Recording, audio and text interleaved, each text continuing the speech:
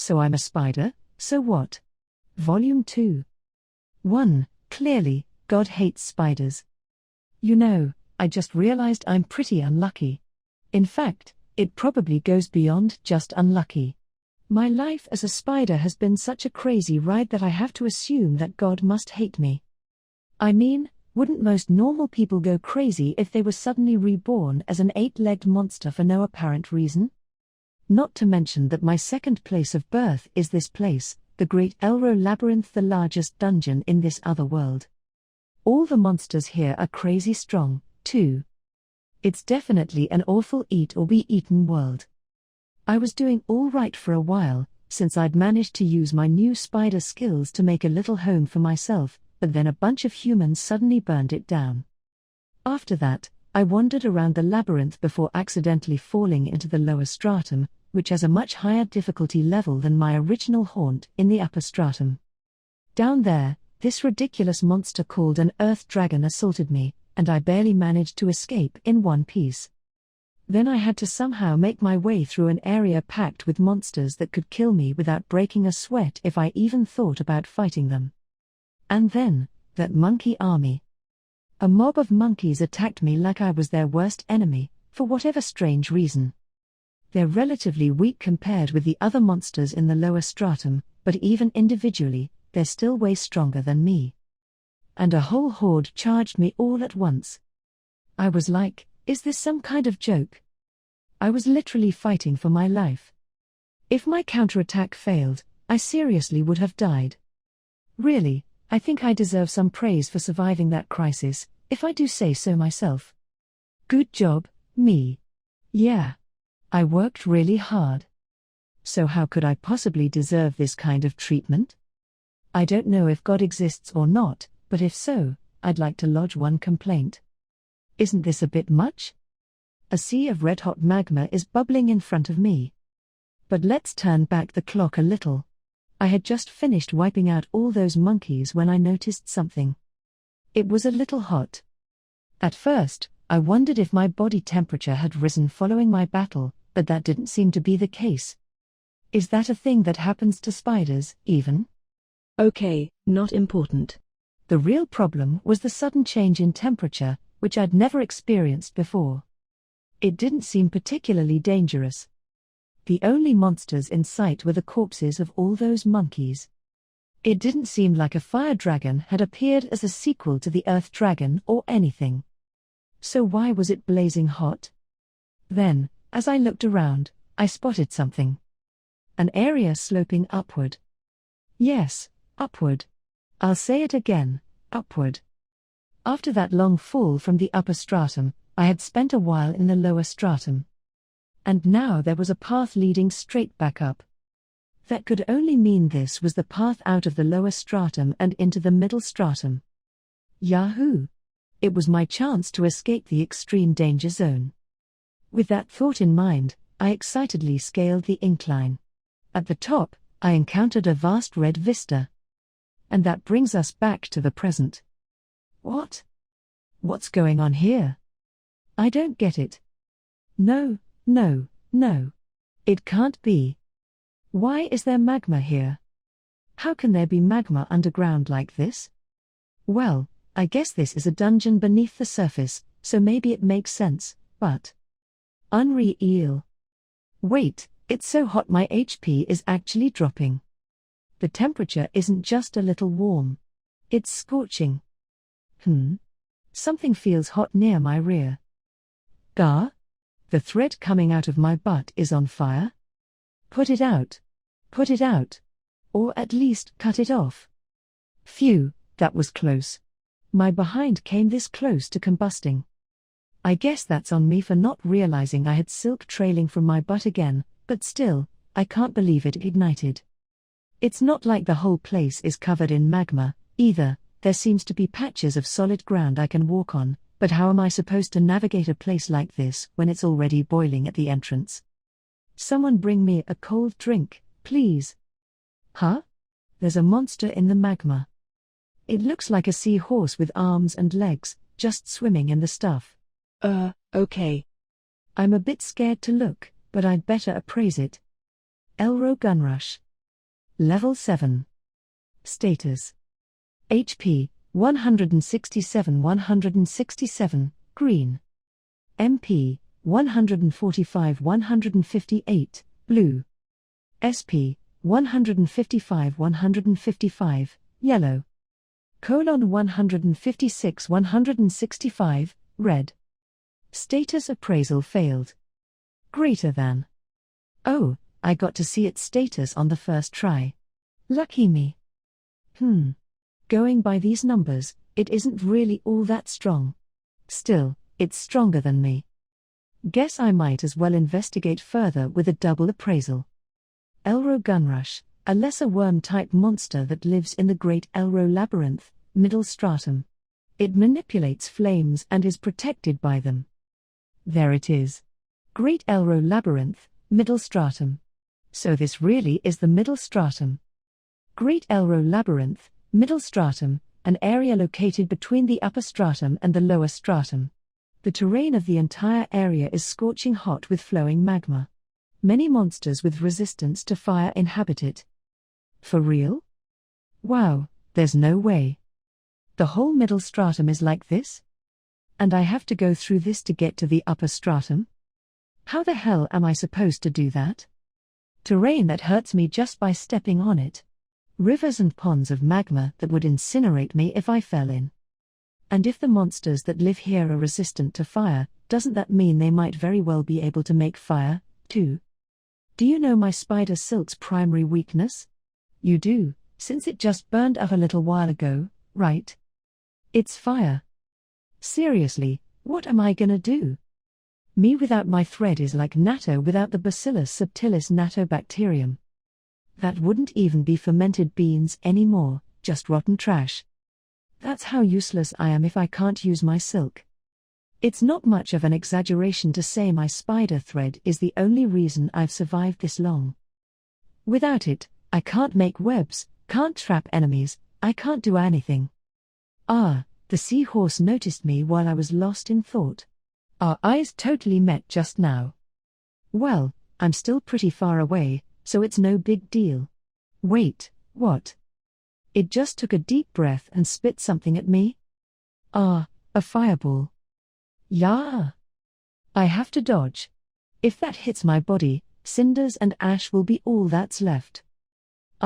You gotta be kidding me. How does a fireball even fly through the air like that, huh? What are the physics behind it? It's the most stereotypical fantasy move I've seen since the Earth Dragon's breath attack. Though this doesn't seem as insanely powerful in comparison. Anyway, how unfair is it that this seahorse guy can use long-distance attacks from the middle of all the magma?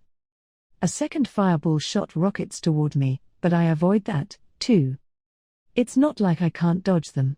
But still, this is not good. I mean, my only long-distance attack is throwing my spider silk. Just for kicks, I make some thread and give it a try. Unfortunately, it catches fire in midair as soon as I throw it. This isn't going to work. I hurry and separate the thread. While I'm busy with that, the seahorse fires a third shot at me. I dodge it. Even without taking a direct hit, though, my HP's still going down from all this heat. I hate to admit it, but running away is my only option. I turn my back on the seahorse, hurrying back down the slope I climbed earlier. Pulling way back, I don't stop until I'm once more surrounded by monkey corpses. Phew, now my HP won't keep dropping due to heat. I have HP auto-recovery, so a little break should replenish me. But man, this is garbage. Based on numbers alone, I probably could have taken that guy. The seahorse's stats were technically higher, sure, but that's nothing new. But this time, I couldn't lay a finger, or a leg, or a thread, on it. I gotta say, this is pretty serious. I fought stronger enemies by making webs before, but never when they had a territorial and a healthy stat advantage. This enemy could render everything I've accomplished so far moot. On top of that, my thread, my strongest weapon, won't work here. Is it just me, or am I totally screwed? To get to the upper stratum, I have to conquer the middle stratum. But I don't think that's going to be possible. Should I look for another way, then?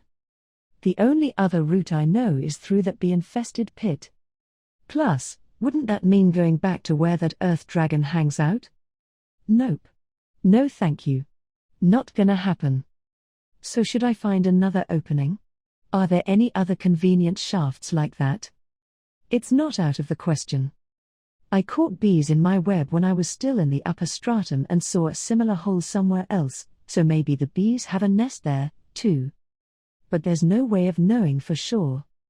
So should I try to push through the middle stratum? Or should I explore the lower stratum some more, searching for another tunnel that may or may not exist? What should I do? Well, I guess I'll put that aside for now and focus on evolving first. Thanks to the huge amount of EXP I gained from defeating the monkey swarm, my level instantaneously went way up. It's not like it completely slipped my mind when I found that uphill slope and got ridiculously excited, okay? I definitely did not forget. Evolving entails an involuntarily loss of consciousness, so attempting it in the lower stratum, where so many dangerous monsters lurk, requires some bravery. But it's not like I won't even try. For one thing, I'm concerned my ability to level up may be capped. Despite killing all those monkeys, my level didn't go higher than 10. It'd be one thing if I simply hadn't gained enough EXP to boost it, but what if my species has level restrictions that won't let me advance further unless I evolve? If this were just a game, I could test it by trying to level up once before evolving, but my life is on the line here. I don't really want to risk dying for the sake of an experiment. Anyway, I have two options for evolution, Taratect and small poison Taratect. Which should I choose? Since the small part of my current name is missing from the Taratect evolution, I'm guessing that choice will make me bigger. The first time I evolved, I had the option of going from small lesser Taratect to lesser Taratect, so it's probably safe to assume that I'd just grow if I picked this one. The real problem is the small poison Taratect option. Since it adds the word poison, it must strengthen my poison specialty, right? Man, it's times like this I really wish I could appraise my species options. Wait. Appraisal? Glancing at my status, I noticed something strange. At the bottom of the stat list, the words evolution available were displayed in blinking letters. What's this? I'll try double appraising it. Available evolutions, Taratect or small poison Taratect. Whoa. Appraisal, are you for real? Holy crap. Since it's being displayed in letter format, that means I can double appraise it. Now I can appraise the species I can evolve into. Appraisal is getting so useful that it's starting to scare me. Anyway, I'll investigate my choices right now. Taratect, a standard adult of the spider-type monster species Taratect. A carnivore with poisonous fangs. Small poison Taratect, a rare young species of the spider-type monster species Taratect. Has extremely powerful poison. Yep. I've made up my mind. It's gotta be the poison one. I mean, it's a rare species. Rare. Who would choose a standard species over a rare one, am I right? And with that, I hurriedly construct a simple little home on the wall. Time to evolve. Good night. And good morning. Looks like I woke up all right. I survey the area from my humble home. All I can see are the corpses of the monkeys, no other monsters. Nice, nice. Since I seem to be safe, let's have a look at my post-evolution status, shall we? Small poison Taratect. Level 1. Nameless. Status. HP, 5656, green, 2 up. MP, 156, blue, 2 up. SP, 5656, yellow, 2 up. 156, red, 2 up. Average offensive ability, 38 2 up. Average defensive ability, 38 2 up. Average magical ability, 27 1 up. Average resistance ability, 27 1 up. Average speed ability, 537 21 up. Skills. HP Auto Recovery Level 3. Poison attack level 9 new. Poison synthesis level 3. Spider thread level 9 1 up. Cutting thread level 4. Thread control level 8 1 up. Throw level 3. Concentration level 5 1 up. Hit level 4. Evasion level 2. Appraisal level 8 1 up. Detection level 4. Stealth level 6. Heretic magic level 3 1 up. Shadow magic level 2. Poison magic level 2 1 up. Overeating level 4. Night vision level 10. Vision expansion level 2. Poison resistance level 8 1 up. Paralysis resistance level 3. Petrification resistance level 3 1 up. Acid resistance level 4. Rot resistance level 3. Faint resistance level 2 1 up.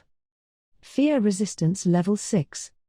Heresy resistance level 2 1 up. Pain nullification. Pain mitigation level 6. Life level 2. Magic mass level 2.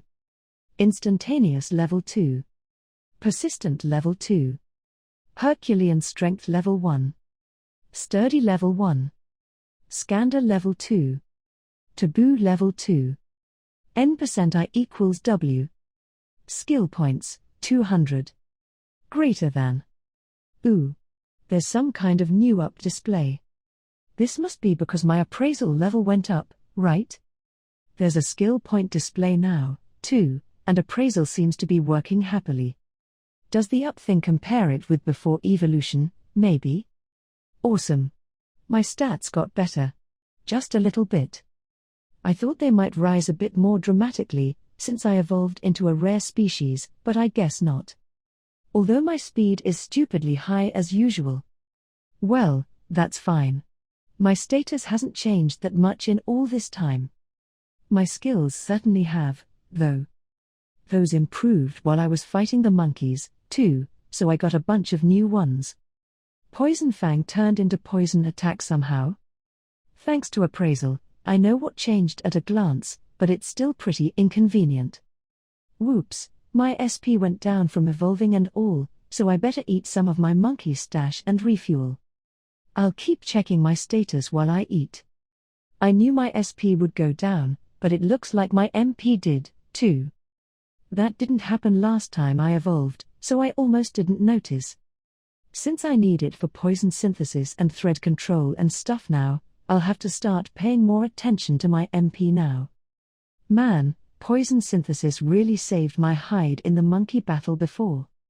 When I first picked it up, I thought it was kind of strange, but it's surprisingly useful. I'll probably rely on it more from now on.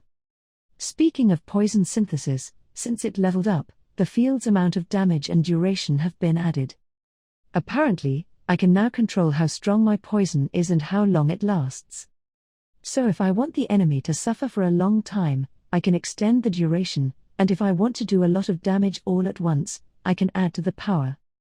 Basically, I can customize my poison as much as I like. However, the degree to which it can be customized is apparently dependent on the skill level. When I tried customizing my spider venom, the power and duration wouldn't go past 9. Boy, that spider venom is strong. Speaking of poison, let's appraise that poison attack thing now. Since Poison Fang is gone and now I have this, it must be a variation of Poison Fang, right? Poison attack adds the poison attribute to attacks. Huh? That's the whole explanation? Wait, isn't that kind of a crazy effect? Does that mean I can add poison to all my attacks now? In that case, can I also poison my threads? What a scary skill. I'll have to try it as soon as my SP recovers. But my silk burns in the middle stratum, so I can't use it. No. I got such a wonderful skill, but it's useless. All right, let's put that aside for the moment. The last poison-related skill is poison magic, right? I'm sure I can't use it anyway, but its skill level went up, too. Now I have the poison shot spell. It's a magic spell that lets you fire a ball of poison. This is a long-range attack, isn't it? I think back to the seahorse in the middle stratum. To defeat it, I'd have to either drag it out of the magma or shoot it with a long-range attack. Dragging it from the magma would be pretty much impossible with the means currently at my disposal. As for long-range attacks, since I can't use my thread there, all I'd be able to do is throw whatever rocks I could find. Even with the throw skill, tossing a rock with my low stats definitely wouldn't be enough to put a dent in a monster. Given that, coming up with a new long-range attack is my only option. All things being equal, this new long-range ability seems very attractive indeed. Yep. I don't really want to go roaming around the lower stratum rubbing elbows with monsters like that earth dragon, looking for an exit that might not even exist. That settles it, then. I'll push on through the middle stratum. Besides, having proven so ineffective against that magma seahorse still irks me. My pride won't allow me to just ignore the middle stratum and search for another route now. I'm totally getting my revenge. But first, I'll spend some time here strategizing countermeasures. I have to find some way to avoid taking damage from the heat of the middle stratum. Then I'll acquire a long-range attack. Once I clear those hurdles, my conquest of the middle stratum will commence. J1, Hero Party. Led by our guide, Mr. Goif, we press on through the Great Elro Labyrinth. The reason for our excursion this time is a report of an unusual Taratect, a spider-shaped monster species. Our job is to hunt it down. However, Yana, would you let go of me, please? No, thank you. You know how much I hate bugs, don't you, Julius? Yana, a saint, clings tightly to my clothes. She is literally dragging me down. She's always hated bugs, so this is her usual reaction whenever we face off against insect-type monsters. The Great Elro Labyrinth is home to many such foes. And to top it all off, Yana's afraid of the dark. Clearly, this is the last place she wants to be. Yana has an unparalleled gift for light magic and recovery magic, but she isn't in any state to use them at the moment. See? This is why I said you should stay behind. You're just gonna hold us back. Hirints. I told you I can't do that, yes. A saint must be by the hero's side at all times. How could I disobey the word of God? Hirints stares at Yana in disbelief. Then he grudgingly shrugs and hefts the large shield in his hands. Hirints is a childhood friend of mine. He's also the second son of Duke Quarto, from my birthplace, the Ainoliate Kingdom. So Hirints is nobility, but only as a duke's second son. I am also royalty, but the son of a concubine and second in line for the throne. Since we're similar in both age and unusual social standing, it's only natural that we became close. Beyond those ties, Hirints is second to none in putting up an iron defense with a shield in his hands, so even after I became a hero, he stayed by my side as a powerful warrior. He's very reliable, and my best friend, even if he does have a bit of a sarcastic streak. Well, I suppose it's not just you, little Miss Yana. Just about the only members of this group who can tolerate dismal surroundings like these are Hawkin and myself, no doubt. You know, boss, I can't say I blame ya for assuming that, but I ain't actually all that fond of places like this, either. Jeskan and Hawkin share a quick exchange. Wait, really? Yep. I always did my best thieving from other people, you see. I can sniff out a fishy business deal with no trouble at all, but I ain't so good with dark caverns and the like. Hawkin is a former thief who had apparently been caught and made a slave before being picked up by Jeskan. Though a former thief, Hawkin had lived with a code, stealing only from corrupt aristocrats and sharing the wealth with the needy. Hawkin may have been weaker than the others in terms of combat, but as an ex-thief, his skills and detailed knowledge of the underbelly of society make a great addition to our party. Hawkin's employer, Jeskan, is a resourceful former adventurer. As the eldest in the group, his abundant experience makes him a big brother figure to our young entourage. Me, the hero, Yana, the saint, Hirints, the shield knight, Jeskan, the former adventurer, and Hawkin, the former thief. With the addition of a sixth person, the labyrinth guide Goif, our group sets out to bring down the monster. The Great Elro Labyrinth is home to all kinds of troublesome creatures, but the greatest challenge is its sheer size. It's said that without a proper guide, people become permanently lost, even with a map. Everyone, please be careful. There's a monster ahead. Our labyrinth guide issues a warning. Dropping the idle chatter, we prepare for battle. A deer-like creature appears, with a horn that looks like a sharp blade. An Elro Moajits. Danger level C. Be careful of their horns and flames. Mr. Goif shouts a brief assessment. The horns certainly look sharp. And it can use fire, too. There are 8 of these deer monsters in total. A flame lights the end of each of their horns. With their burning prongs thrust forward, the 8 deer line up side by side and charge. Yana and I use light magic to intercept them before they reach us. Yana's spell pierces too, perforating their bodies and killing them instantly. I hit the 4 that had pulled in front, bringing them down.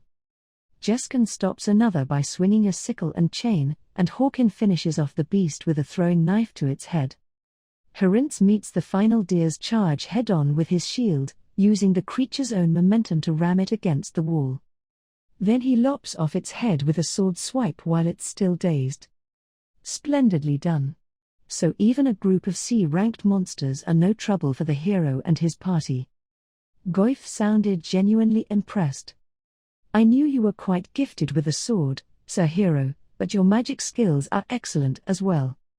Sir Goif, Julius may be known throughout the world as a sword-wielding prodigy, but he doesn't actually know his way around a blade all that well. It's true. In terms of pure technique, I'm probably stronger, really. Though I would still lose because of the difference in our stats if we were ever to fight in earnest. Herince and Jeskin aren't pulling any punches. They're right, but I wish they wouldn't spread that information around so freely. I have a reputation to protect, after all. He's beside himself just trying to make sure his brother and sister don't overtake him. Herince grins, as if having heard my thoughts. At times like these, having a childhood friend can be awfully annoying. If anything, he's better at magic. Right, Julius? I suppose. The master who taught me was a mage, so that could be why. Master really was amazing. In more ways than one. Still, I didn't actually get to learn all that much from my master. Since master was from another country, we weren't able to study together as teacher and student for very long, for political reasons. But my master's teachings are still firmly imprinted on my mind. Ah, so that's why the structure of your magic was so perfect. That's right. Even though he's a hero and I'm a saint, Julius is somehow even better at magic than I am. Since the whole point of my existence will be rendered meaningless if he uses too much magic, I've asked him to refrain from using it outside as much as possible. Julius, you know you don't have to listen to this foolish woman, right? Who are you calling a fool? Watching Yana and Herince go at it like a comedy duo, I can't help but smile. Meanwhile, Jeskin and Hawkin have finished breaking down the monster corpses. Mr. Goif, can we get anything else off these besides meat and the horn? It'd be ideal to take the whole body, since the hide and such are usable, too. But that's not very practical, so yes, that should be enough. The horn can be used to make an excellent knife. It's much lighter and stronger than it looks, huh? Betcha I could use it for a throw-in knife. The pair's knowledge as a former adventurer and thief, respectively, never ceases to amaze me. They are always on the lookout for a chance to turn a profit from monster corpses. Beastly remains often turn out to be a treasure trove of materials. They can produce weapons, armor, daily necessities, and even food. Sorry, Mr. Goif. Afraid our lot is always like this when left to ourselves. Hawkins' whispered apology reaches my ears thanks to the auditory enhancement skill. Not at all. Everyone is quite friendly, perhaps more so than I expected. It only makes my job all the easier. I'm glad to hear you say that. People are always watching us just 'cause we're the hero's party. Times like these are our only chance to just be ourselves, you know. Aside from me and the boss, this is a pretty young crew, too. Having this kinda childish conversation really suits him. I see. Having heard so many legends about him and all, perhaps I'm guilty of viewing Sir Hero through rose-colored glasses myself. Most people do. And it don't help that Julius is pretty good at living up to expectations. Apparently his little bros started looking up to him, too, so he can't even be at ease with his own family. There's a strange tone to Hawkins' words. All of us have auditory enhancement. Naturally, we all hear what is being said. Hawkins must know this, too. So we were meant to overhear it. Is this Hawkins' way of showing concern for me, telling me I should try to relax a bit more? I don't know whether to feel grateful or offended. Well, shall we move on? Mr. Goyf stows the materials gathered from the deer and starts walking. The rest of us follow. Mr. Goyf, how many days will it take to reach our destination from here? The Great Elro Labyrinth is enormous, so it takes days to get anywhere, even without taking monster battles into consideration. I was told how far our destination was beforehand, but underground, where day and night blend together, it's all too easy to lose any sense of the passage of time. Let me see. About 3 more days, perhaps. 3 days, huh? Another 3 days to achieve our goal. However, there's no telling whether our target will stay put for that long. If it moves on, it will take much longer than planned to complete this assignment. I hope it doesn't go anywhere. Indeed. Especially since the area where the creature was sighted is so close to the middle stratum. If it flees there, we won't be able to follow, of course. It's no place for human beings to enter. But since Taratects are vulnerable to fire anyway, it's preposterous to think one would enter the middle stratum. I nod in agreement with Goyf, and we keep walking toward our destination. 2. Pride and Detection. I wanna use Magi Ick. If a little white demon came up to me right now and said, "Make a contract with me and become a magical girl," I'd totally say yes at this point. But then I'd have to get rid of him afterward, of course. Actually, if something like that really did rear its head, I'd kill it first and ask questions never. Alright, enough messing around. I have to seriously think about what to do for a long-range attack. Being able to use magic would of course be ideal, but there are several problems with that. First of all, there's the reason I can't use magic in the first place, which is I don't know how. It's like I have a game but don't know how to turn on the power. This is a pretty fundamental problem. Aside from that, I'm also starting to suspect that there are skill requirements to enable magic usage. Why? Because I just found one that seems to indicate precisely that. It's called Magic Power Perception. I mean, magic exists, and so does MP, so I guess it makes sense that magic power would exist, too. Actually, that might be what MP stands for. But does that mean that without this skill, you can't properly sense magic power or something? That could very well be the case. In fact, I can't think of any other explanation. So is this magic power required to use magic? Inquiring with the divine voice, temporary, I discovered a skill that seems to fit the bill. It's called Magic Power Operation. So I need to perceive magical power and manipulate it. Then I can invoke magic. That's what it looks like to me, anyway. In other words, without these skills, maybe it's not possible to use any spells? I'm guessing that's the case. Then basically, I've been trying to play a game without a power source or a controller. Luckily, as it happens, I have 200 skill points.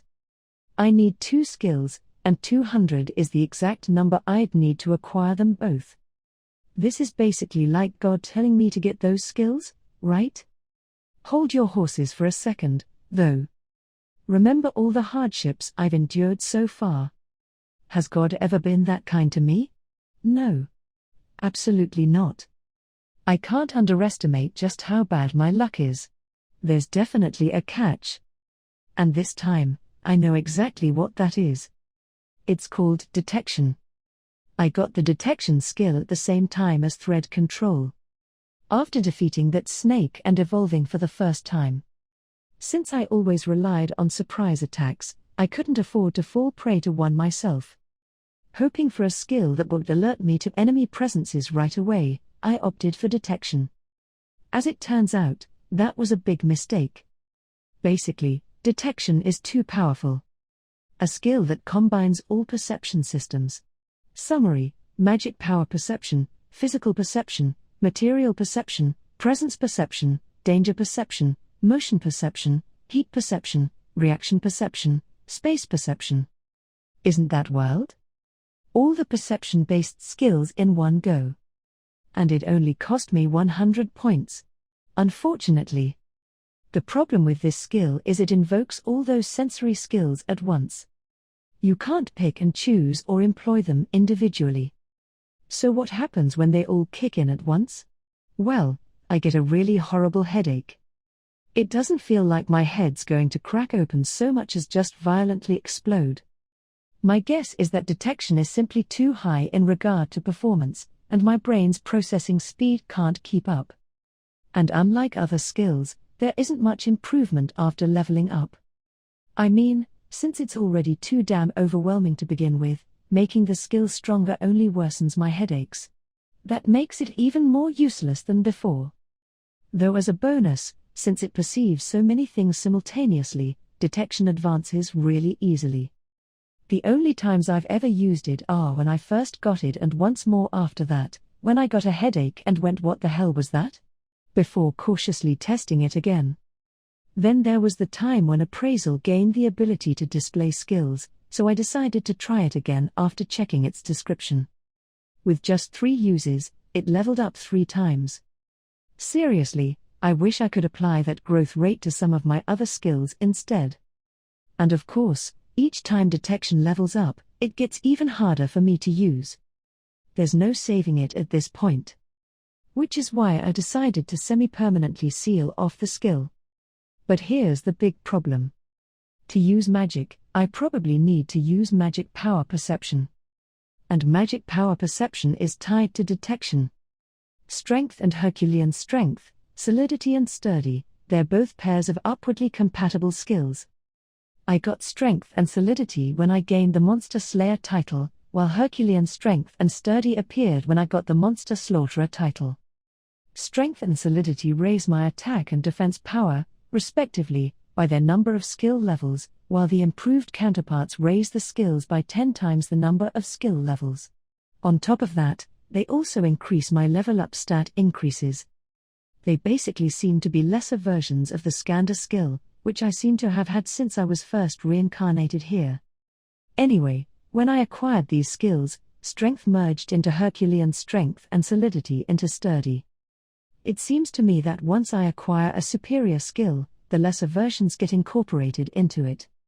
In which case, I get the feeling that if I acquire magic power perception, it'll wind up merged into detection, since the latter is clearly higher ranked.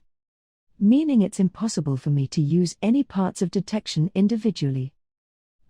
Does this mean that if I don't do something about detection, I'll never be able to use magic for the rest of my life? No.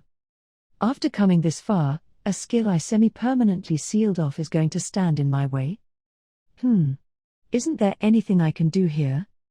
Since my brain's processing power can't keep up, I guess it'd be good if I had some kind of skill to compensate for that.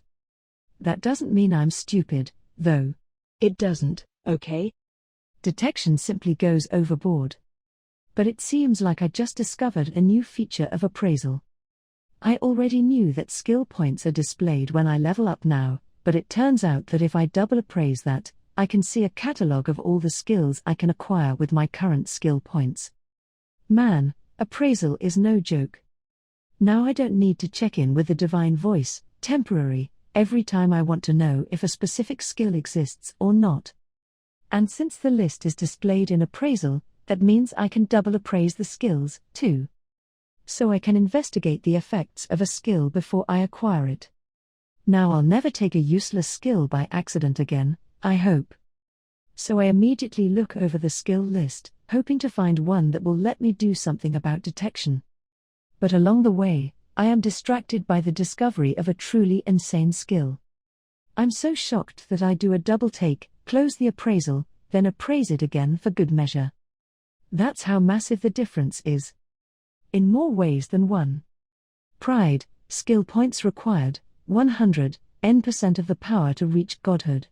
Upon acquiring, experience points and proficiency will greatly increase, along with improved growth capacity for every ability. In addition, the user will gain the ability to surpass the W system and interfere with the MA field. I don't really get it. Neither the meaning of the summary nor the reason a skill like this can be acquired for a mere 100 points.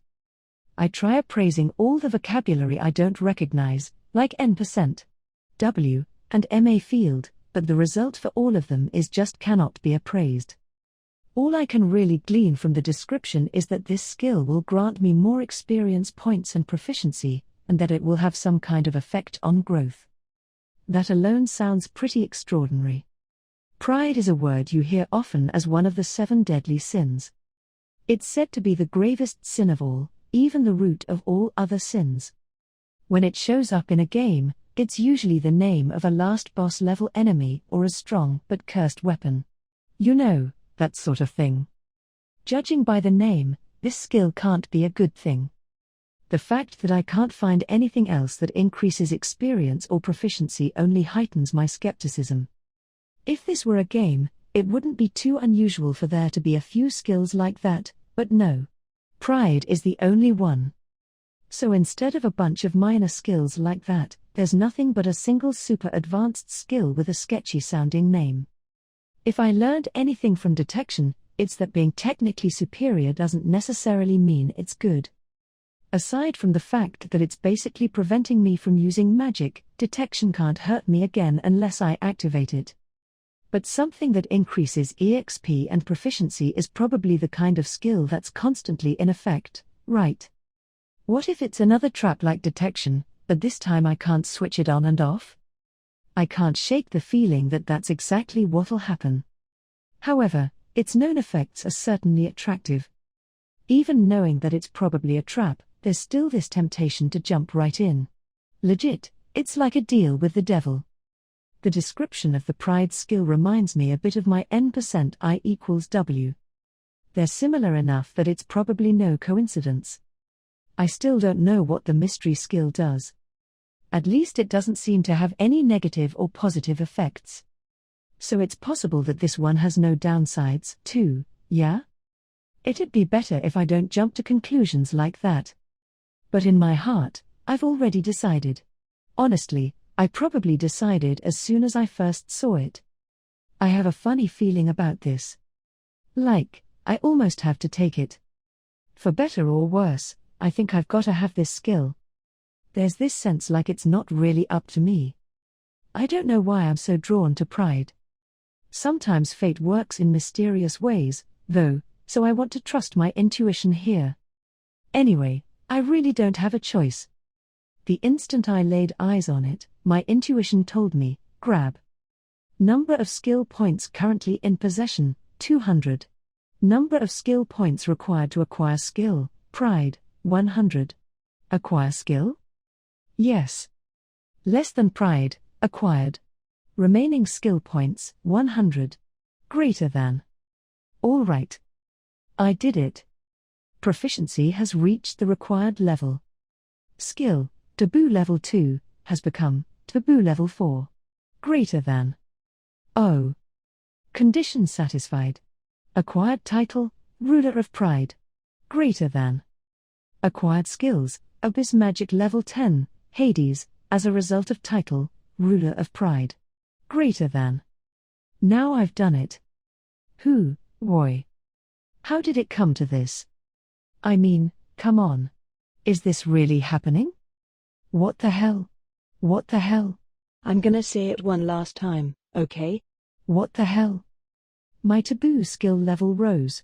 By 2 levels, no less. What did I do? And some crazy title popped up.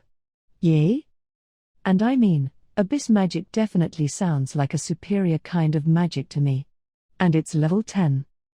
This is weird, right? Anyway, I guess I'll start by appraising the effects of abyss magic and Hades. Wait. Something weird is going on in my status.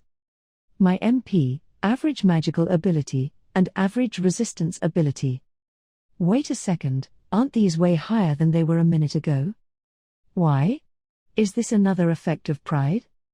I mean, well, it's not like getting better stats is a bad thing. Yeah. Better not overthink it. Okay, appraisal time. Abyss magic, the highest form of dark magic. Manipulates the darkness of the abyss. The kinds of magic that can be used depend on the skill level. Level 1, Hellgate. Level 2, Hell of Unbelievers. Level 3, Hell of Lust. Level 4, Hell of Gluttony. Level 5, Hell of Greed. Level 6, Hell of Wrath. Level 7, Hell of Heresy. Level 8, Hell of Violence. Level 9, Hell of Fraud. Level 10, Hell of Treachery. Hades, manifests Hades. Ah, yikes. What should I even say? Unreal. This sounds all kinds of dangerous. What's the deal with this Hell series? I mean, clearly manifesting Hades sounds pretty dicey, but what about the rest of it? Hellgate, the beginning gate. Hell of Unbelievers, hell for the ignorant and unbelievers. Hell of Lust, hell for those stained with lust. Hell of Gluttony, hell for those who glorify gluttony. Hell of Greed, hell for those who devote themselves to greed. Hell of Wrath, hell for those who are ruled by wrath. Hell of Heresy, hell for those who idolize heresy. Hell of Violence, hell for those who exert violence. Hell of Fraud, hell for those who whisper fraud. Hell of Treachery, hell for those who stir up treachery. What kind of appraisal results are these? I mean, it's got nothing to do with the effects of the spells. Who wrote these results? That's what I'd like to know. Just out of curiosity, I try to see if I can use Hades, but not a single thing happens. I'm not sure whether I feel disappointed or relieved. Man. I seriously feel like I did something messed up. What kind of terrible, hidden side effects is this freaky skill hiding? Just as I feared, it doesn't seem like I can switch it on and off. And it's pretty weird that I got a title just for acquiring it, right? It doesn't exactly sound like a good one, either. And leveling up the taboo skill is supposed to be bad, too. The appraisal description even talked about not raising it. I've definitely seen numerical values that you're not supposed to raise in games before. Like karma meters and that sort of thing. The kind of stuff where, as it rises, the story heads toward a bad ending or villagers start acting afraid of you and the like. I mean, not that there's any story, in this case, or people for me to meet, but still. Thinking about it, the only two skills I've seen with appraisals that don't clearly explain their effects are Taboo and N%I equals W. And Taboo is something I'm not supposed to raise. There's definitely something going on here. If I keep pushing it, I just know something horrible will happen. Maybe if I max out Taboo, the wrath of God will kill me on the spot or something. Ah. That's too scary. Alright, there's no need to panic just yet. It's still only level 4. And it's not as though I know for sure that'll happen. The fact that this new skill has no immediately obvious downside is scary in itself. Taboo doesn't seem to have any effect right now, and it looks like Pride isn't doing anything bad, either, but the last thing I need is suddenly realizing I'm being strangled little by little with silk floss or something. On the other hand, that most likely means nothing's gonna happen anytime soon. Well, there's no helping it now, so I may as well save my panic for when the time comes. Though, hopefully, I won't panic too much then, either. Anyway, I should probably save the rest of my skill points for now. Since I just learned this crazy magic and all, I definitely want to try it, but I don't think I'm going to get anywhere until I figure out what to do with detection. The magic power operation skill is probably necessary, too, in which case I need 2 skills, magic power operation and something to deal with detection. Since I only have 100 points left at the moment, I'd have to choose between one or the other. So for the time being, I may as well wait until I have 200 points to spend again. Boy, it sure is quiet. Usually, I can hear all kinds of sounds in the distance, but right now, I don't hear much of anything. I don't see any monsters around, either, which is peculiar in itself. Maybe it's because of the monkeys. I'm sure a huge mob on the move would chase away other monsters. So that's probably why it's so quiet. Proficiency has reached the required level. Acquired skill, prediction level 1. Greater than. I got a skill? Let's see. Prediction, when making predictions, adds a bonus to thinking ability. Well, I certainly don't mind having it, but it doesn't seem super useful, either. I mean, it's not like it lets me automatically know the answer to things or anything. It just means the gears in my head turn a little faster, and only in specific circumstances. Wait, I think this was on the list of skills I can get with 100 points, too. So this is worth the same number of points as Pride? Doesn't that seem strange? Anyway, there really isn't a single monster around here, huh? I'm not sensing any danger, so I don't think it's because there's a really strong monster scaring the others off or anything. Even squinting, I don't see a thing. Proficiency has reached the required level. Acquired skill, vision enhancement level 1. Greater than. Oh, another skill? Let's see. Vision enhancement, enhances vision. Thanks a lot. I mean, I guess that's fair. But I don't think I really need this, either. Spider's eyes are already pretty good, you know. And this was on the 100-point skill list, too. Come to think of it, there was some for enhancing the other senses, too. If squinting really hard was the only condition for acquiring vision enhancement, maybe I could increase the proficiency of the other ones by focusing on them one at a time, too. Well, let's give it a try. First, ears. What sort of ears do spiders have anyway? I should probably know this, but I have no idea. Proficiency has reached the required level. Acquired skill, auditory enhancement level 1. Greater than. Oh, hey, it totally worked. Alright, let's try the rest of them, too. Proficiency has reached the required level. Acquired skill, olfactory enhancement level 1. Greater than. Proficiency has reached the required level. Acquired skill, tactile enhancement level 1. Greater than. I'll do the taste one next time I eat something, I guess. Man, though, I can't believe skills come this easily. I guess I hadn't really thought about it, since a spider's 5 senses seem solid to begin with. The key to gaining proficiency is consciously focusing on the action, I guess. Otherwise, I probably would have gotten these skills a long time ago. Proficiency has reached the required level. Skill, prediction level 1, has become prediction level 2. Greater than. That was fast. Didn't I just get this skill a minute or two ago? How did it go up already? I mean, I guess that's fine. I totally knew that would happen anyway. Proficiency has reached the required level. Acquired skill, parallel thinking level 1. Greater than. Wait, again. This is one of the skills I thought might be able to help with detection, too. Parallel thinking grants the ability to think about multiple things at the same time. Awesome. Doesn't that mean my brain's processing powers improved? How exactly did I get this, though? I don't think I was really thinking about multiple things at once. It must have been my old friend appraisal. I always have appraisal on. The appraisal results of whatever's around me are constantly flowing into my head. I usually just ignore it, so I barely even notice anymore, but I guess you could call that thinking about multiple things. And I can't think of any other explanation, so that's gotta be it. Still, kinda weird, right?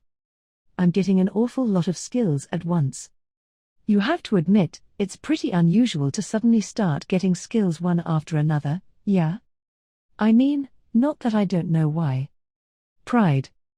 A skill that greatly increases the amount of proficiency you gain. Yep. Gotta be it. Still, though, it's gone up by a pretty crazy amount. I don't know the specific numbers, so I can't say for sure, but this definitely seems like a lot.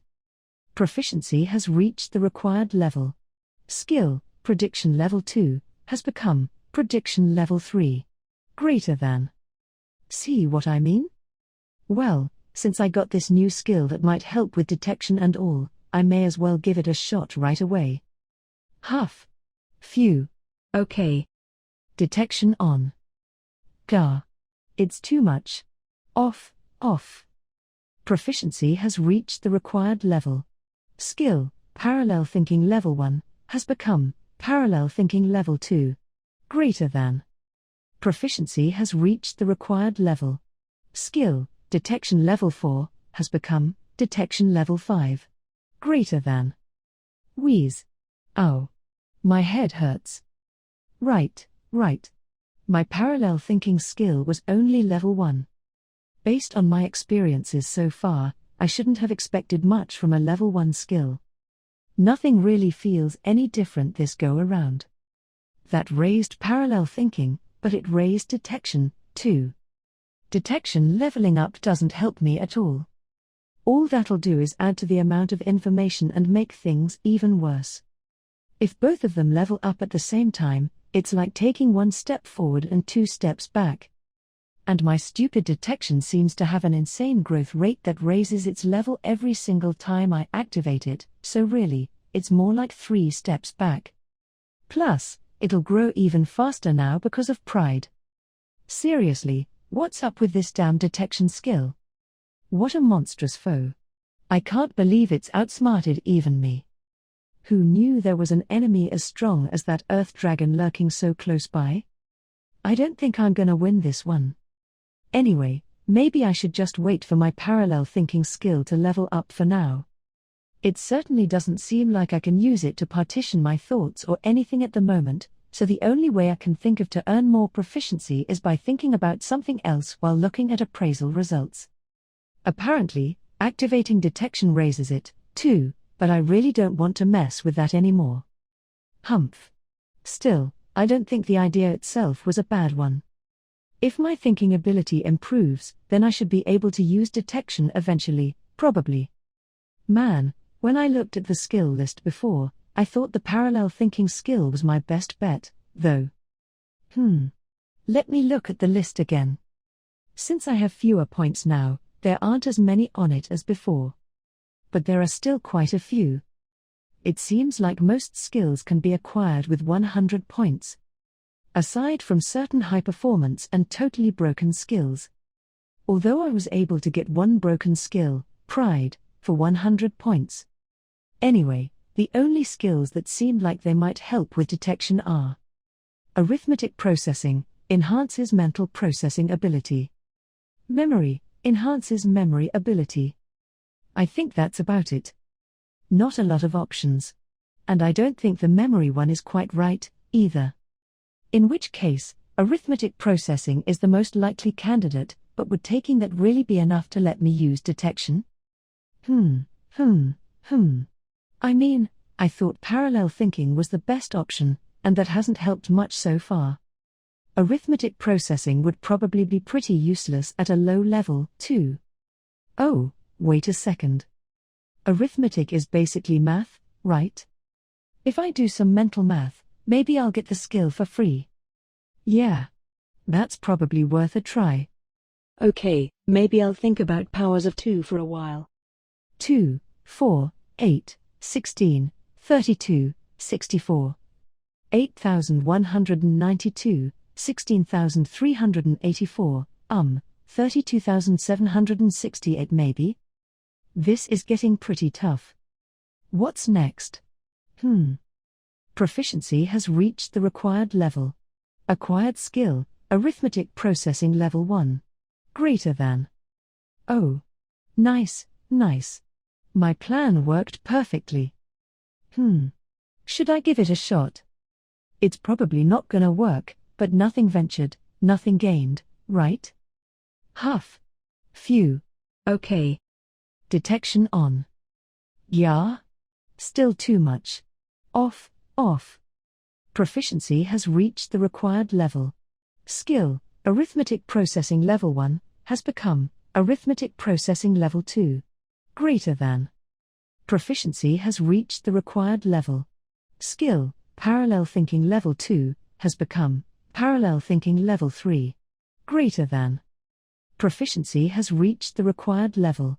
Skill, detection level 4, has become detection level 5. Greater than. Proficiency has reached the required level. Skill, heresy resistance level 2, has become heresy resistance level 3. Greater than. Wheeze. Ow. My head hurts. Again. This isn't gonna work, huh? It's just too much. My head feels like it's gonna burst. I don't like pain. Ugh. Unreal. Wait, what happened to my pain mitigation? I've gone through a bunch of near-death experiences, so why is this pain too much for me to handle? And hey, why did my heresy resistance skill level up anyway? What does that mean? Is it because Mr. Detection's assault on my head is so demonic? There's nothing weird about calling it an attack, right? I mean, my resistance even became better. Let me think about this. The heresy attribute is something about attacking the soul directly, right? So if my heresy resistance improved, that means the results of detection aren't affecting just my brain, but my soul itself. Does that mean that half of this headache is actually my soul aching? That's scary. My soul's not gonna wear out if I keep doing this, right? I don't want to suddenly go brain dead, okay? Proficiency has reached the required level. Skill, prediction level 3, has become prediction level 4. Greater than. Oh, okay. Good thing the effect of prediction isn't based on correct answers. It's fine. That was just a prediction, nothing to worry about. Let's go with that. But in that case, doesn't that mean a soul-related skill would help me withstand detection? I don't see anything like that on the list, though. All there is heresy resistance. So I'll just have to keep leveling up heresy resistance, then? How do I do that? It's no use. I should just stick to the original plan, keep raising parallel thought and arithmetic processing. After all, they both advanced when I activated detection, which means they must be involved in the process somehow. Until then, I'm putting detection back off limits. I'm a little scared of using it. Okay, so now that I sort of have a plan for detection, what am I going to do about the heat in the middle stratum? Maybe it'd help a little if I had fire resistance or something? But I think my whole body might be weak to fire, not just my thread. I didn't see fire resistance when I looked at the list before. Does that mean it's not something I can obtain with 200 skill points? There were other resistances on the list, but no fire. This is just a guess, but I think maybe since I'm weak to fire, it's harder for me to obtain fire resistance. Proficiency has reached the required level. Skill, prediction level 4, has become prediction level 5. Greater than. Oh, hello there again. You sure level up fast, huh? It's probably the effect of pride in action again. Well anyway, since I know it won't be easy, let's aim to acquire fire resistance while training my HP auto recovery skill. To that end, I'll go to the middle stratum a couple times a day, then come back when my HP goes down. Taking damage probably means I'm gaining proficiency for fire resistance, or maybe heat resistance, if that's a thing. I don't know how long it'll take, but sooner or later, I think I'll probably get a fire or heat resistance skill. And when my HP goes down, HP auto recovery will kick in, so that's 2 birds with 1 stone. If my defense and recovery exceed the passive damage I take, I should be able to walk around, at least. In the meantime, I'll work on my other skills. Parallel thinking and arithmetic processing for the detection plan, for starters. I may try to improve my stat increasing skills while I'm at it, too. In particular, Scanda, Herculean Strength, and Sturdy all improve the growth rate of my stats, so I should give them top priority. But I know running around should increase my Scanda skill, and doing push-ups or leg-ups or whatever should increase Herculean Strength, but what about Sturdy? Since it's for defense, does that mean I have to get hit with attacks? Maybe if I do some thread control practice and use it to whip my own body or something. I hate pain, but I guess it might be worth a try. Also, If I'm going to be staying here for a while, I should probably secure some food. My stamina isn't decreasing right now thanks to overeating, but sooner or later, I'll have to eat. Probably a good idea to look around a little and make some preparations for hunting. It may even be worth setting up a few webs for capturing prey. I can lay some traps with thread that's as close to invisible as I can manage. Yeah, there's an idea. Let's go with that. Even if a strong monster capable of breaking through my thread gets caught by mistake, I won't be there, so no harm done. All right, then, let's put this plan in action. My HP's recovered, so I guess I'll go back to the middle stratum and work on reducing my HP again. Man, when I put it that way, it sure doesn't sound fun. So, hello from the middle stratum. It's hot, folks. I tell you how hot, but it's impossible to measure. Mostly because I don't have a thermometer. Today's forecast predicts magma spewing around all day. It'll be much too hot for even this intrepid weather reporter to venture outside. This has been a live on-site report from the middle stratum. Back to you in the studio. Phew. It's really hot. Neither of my skills has gone up yet, either. Guess I might as well take my time. I mean, it's not like I'm being chased or anything. S1, Academy. There's something called an academy in this country. In our old world, the expectation is that everyone goes to school, but in this world, getting a formal education is fairly unusual. The only people able to afford it are aristocrats and other members of the privileged class, particularly wealthy commoners or people otherwise blessed with a great deal of natural talent.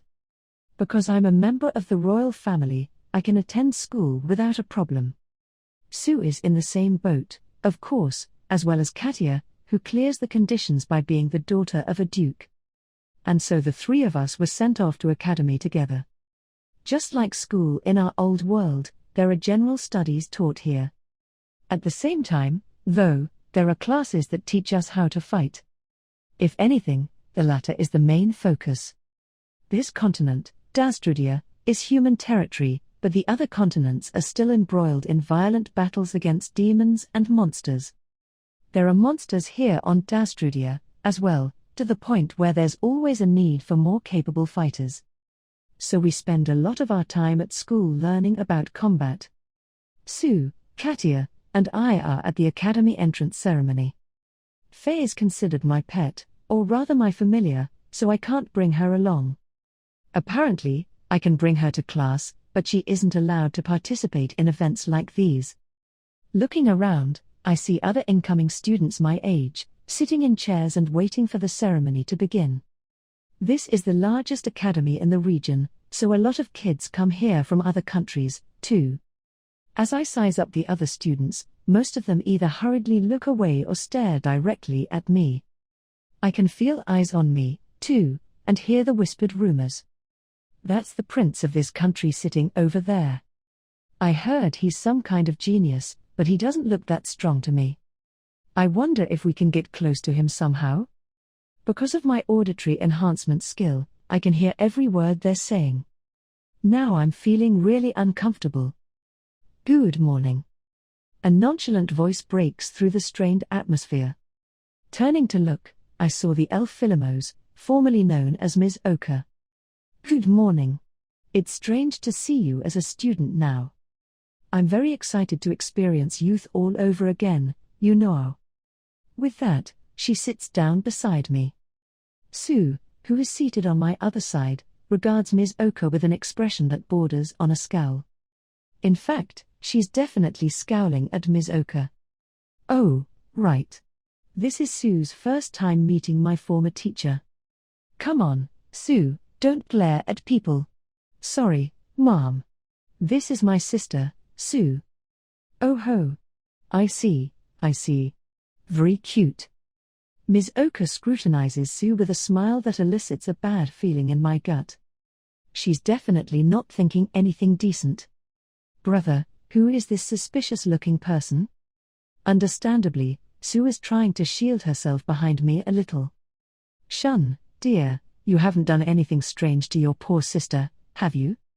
Teacher, Please don't ask me that with such a serious expression. Of course I haven't done anything. Sue, this is Philomose, an elf who'll be joining us at school. Shun and I have met her before, you see.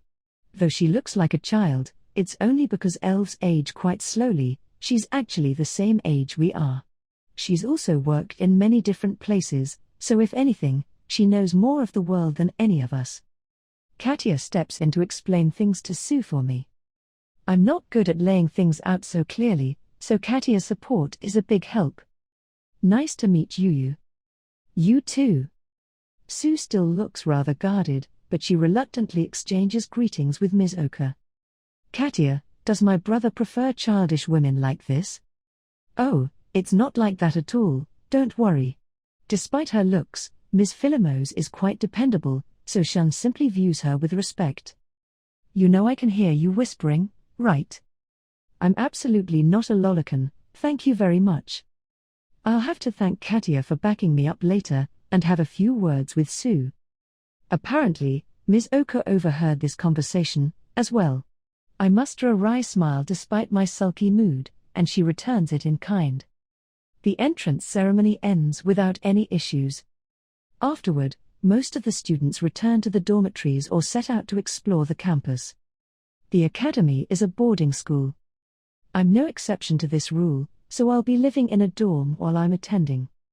Unless there are special circumstances, students can't leave school grounds except during long holidays. What shall we do next? Katia poses the question in socialite mode. We've already gotten our dorm rooms set up. I'd like to see the academy grounds if possible, but I have a feeling Faye would scold me later if I left her alone for that long, so I should go back to the dormitory first. There are a few people I'd like to meet. Would you all come with me?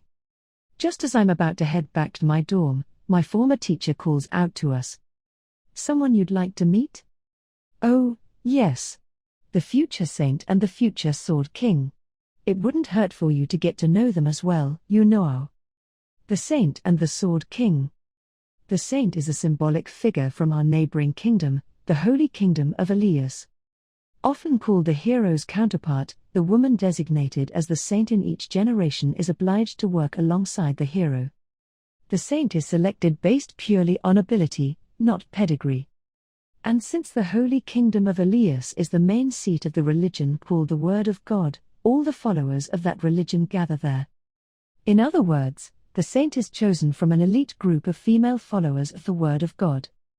The current saint, of course, accompanies my older brother Julius. Her name is Yana, I believe. A master of light and recovery magic, she's the only woman in my brother's party. I've only met her a handful of times, but I remember thinking she was pretty tomboyish for a saint. So this person at the academy would be Yana's successor, then. The Sword King is the title of the ruler of the Rongzand Empire, the country with the highest human population on the continent of Kasanagara. The Rongzand Empire is adjacent to demon territory, so it's endlessly under siege. To lead that country, the most important requirement is strength. As a result, it's said that subsequent generations of rulers have taken the alias of the first king, the Sword King, as their title. While the saint is chosen from a pool of talented candidates regardless of their lineage, the Sword King is based purely on bloodline. Which means the current Sword King's son is enrolled at this academy. Ah yes, the crown prince of the Rongzand Empire. I've certainly heard the rumors. I believe he's a first year at the academy this year, just like us. He's said to be a sword master to rival the memory of the original Sword King, or such is the claim. Katia, how do you know about this? This is the first I'm hearing about it. Shun, you should try paying attention to the world around you a little more, too. Katia raises her eyebrows at me. My expression must have betrayed my thoughts. Damn. She's got me there, I guess. But if you're going out of your way to meet them, Mom, does that mean? It sure does. Well then, I suppose we simply must meet them. Katia and Philomose continue the conversation on their own. Sue and I don't follow their meaning, so we simply look on in silence. Come along, then, Shun.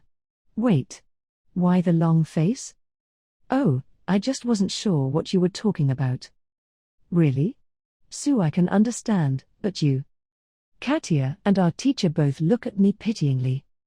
See, come on, do you really have to make that face at me? I mean, I know she said it'd be good to meet them sooner rather than later, so I figured I'd go, but. Shun, you're something else. Katia presses a hand to her forehead as if fending off a headache. Do you really trust Miss Oka that much? Huh? I stare at Katia blankly, not understanding her pointed whisper. Seeing this, Katia heaves a deep sigh. Ah, looks like we don't have to go and find them after all. I look up and follow the teacher's gaze to see a boy and a girl approaching us. The boy has dark brown hair that's nearly black and eyes of the same color, with tough, masculine features. The girl has wavy blonde hair and blue eyes with an air of mysterious beauty. Yo! So that puny elf is Mizoka? Don't be rude, Natsume. That's no way to talk to a teacher. It's good to see you, Mom. Both of them are speaking Japanese. With that, I finally realize what Katia and our teacher were getting at. These two are reincarnations, like us. Good to see you, too. Natsume, Hasebe, I'm so very glad you're well. Our teacher's words reveal the pair's original identities. The boy's name used to be Kengo Natsume, the de facto leader of the boys in our class. Honestly, though, I never really liked Natsume much. He was really athletic, with good reflexes, and while he never actually did anything violent, he had a tendency to show off his strength and use it to get people to do what he wanted. On top of being pushy, he came off sounding like he looked down on others. Most kids in our class either followed his lead or did their best to avoid him. I was always the latter. Ha ha. Ms. Oka was always tiny, but now she shrank even more. That's hilarious. Natsume. The girl scolding Natsume was formerly Yaika Hasebe, who used to sit next to me. Unlike Natsume, Hasebe never made much of an impression as being particularly good or bad. Among the girls, the clique that stood out most was the one that included Faye, aka Mirai Shinahara. But Hasebe was closer with the relatively quiet girls, like Temurukawa and Furuta. Of course, that's just compared with Faye. She was still a pretty bright and active person herself, but Hasebe certainly never struck me as the type who secretly held the potential to be a saint or anything like that. I'm an elf, so I can't help being small, you know. Besides, you're not so much taller than me yourself now, Natsumi. I'm gonna have a huge growth spurt soon, just you wait. Anyway, this guy's the prince of this country, right? Who's in there? Natsume looks my way like a predator sizing up its prey. His eyes glitter as if he might attack me at any moment. I do remember this guy being pretty nasty in our former life, but did his eyes always seem this dangerous? Shunsuke Yamada. And I'm Kanata Ushima. Long time no see. After I answer, Katia steps forward deliberately to introduce herself. Huh? Ushima? Yes, that's right. I'm Ushima. Big surprise, right? Guess I got reborn as a woman. Hasebe stares at Katia in shock. From there, the conversation picks up, and Natsume looks away from me. Thanks, Katia. Natsume's name may be Hugo Baint Rongzant now, but just like in our previous lives, I want as little to do with him as possible. Interlude, the Duke's daughter and her teacher. Mom, why exactly are you going to school in the first place? Why, to enjoy my youth all over again, of course. I'm serious, you know. I'm joking. I suppose you could say I'm trying to watch over those of you reincarnations whose social status is too high for me to take you into my care, you know. I knew it. Oh? You'd already guessed? To an extent anyway, since so many of us reincarnations are in one place. I don't know how you managed it, but I'm guessing you elves must have done some negotiating to gather all the reincarnations at this academy. That's true as far as Natsume goes, but Hasebe being here is sheer coincidence, honest. So you don't entirely deny it? That's because I know I can't fool you, Clever Miss Keisha. Well then, since I'm so clever, maybe you'll let me ask you a question. Are the last 6 of us still alive? We know for certain that 4 have died. I've located the other 2, but I have no way of going to them directly at the moment. I see. I had a feeling. I'm sorry. There's no reason for you to apologize, Mom. Do you mind if I ask the names of the ones who died? Of course. Kota Hayashi, Hiro Wakaba, Naofumi Kogure, and Issei Sakurazaki. I see. Well, that does explain why you have the time to attend school like this. You don't need to search for the others anymore. That's right, although I am still taking action to protect the other 2, you know. So who have they become that's created a situation where you can't get to them? That's a secret. Mom, I'm being serious here. I am, too. It seriously has to be a secret.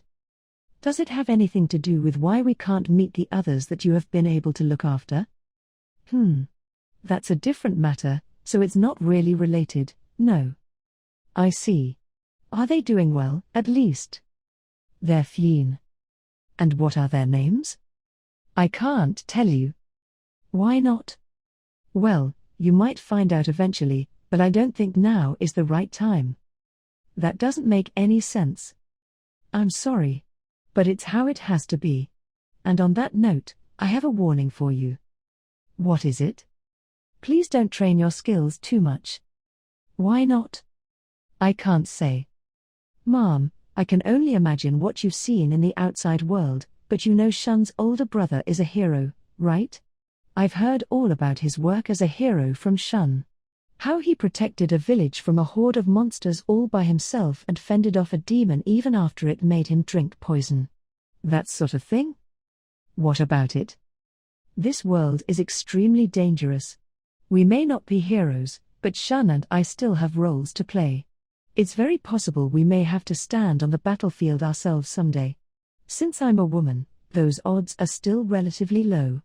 But even if Shun's royalty, he's not the heir to the throne. It's more than likely. So by telling us not to train our skills, aren't you basically asking us to be killed in the future? Of course not. Right. And I know you wouldn't say a thing like that, Mom.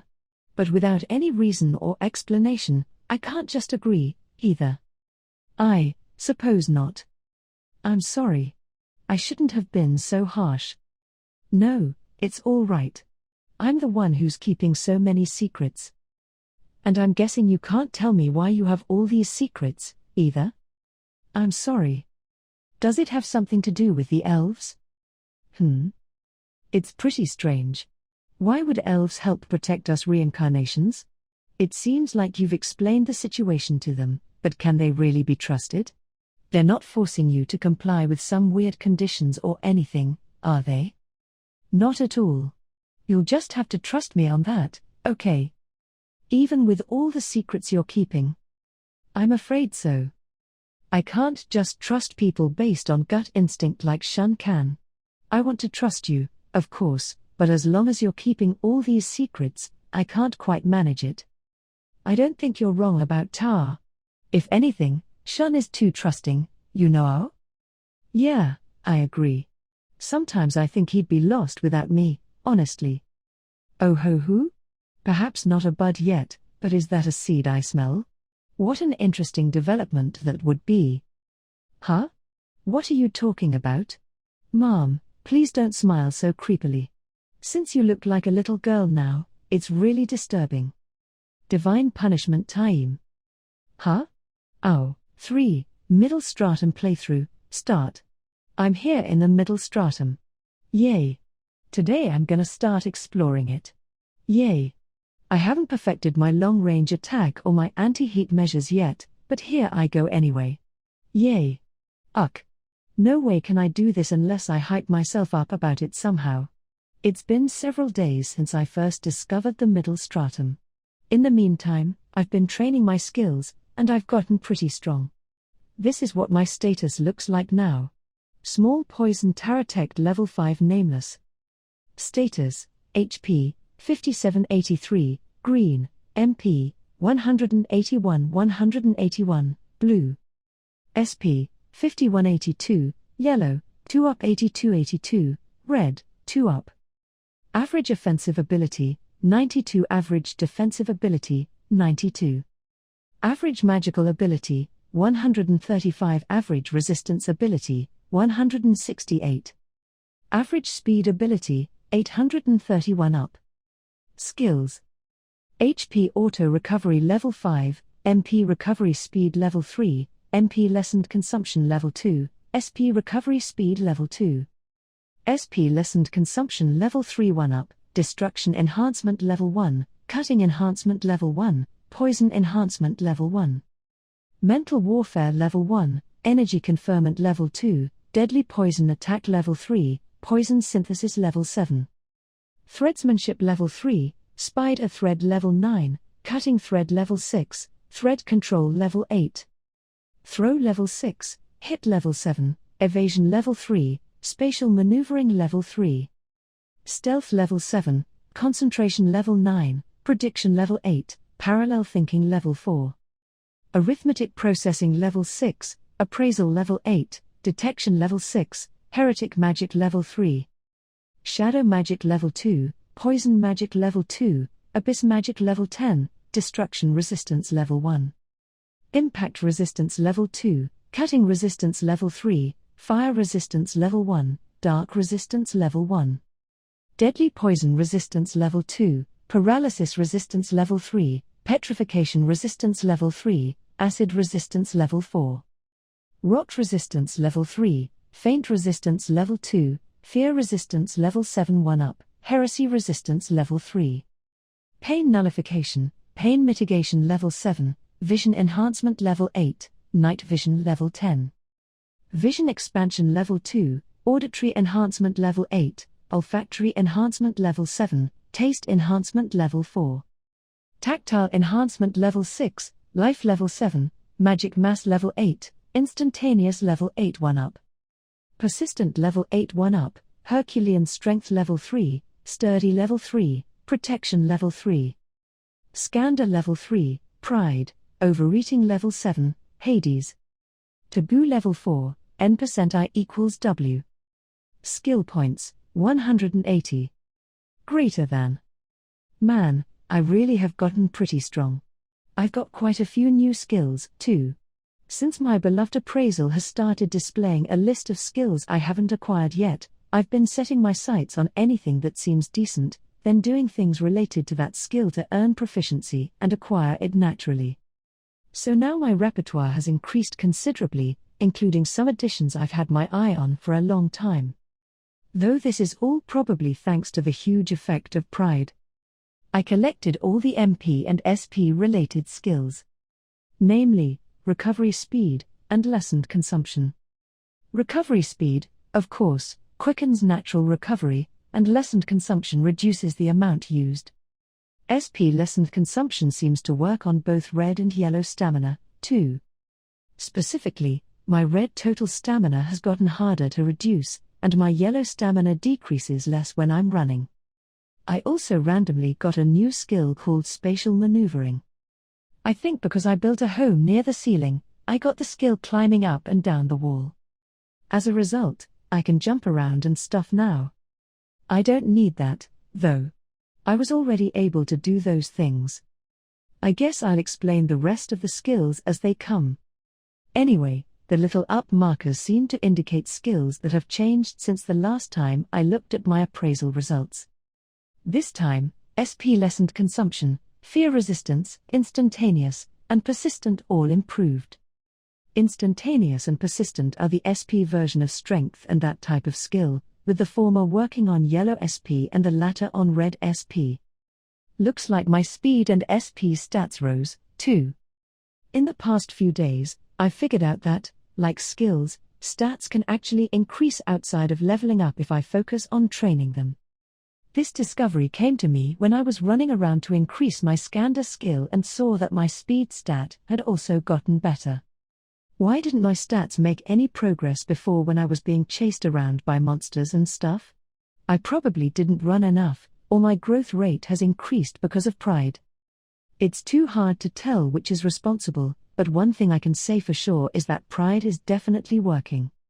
Since I constantly have appraisal active, the display of an up symbol must mean that the skill or stat in question increased very recently.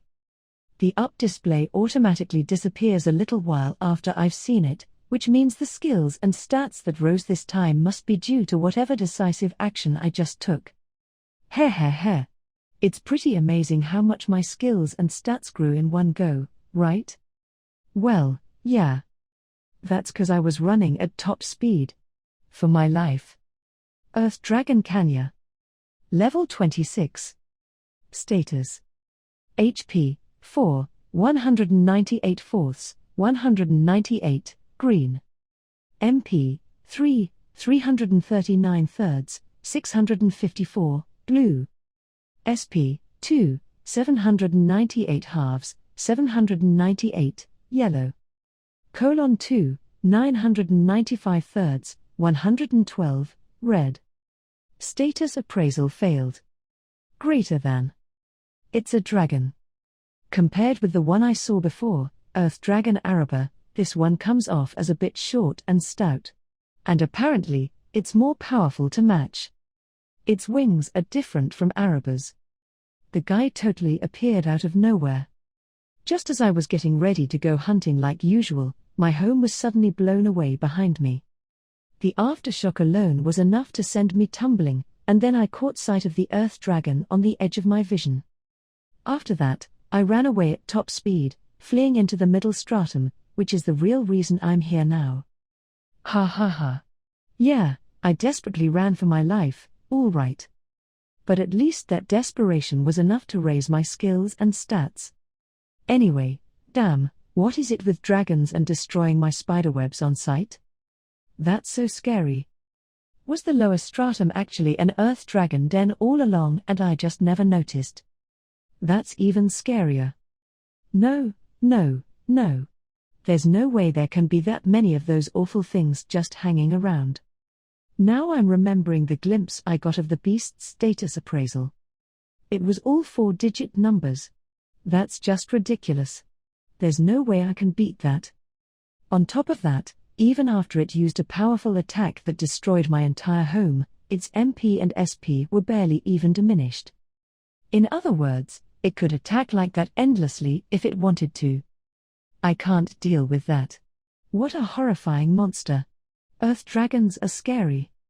Still, though, that one was different from the Earth Dragon Araba that I saw before. While this one's level was lower, I wasn't able to appraise Araba, so I don't know which is stronger. But regardless, it's not like I'd stand a chance against either of them, so I guess it doesn't matter. I wonder if there's some kind of connection between them, since they're both called Earth Dragons? Maybe they started out as the same species and evolved apart or something? Ooh, that could be it. Dragons are like the definition of a superior race, so it wouldn't be surprising if they had a wide variety of evolutionary options. Otherwise, maybe each Earth Dragon is its own unique species? That could be it, too. Like, there are only a few because of how elite they are, but each individual is hyper-strong? That kind of thing. I mean, hyper-strong doesn't even begin to cover it. If that's the case, then it's likely my odds of running into more are pretty low, at least. No, wait a second. That would mean that I've now been attacked twice by creatures I should have an extremely low chance of ever meeting. Does that mean I just have ridiculously bad luck? That can't be it, right? I've had plenty of near-death encounters before, but I always survive in the end, so that means I'm lucky, probably. Hold on a second. Wouldn't someone lucky avoid flirting with death so many times in the first place? Forget it. I shouldn't think about this anymore. Really, I escaped by the skin of my fangs that time. It's a good thing I'd already been about to leave. I haven't quite shaken this streak of bad luck yet. Yeah, let's go with that. Please, someone tell me I'm right. Proficiency has reached the required level. Skill, prediction level 8, has become prediction level 9. Greater than. Hey, Nobody asked you. What's with the too perfect timing? Were you waiting for your chance to jump on me like that? You think you're some kind of comedian, do you, divine voice, temporary? Phew. Okay, I got a little worked up over nothing there. Yeah. I'm just gonna ignore the absurdly ominous beginning and start slowly working my way through the middle stratum. I definitely want to put as much distance between me and that earth dragon as possible. Anyway, let's check in on the current situation. I'm surrounded on either side by boiling hot magma. The ratio of land to magma is more or less the same. Still, I kinda just charged ahead in a panic. I wonder if I'm going the right way? Well, I have no way of knowing, so I may as well just carry on like this. So thanks to the aftershock from the Earth Dragon's attack and the fact that I kept running far past my limits, my HP's been reduced a bit. Not by very much, but because the heat around here's constantly causing enough damage to cancel out my HP recovery, I don't think I can expect to rebound anytime soon. I was able to acquire fire resistance by traveling back and forth between the middle and lower stratum, at least, but it's still only level 1. As of now, with fire resistance at level 1 and HP auto recovery at level 5, I can break even with the heat strain on my HP. Which is great, but it also means that if I incur any additional injuries, it'll be hard to patch myself up. My only options are either making a full recovery by leveling up or raising one of these skill levels so my healing outpaces the rate of damage I receive from environmental hazards. But since the magma is so close by now, there's also the dreaded possibility that the heat damage may get a leg up instead. I'd like to avoid such hot places if possible, but what can I do? Judging by the stratums I've visited so far, it's probably best to assume the middle stratum is also pretty massive. This is the biggest labyrinth in the world, after all. It connects 2 continents and everything, so it could easily take days to traverse the middle stratum. I've got a long ways ahead of me, but I was forced to start this journey in quite a rush. Not a good sign. Oh well, guess I better keep going. Phew. Sure is hot, though. Ever since I was reborn as a spider, I've lived in a pretty comfortable temperature. It was never too hot or too cold, you know. Having the environment suddenly change on me like this is a huge downer. It's not so bad that I can't bear it, since I practiced coming here to get the fire resistance skill and all, but still. I can barely even stand the thought that the entire middle stratum is probably gonna be like this. Ugh. Especially for my poor feet. I mean, magma's flowing right there. Of course the ground's blazing hot. Asphalt heated by the summer sun doesn't even compare. Forget frying an egg on the ground. In this place, it'd burn right up. And I'm walking barefoot out here. It's so hot, it's actually quite painful. I wouldn't be able to do this without pain mitigation and HP auto recovery. Oh, hey, a monster. Elro Gunrush. Level 5. Status. HP, 159, green. MP, 145, blue. SP, 145, yellow. Colon 116, red. Average offensive ability, 83. Average defensive ability, 81. Average magical ability, 79. Average resistance ability, 77. Average speed ability, 88. Status appraisal failed. Greater than. Heh. Now that appraisal's leveled up more, I can even see the enemy's attack power and stuff. Ah, this rules. Although, the success rate still isn't very high. That's the same kind of monster I saw when I first arrived in the middle stratum. The seahorse-looking thing. Just like the one I spotted on the first day, my quarry is swimming in magma. Unreal. It doesn't seem to have noticed me yet, so I'm kinda tempted to just ignore it, but I have to pass right by it. What should I do? Oh. While I was busy worrying about it, I guess it noticed me. Like last time, A fireball launches from the magma. I dodged it. Humph. That isn't fast enough to hit me. There was a time when I couldn't even dodge those frog spit attacks, but I'm way stronger now, my speed's gotten much higher, and I have the evasion skill and everything. Now I have godlike agility that would be the envy of any game character. Even if a single hit would reduce me to cinders with my paper-thin defense, that doesn't matter if I never get hit. Still, though, neither of us has the upper hand at this rate. I mean, those fireballs aren't gonna hit me. But since I can't use my threads here, I have no way of attacking him. It's a stalemate. Oh, wait. The other guy's about to run out of MP. Those fireballs apparently use a lot of it. So once its MP is exhausted, it won't be able to shoot any more fireballs.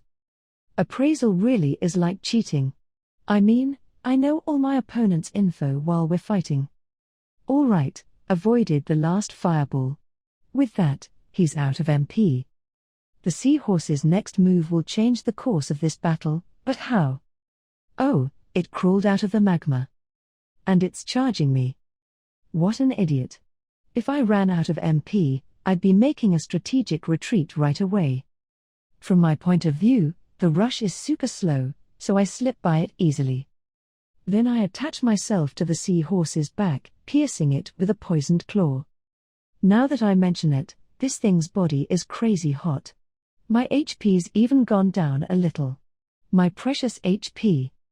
Well, at any rate, the deadly poison killed the seahorse in no time flat. Phew. I managed to win my first match. Fireballs streaked past me, tracing arcs through the air. 2 at once. But even then, dodging them is simple. Glancing ahead, I see 2 seahorses. Apparently, this place is just crawling with them. They don't flock together, they just wander around individually doing as they please. Still, once in a while, they happen to end up close to one another and attack me simultaneously. Well, as long as they're not gonna swarm me like those monkeys, it's no problem. I evade another pair of flying fireballs. They don't cooperate very well, probably because they're normally pretty solitary. It's like they're launching fireballs at random. If they weren't, this might actually be a hard fight. All I have to do is avoid getting hit, but on the flip side, if I do get tagged, I'm vulnerable to fire, so if one of those attacks lands, I doubt I'll get off with minor scrapes and bruises. On top of that, shuffling around the missiles is simple on its own, but I'm doing it in the middle of a magma field. If I accidentally fall in, I'm sure my body wouldn't even catch fire. It'd just melt. So even as I avoid the fireballs, I have to keep a close eye on the ground beneath my feet. It feels like I'm down to my last heart in a bullet hell game. Except this is my real life on the line. It really sucks that I don't have a way to fight back right now. As soon as I produce thread, it just burns up and disappears, especially now that I'm so close to the magma. So while they can attack me as much as they like, all I can do is dodge. Like a fish in a barrel. But that's just until they run out of MP. Once that happens, the seahorses climb ashore. That's right. They opt to abandon their advantageous position and put themselves on my level voluntarily. What gentlemen! What idiots! What meatheads! Even now, the first seahorse has run out of MP and is ambling toward me. I quickly pack a claw with poison and finish it off. It helps that I gained the new skills Destruction Enhancement and Cutting Enhancement in my earlier quest for knowledge. Destruction Enhancement, as the name implies, increases my destructive power. The meaning is a bit vague, but I'm assuming it's a skill that generally increases my attack power. Cutting Enhancement is the same sort of thing, just limited to slashing attacks. The second seahorse crawls out of the magma with perfect timing, so I finish it off the same way. Experience has reached the required level. Individual small poison Taratect has increased from level 5 to level 6. Greater than. All basic attributes have increased. Skill proficiency level up bonus acquired. Proficiency has reached the required level. Skill, poison enhancement level 2, has become Poison Enhancement Level 3. Greater than. Proficiency has reached the required level. Skill, Evasion Level 3, has become Evasion Level 4. Greater than. Skill points acquired. Ooh. I leveled up. I'm extra grateful for this, since my HP has gotten a bit low. After I finish molting, my HP is fully recovered. I can beat those seahorses pretty easily, but if I make contact with their bodies, I take damage. It's not a big deal with one or two, but after I fight a bunch of them, it starts adding up dangerously. Since leveling up is my only way of healing right now, I'd rather not incur any other injuries, no matter how small. By the way, they cool down after a little while, so I wait for that to happen before eating them. It'd be great if my fire resistance or HP auto recovery advanced with that last level up, but of course, the world's not so kind. Fire resistance is still level 1, and HP auto recovery hasn't improved, either. Well, it's no surprise that fire resistance isn't making any progress. It seems like my species is naturally vulnerable to fire, so there's no chance I overcome that in a single day. And HP auto recovery is such a handy skill, it naturally takes a long time to grow. I mean, automatic recovery is an ability you wouldn't normally have until near the end of a game anyway. I'm lucky I was able to get it without spending any skill points. It's probably too much to ask for it to level up quickly, too. I have to remember that just having it at all is a godsend. In fact, without HP auto recovery, I couldn't have even considered a trip through the middle stratum. I mean, how could I? Entering an area where you constantly take damage without an auto recovery skill would be a suicide mission. I'm not interested in committing suicide, so without HP auto recovery, I'd probably still be puttering around in the lower stratum looking for another shaft to climb up. In the lower stratum with those dragons? No way. I'd be dead in no time. I'm actually making fairly smooth progress in clearing the middle stratum. I've run into a few other kinds of monsters besides those seahorses, but none of them were a big deal. If I wasn't at a disadvantage in this terrain, I could beat all of them easily. However, the handicap I have here is pretty inconvenient. First of all, the magma. What a pain. If I'm facing a monster that's immersed in the magma, all I can do is throw rocks. Since I have the throw skill and all, I thought I'd try imitating those monkeys, but it doesn't do much damage at all. Ultimately, unless the enemy comes ashore, I basically can't do a thing. It'd be fine if every monster acted like the seahorses and made landfall as soon as they ran out of MP, but some simply stay in the magma or run away. The worst are the ones that start out on land but duck into the magma when I have them where I want them. And not being able to use my silk is rather stressful. This is right after I got the threadsmanship skill, too, which increases the power of any thread-related moves. I can at least pick up rocks and toss them with my silk, but if it's out for too long, it catches fire even on relatively safe ground. The real problem's the thread that I often produce unconsciously. Whenever I move, I automatically spin silk, but in the middle stratum, it ignites. The lit thread acts like a fuse, until even my backside starts getting hot. It definitely freaked me out the first time. There was literally a fire lit under my butt. My HP went down quite a few points from that, and using poison synthesis to put it out lowered my HP even more. I mean, that was the only thing I could think of to put out a fire. In the end, my only choice is to keep severing the thread as I produce it. I have to do something, or it'll turn into a real pain in the ass. Literally. Bedding is a problem, too. If I try to build a web here, it'll undoubtedly go up in flames and take me with it. So I decide to make do and sleep in the shadows of some rocks. Not that I can really sleep anyway. Not in this hellscape, where I'm always passively taking damage and have to stay on the alert for monsters. I may be bold, but even I have my limits. Even so, I still have to sleep. I'm not sleeping very often, as you might imagine, but I've been trying to rest whenever I find an appropriate hiding place. But even though this area is worse than the lower stratum in a lot of ways, the one silver lining is that the monsters are much weaker. In terms of threat, they're not far removed from those found in the upper stratum. There are probably some relatively strong monsters here, like the snakes that live in the regions above, but so far, all the creatures I've encountered have been no big deal. The largest difference between the threats here and in the upper stratum is the way they use their environment.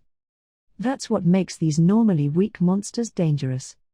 Since I don't have much in the way of recovery options, just getting grazed by an attack could put me in serious trouble. Besides, they've all been rather manageable so far because they're so puny, but it's still possible that there could be some lower stratum class big game here, too.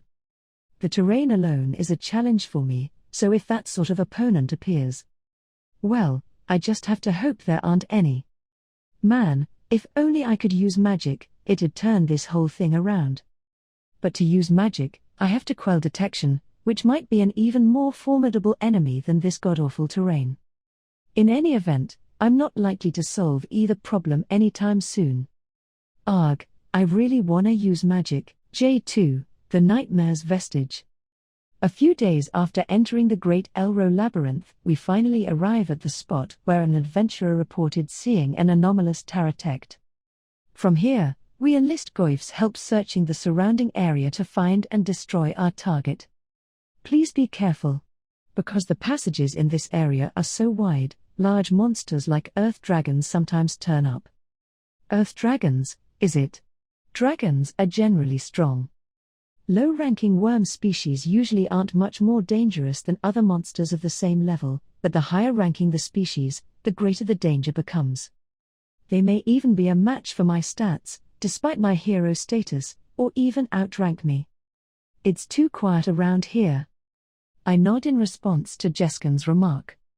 It's good that we're starting our hunt, but we haven't encountered a single monster since we got here. And this is the Great Elro Labyrinth, renowned for being teeming with them. Something strange is definitely going on. Suddenly, I feel a sharp prickling sensation on my skin. I draw my sword immediately. Herinz raises his shield, and Yana concentrates so she can use her magic at a moment's notice. Jeskin and Hawkin look around warily. I can see cold sweat streaming down Goif's face. The hero's here. Then a voice echoes in my mind. It doesn't make a sound, reaching me like a thought. I whirl around. There, I find myself face to face with a giant spider monster. Greater taratect. Goif speaks in almost a whimper. A greater taratect can be just as strong as an upper-class worm. And there are 3. But my gaze goes right past the 3 giant monsters, captivated by the sight of a small form. A little white creature, lurking behind the greater taratects, as if in hiding. There it is. That's our target.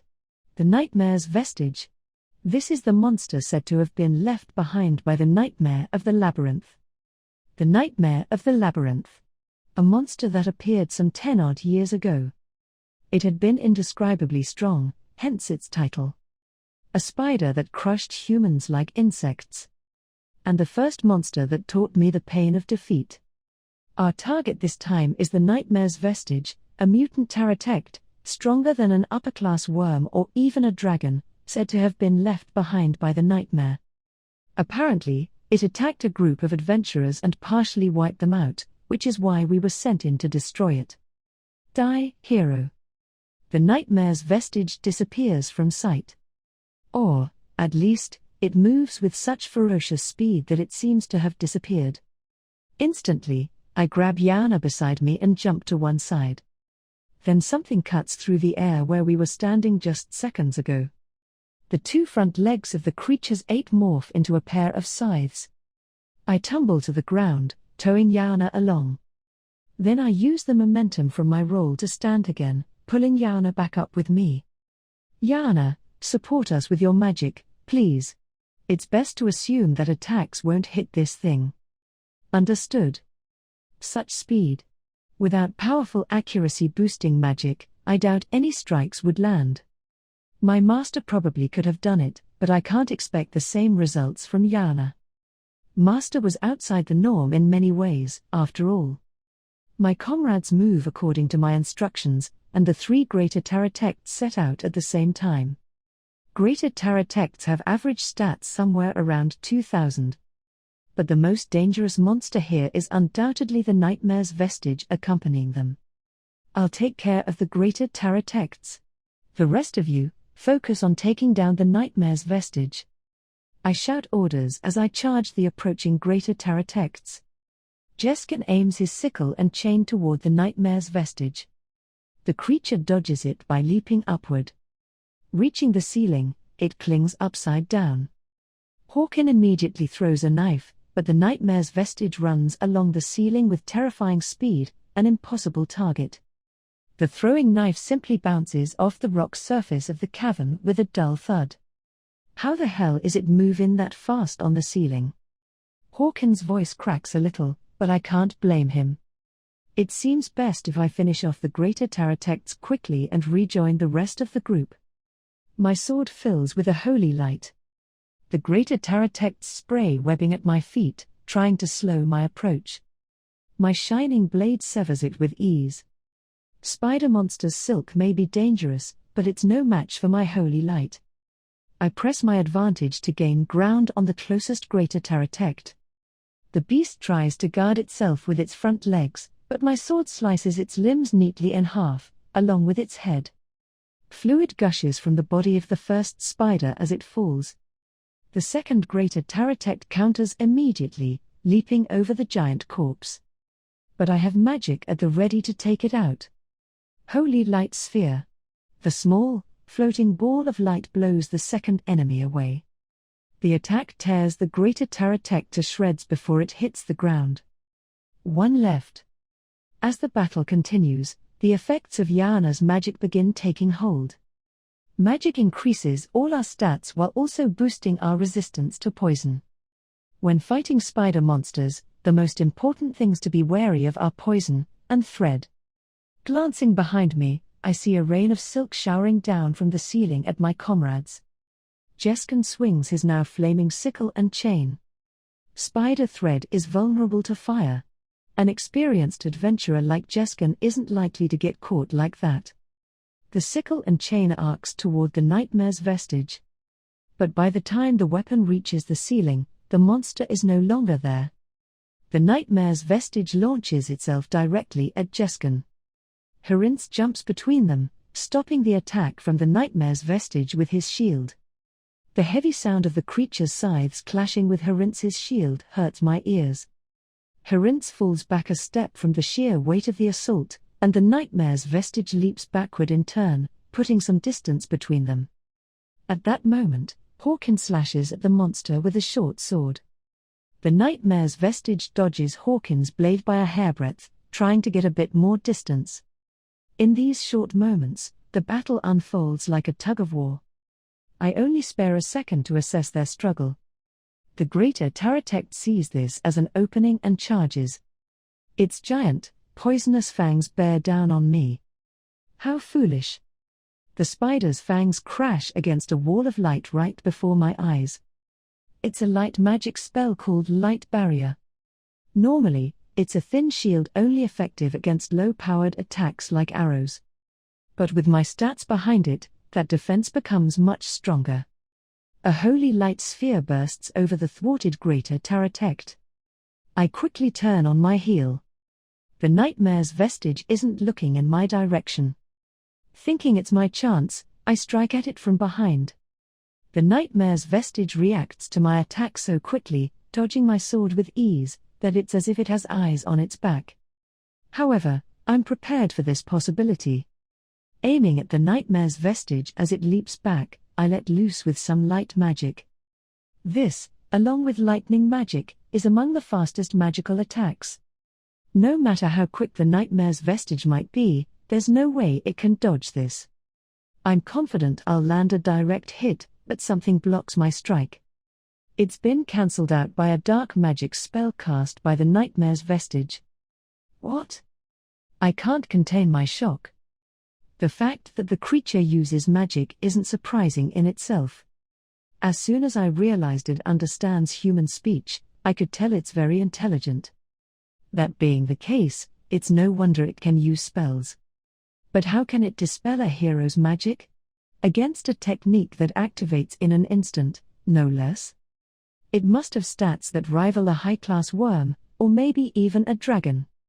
Sweat drips unpleasantly down my forehead. The Nightmare's Vestige dodges Hawkins' throwing knife only to be met with Jeskan, who swings a flaming sword at it.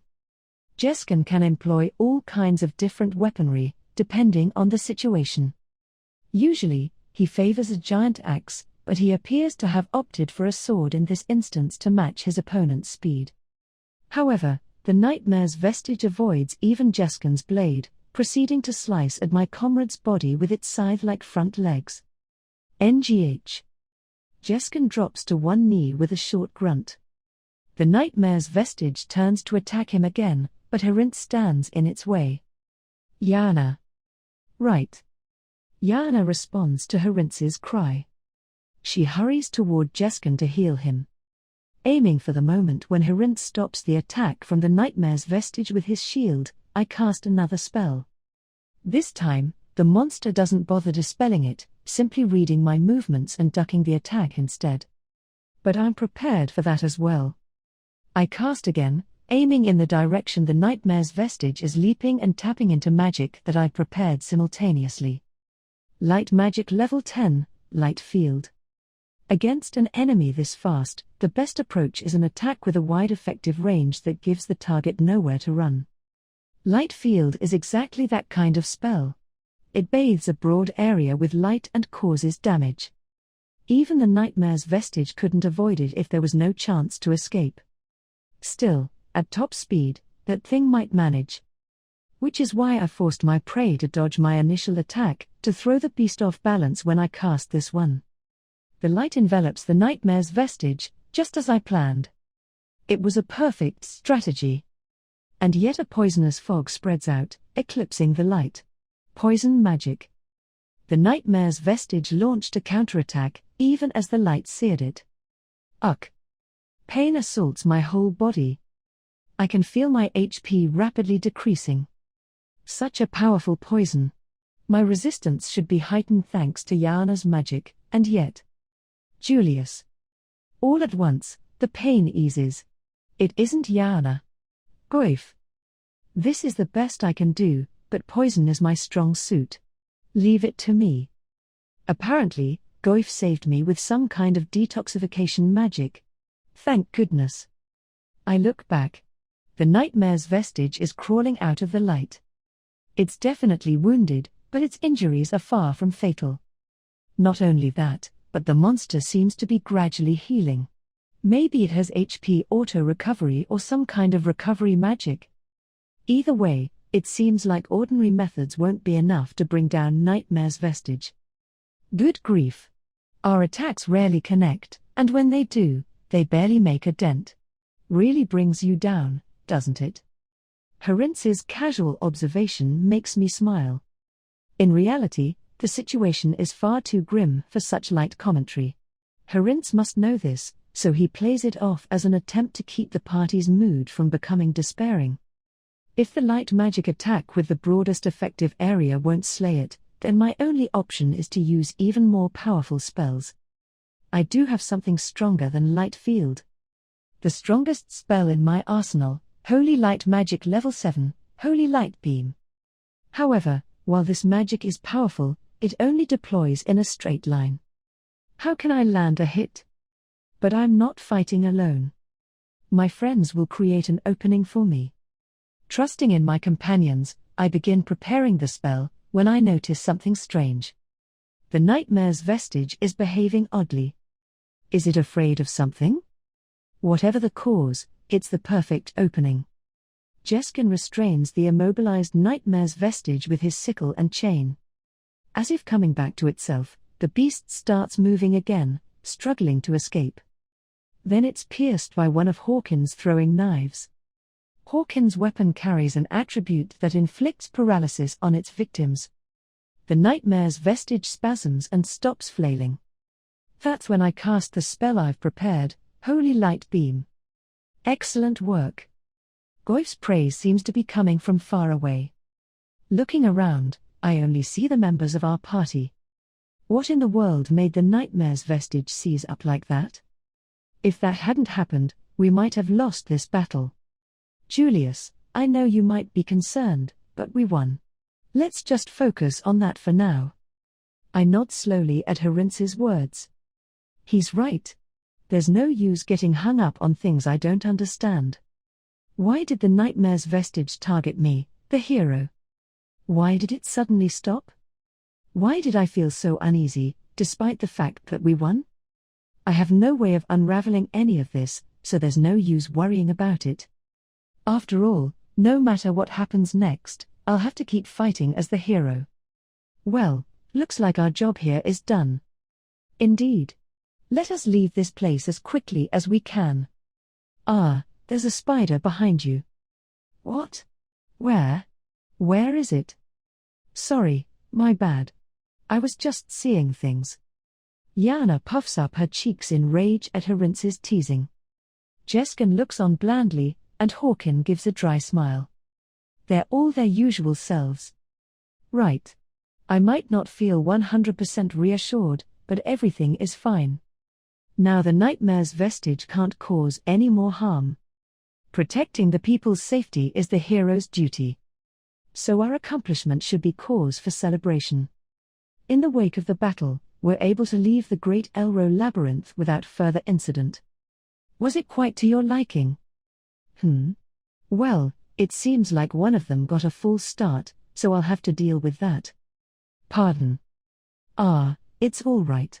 Nothing to do with you, so don't even worry about it. Very well, then.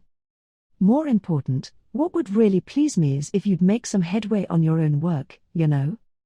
As you wish, O Demon Lord. Wyrm? Not fish?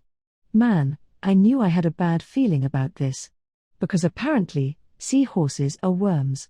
Wyrm, a variety of monster said to be a lesser species of dragon. Despite this qualifier, some worms are comparable to dragons in strength. Yep. It's a lesser version of that earth dragon species. Guess that would make it a kind of fire dragon? I mean, if earth dragons exist, fire dragons must, too. There aren't any in the middle stratum, are there? Let's hope not. Okay, I'm getting a little off track here. Time to seriously focus on dealing with the immediate issue at hand. Elro Gun 7. Level 7. Status. HP, 461 green. MP, 223 blue. SP, 218 yellow. 451 red. Average offensive ability, 368. Average defensive ability, 311. Average magical ability, 161. Average resistance ability, 158. Average speed ability, 155. Status appraisal failed. Greater than. Elro Gun 7, a lesser worm-type monster that lives in the Great Elro Labyrinth, middle stratum.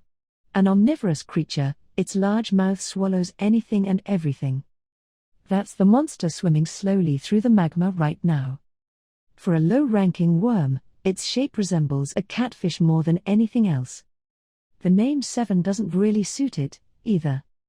Not that griping about the naming system in this world will do me any good. That huge, catfish-like mouth is definitely its most notable feature. If it catches me with that, yikes. At my size, it'd definitely swallow me whole. It's great that status appraisal worked, though. The probability is usually about 1 in 3. So I'm lucky it came through this time. It'd be way too dangerous trying to get past this thing without knowing its exact stats. All the middle stratum monsters I've run into have been weak, but this is definitely the strongest so far. If possible, I'd like to just ignore it. But it's swimming around right next to my path. Going by experience, chances are high that it'll attack me. What should I do?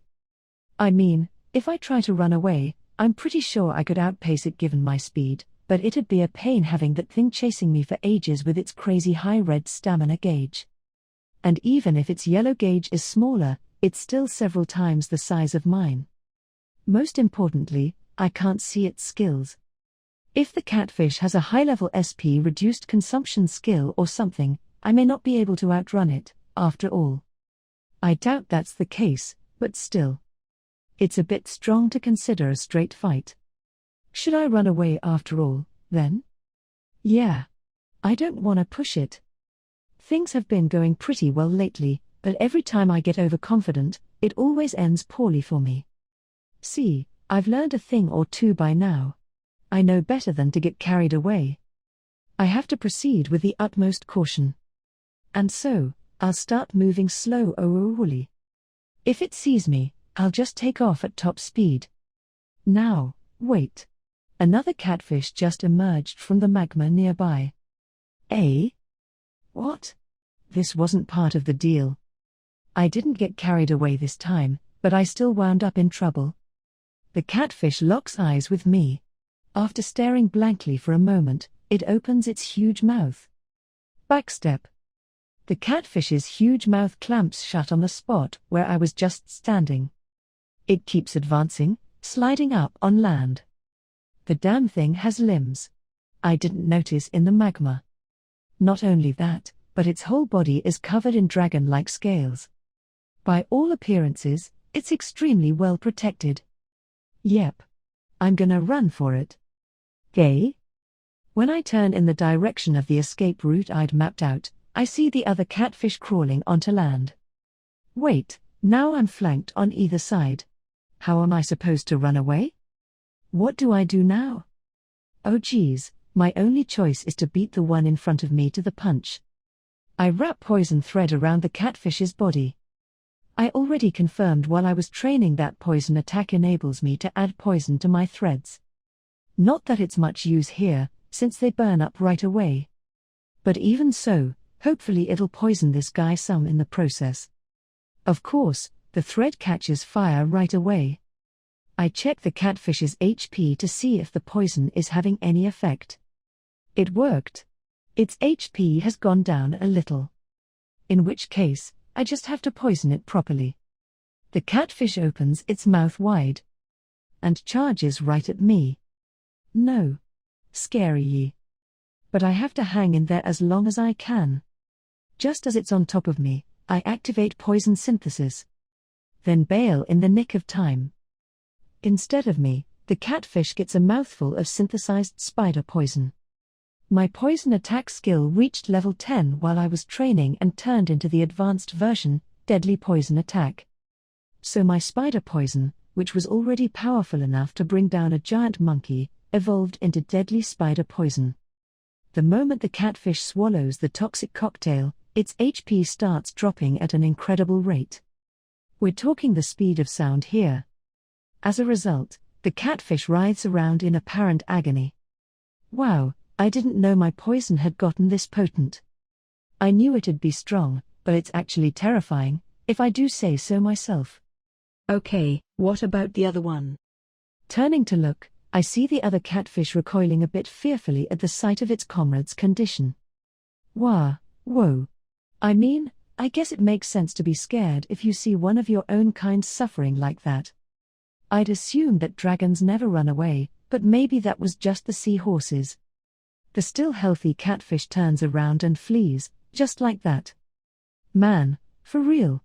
I thought I'd be the one to skitter off first. Guess I really turned the tables on them. Maybe it's okay for me to be a little cocky after all? I'm actually pretty strong, aren't I? For the time being, I'll put the suffering catfish out of its misery. I spray more poison in the flapping creature's face. With one last spasm, the catfish stops moving. Experience has reached the required level. Individual small poison tarotect has increased from level 6 to level 7. Greater than.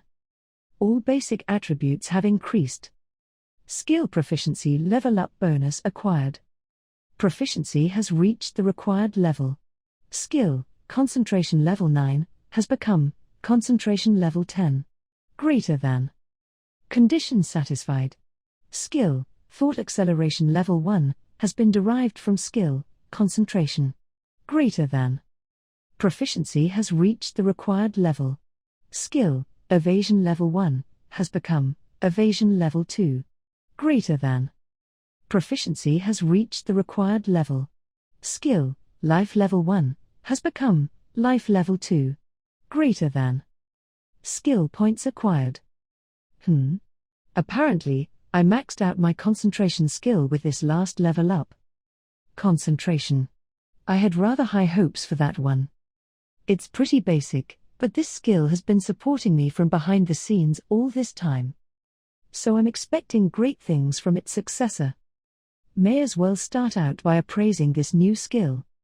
Thought acceleration accelerates the thinking process, prolonging the user's available perception of time. Wow. Seriously, is that amazing or what?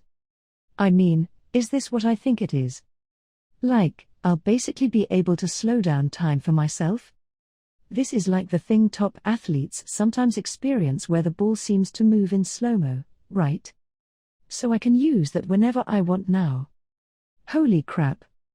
I'm gonna try it right away. Looks like I was able to activate it without a problem. So how's this work? Is the magma moving a bit slower? Also, something feels off. Like various sensations in my body are moving too quickly and too slowly at the same time.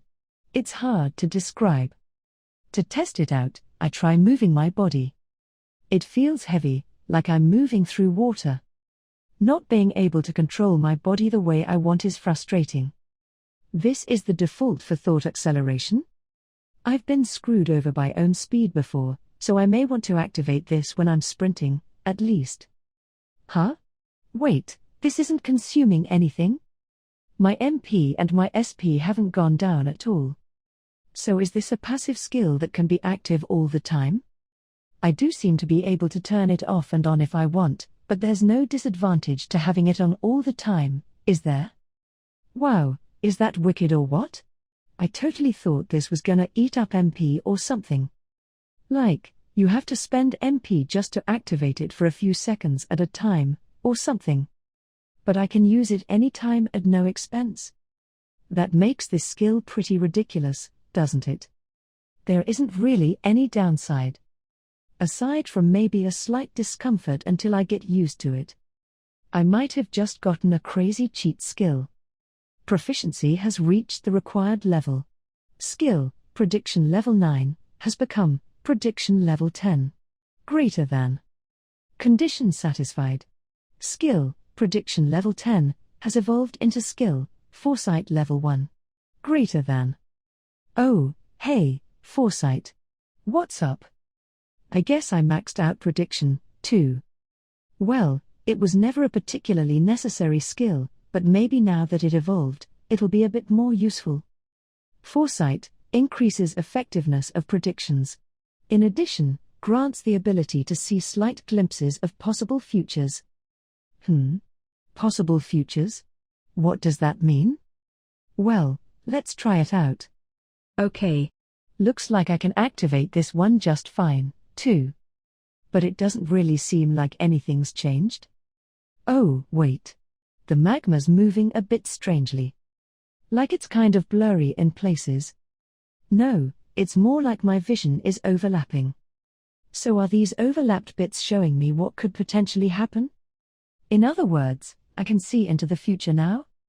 Well, it's just what's possible, so I have to take it with a grain of salt, but this skill may be really useful if I train it up more.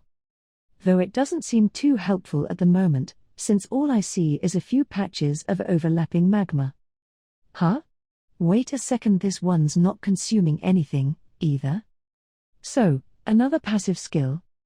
That's crazy. Who knew that a useless, childlike prediction would produce something so amazing? I'm sorry, prediction. I guess even useless kids can learn to be competent if they try hard enough. Proficiency has reached the required level. Skill, appraisal level 8, has become appraisal level 9. Greater than. Speaking of formerly useless children. Appraisal. Did you enjoy this most recent level up? Let's see what you've learned to do this time. Small Poison Tarotect. Level 7. Nameless. Status.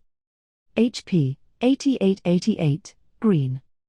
MP, 185 blue. SP, 8888, yellow. 8888, red, plus 612. Average offensive ability, 109. Average defensive ability, 108. Average magical ability, 139. Average resistance ability, 173. Average speed ability, 956. Skills. HP Auto Recovery Level 5. MP Recovery Speed Level 3. MP Lessened Consumption Level 2. SP Recovery Speed Level 2. SP Lessened Consumption Level 3. Destruction Enhancement Level 1. Cutting Enhancement Level 1. Poison Enhancement Level 3.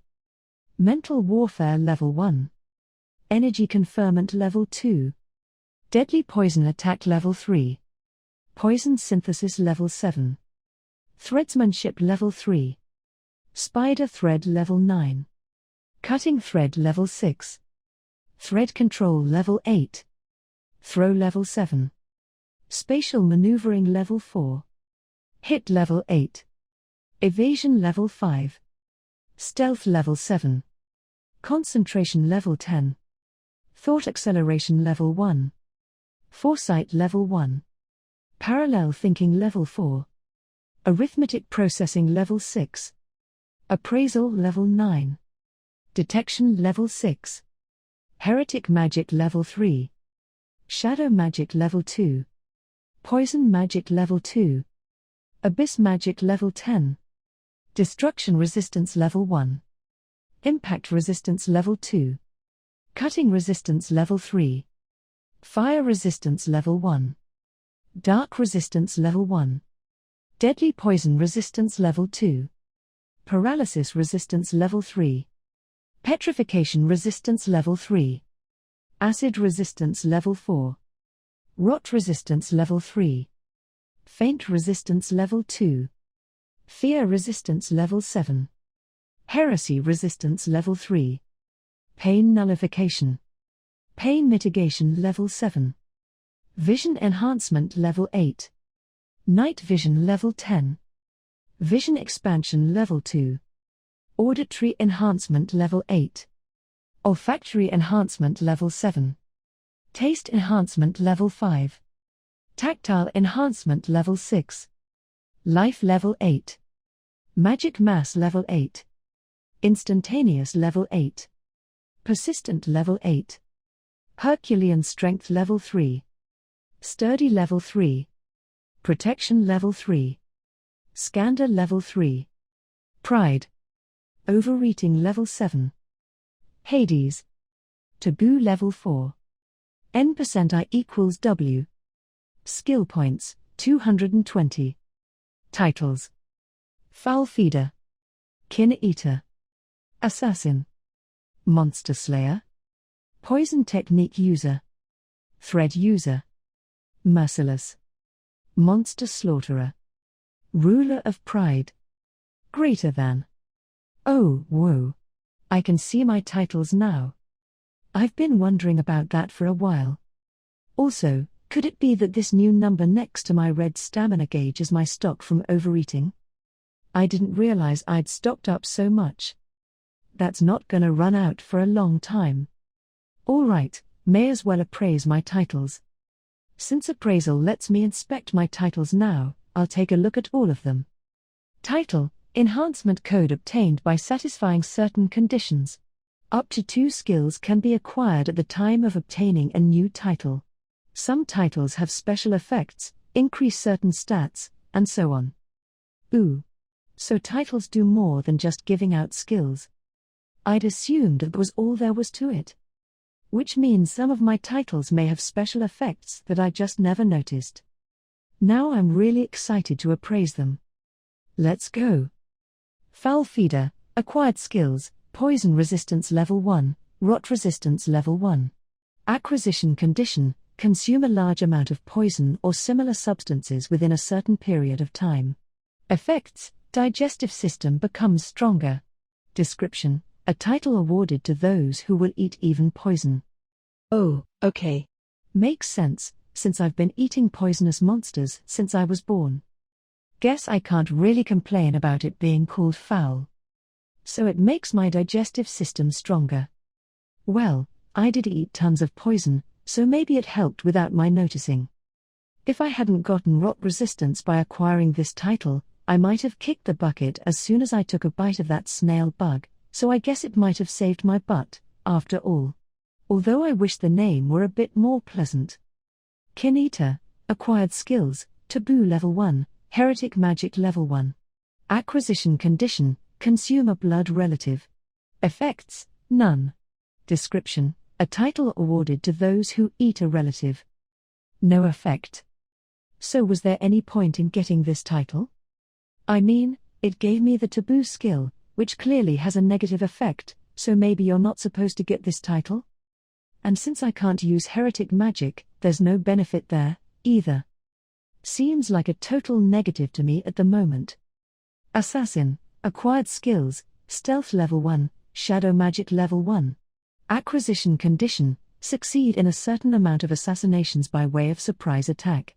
Effect: damage bonus to surprise strikes. Description: a title awarded to those who accomplish repeated assassinations. Ooh. Just like the skills I got from it, this title's effect is totally ninja-like. This is definitely a ninja skill. Ninjas also worked as assassins at times, so I'm not wrong. Does that mean I'll eventually be able to do stuff like break someone's neck with a bare-handed surprise attack? Ah, I guess I can probably do that already, since I have claws instead of hands. Monster Slayer, acquired skills, strength level 1, solidity level 1. Acquisition condition: defeat a certain number of monsters. Effect: slight increase in damage to monster opponents. Description: a title awarded to those who bring down a large amount of monsters. Ah. So it does have something to do with the number of monsters I killed. I don't know how many a certain number is, exactly, but I did get this title after defeating quite a few of them. The effect is pretty sweet, too, so I'm glad I got this title. Poison technique user, acquired skills, poison synthesis level 1, poison magic level 1. Acquisition condition: use a certain quantity of poison. Effect: strengthens poison attribute. Description: a title awarded to those who use poison. This is probably the most useful one yet. I'm totally indebted to poison synthesis. Actually, that's a great effect, too. It's like this title was made just for me. Though, it'd be nice if I could actually use poison magic. Since it just requires a certain quantity, does the strength of the poison have nothing to do with it? My poison is pretty strong, so I feel like I might have actually not used that much in terms of quantity. Maybe that's why it took so long for me to get this title, even though I've been using poison since I was born. Thread user, acquired skills, thread control level 1, cutting thread level 1. Acquisition condition: use threads to attack a certain number of times. Effect: increases power of thread-based attacks. Description: a title granted to those who use thread as a weapon. And this one's the second most useful. This title strengthened my other weapon of choice, thread. Not that I get to show it off in this stupid middle stratum. But I didn't realize it was specifically for thread-based attacks until I saw this description. In my case, sticky thread was a mainstay for a long while. I think that's more of a support-based use than an attack. So that's why a lot of time passed before I scored this title. Sticky thread must not have counted toward the thread attack tally.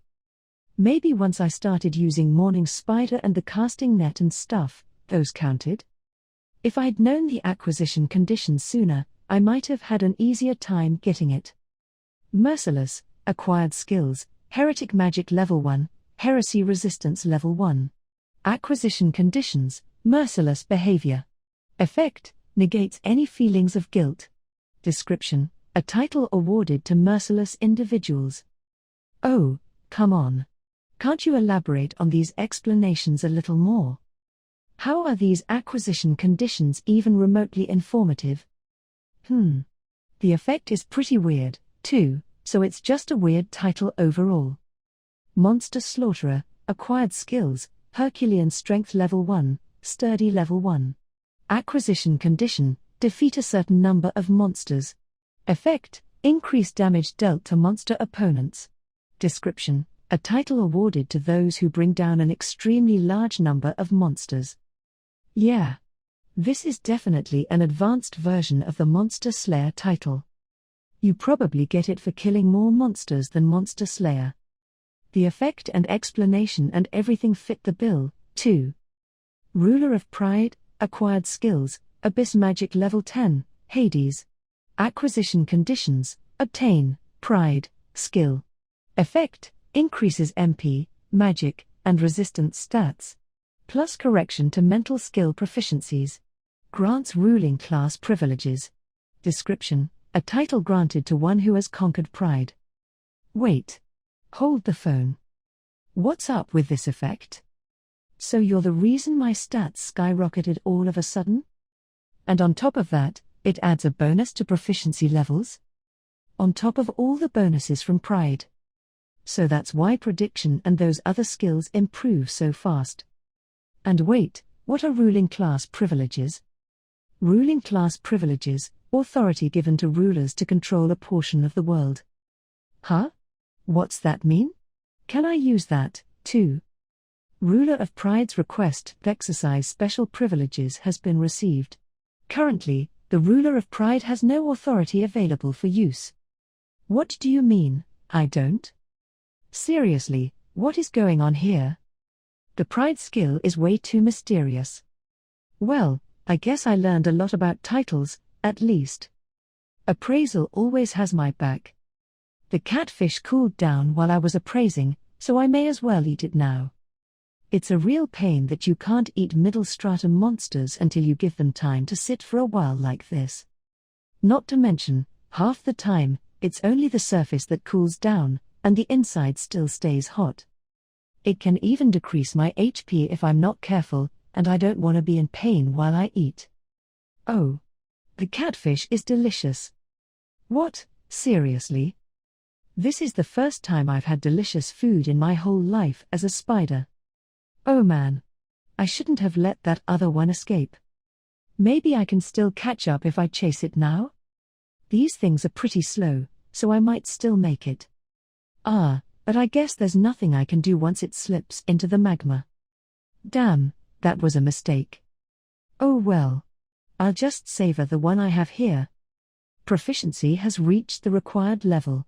Skill, Taste Enhancement Level 5, has become Taste Enhancement Level 6. Greater than. It's so good. Makes me glad I was born. Seriously, yum. I mean, it still doesn't compare to what I ate in my previous life, but everything I've had so far in this world has been gross, so. Finally, I found something I can honestly call delicious. Although I wasn't so concerned about food in my old life as a human. I didn't realize how lucky I was until I came back as a spider. I'm so tired of eating gross monsters. I wanna eat tasty food. Alright. I'm gonna hunt catfish. They're a little strong, but who cares? I don't mind putting my life on the line to satisfy this desire. For real, it's worth it. Just you wait, catfish. I'm gonna eat every last one of you. Catfish? Catfish?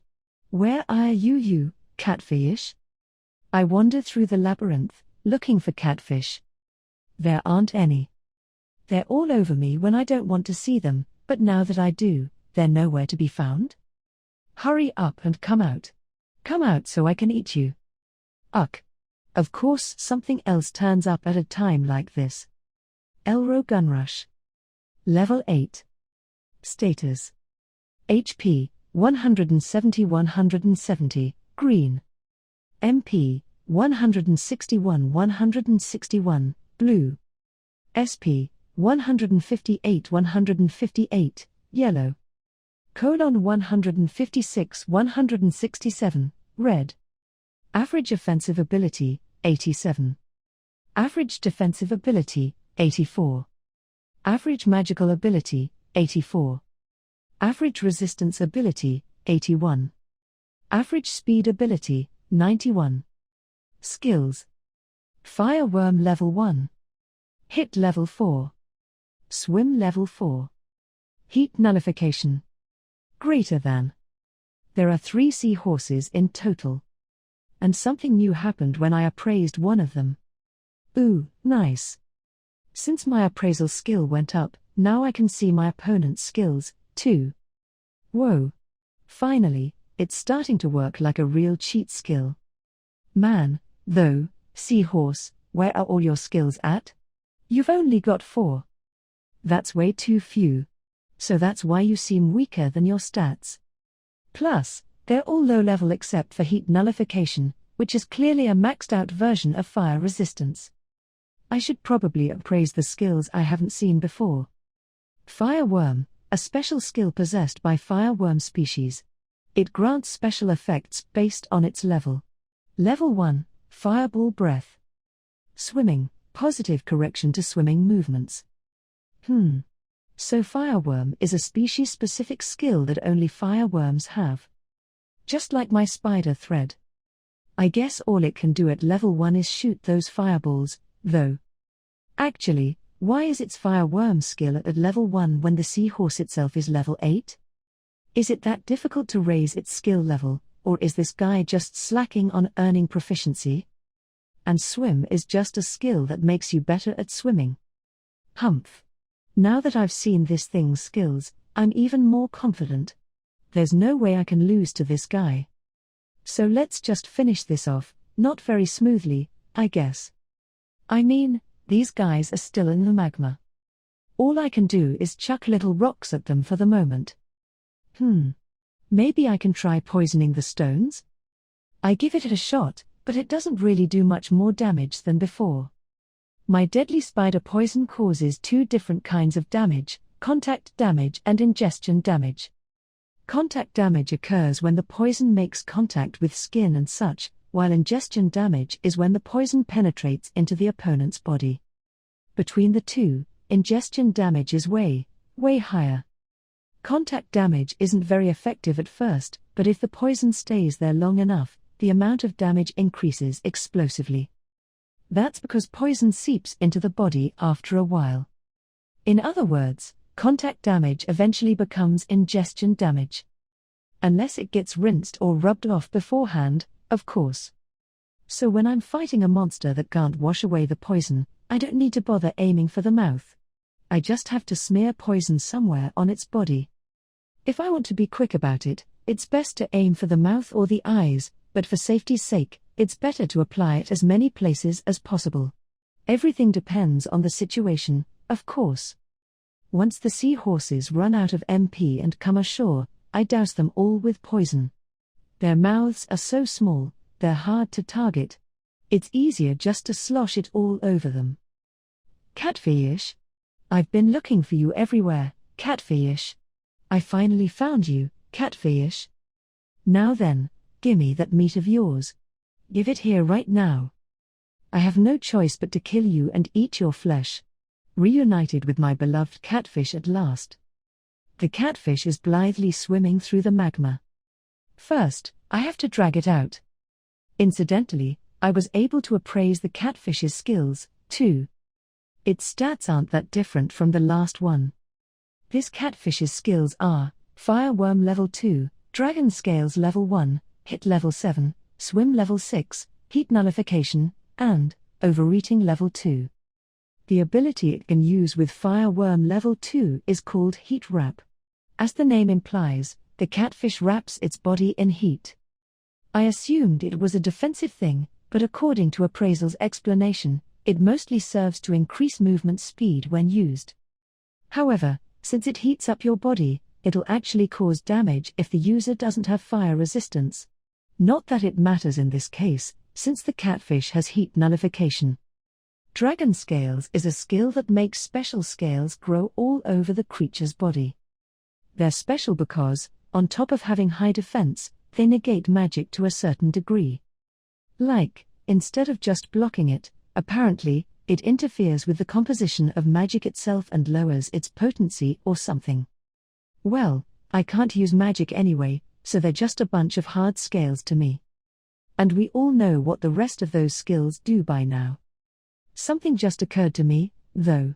Is it possible that the catfish is an evolution of the seahorse?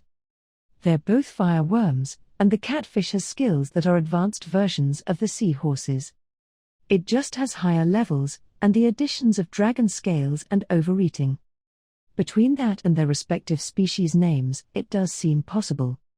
But if that's true, that means it evolves from that form into this one?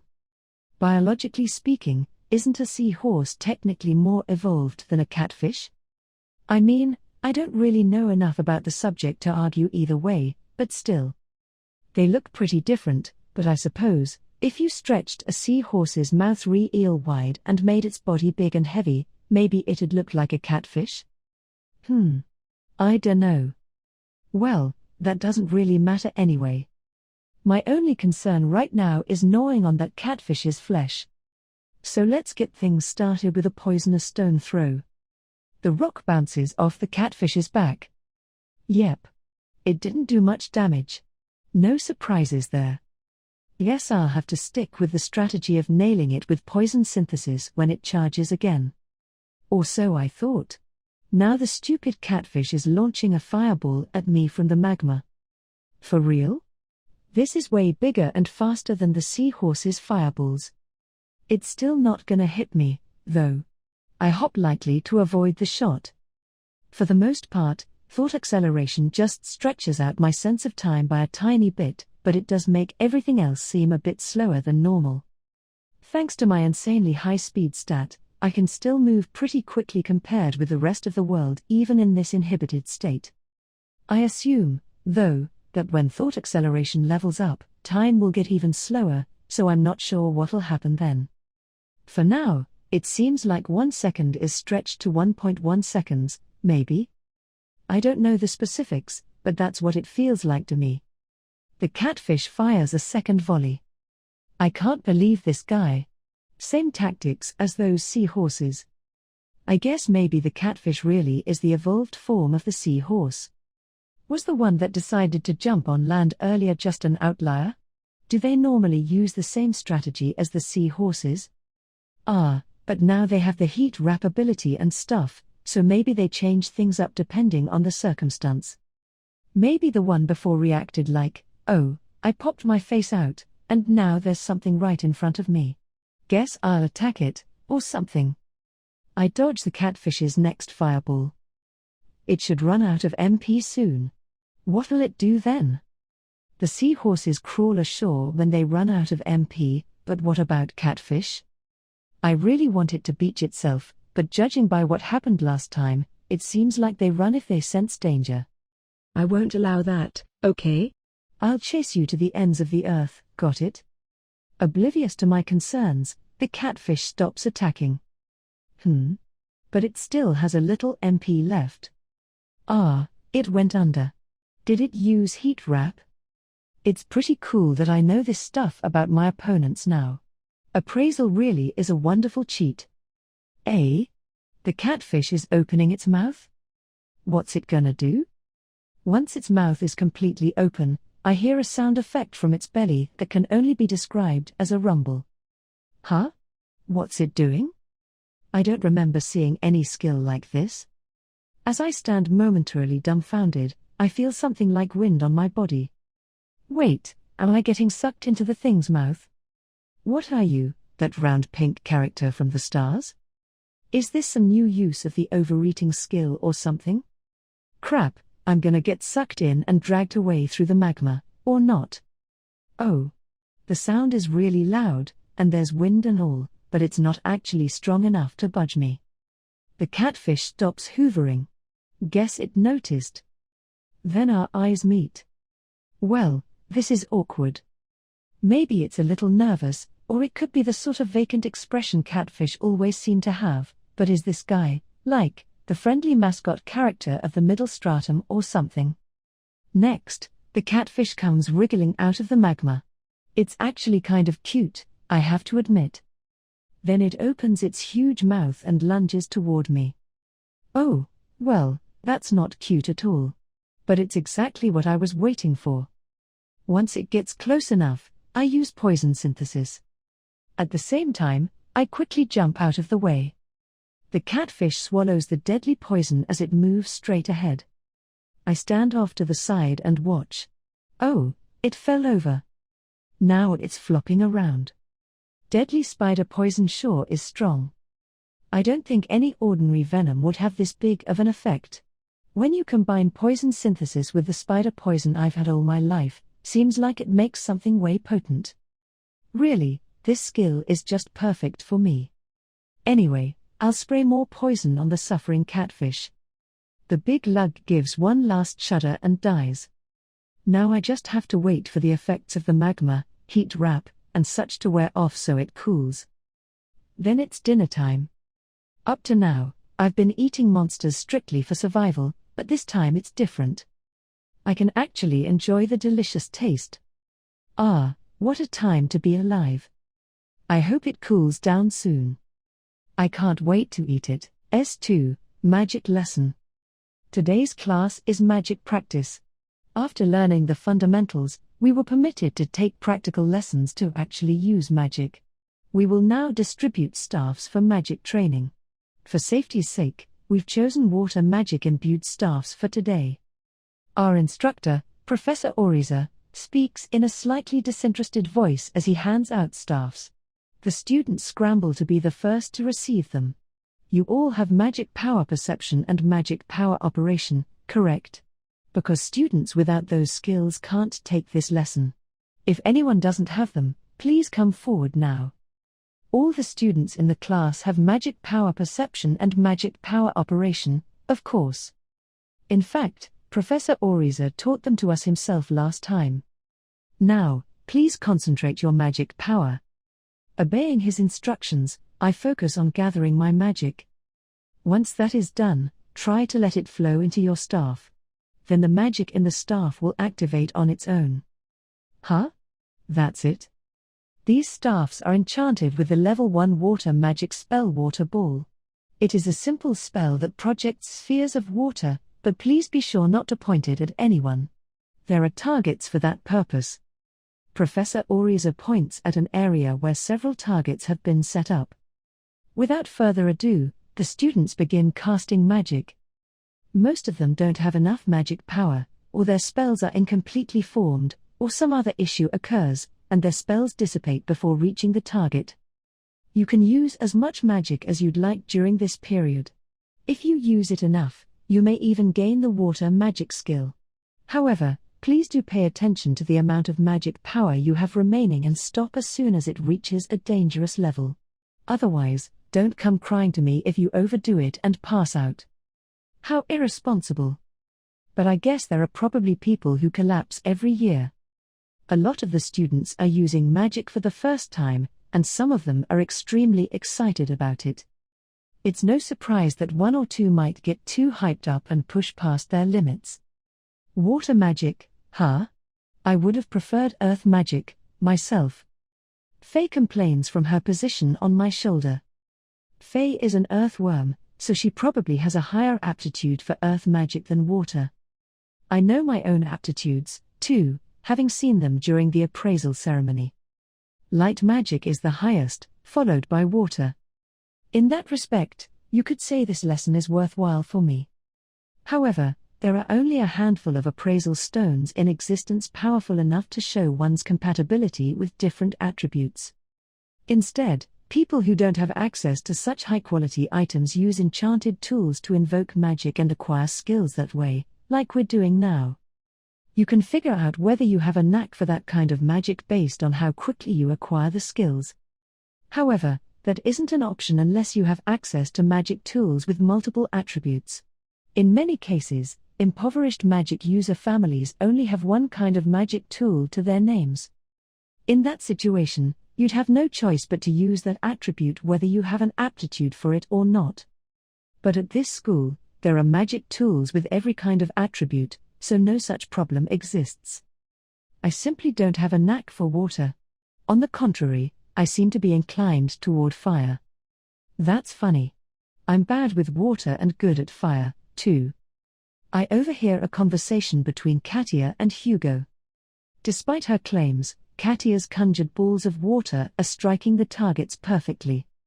Considering that most of the students haven't even gotten their spells to reach their marks yet, I'd say that solid strikes are pretty good already. Looking around, the only people I've seen successfully hit are Katia, Hugo, and Yuri, formerly Hasebe. Yuri is focusing intently on blasting water balls at the targets. I have to wonder if it's safe to shoot that much, but I suspect that even if I speak to Yuri now, she won't hear me. She's probably planning to stick with it until she gets the skill, even if her MP runs out. By the way, Miss Oka isn't around. She shows for class or doesn't as she pleases. And she won't tell us what she's doing when she isn't around. Anyway, I feel like Sue would be able to do it if she tried, but she's just hanging out behind me, making no attempt to use magic at all. Sue, don't you want to practice? Oh, I mustn't go ahead of my older brother. Instead, I shall wait until you demonstrate your incredible magical prowess, then sneak in my own practice while everyone fawns over you admiringly. Boy. Way to raise the bar. I did always want to be an older brother who my sister could be proud of, but lately, that's translated into a crazy amount of pressure. In the meantime, some of the students have run out of magic power and started taking breaks. That means that some targets have opened up, so I guess I'll try, too. Now that I think about it, this will be my first time experimenting with magic. Until now, Anna always stopped me from practicing anything but controlling magical power, so I've never actually used it. Now I'm getting a little excited. Though at the same time, the pressure from my sister makes me a little nervous. Humph, I don't see the point of practicing magic I know I'm gonna suck at. As if to deflate my excitement, Hugo tosses away his staff. It's way more efficient to improve what you're already good at than practice on your weaknesses. Hugo gathers his magical power. What's he planning? The next moment, he casts. Without a staff. The result is a fire spell. So he already had fire magic as a skill? The flames engulf the entire row of targets. What incredible destructive power!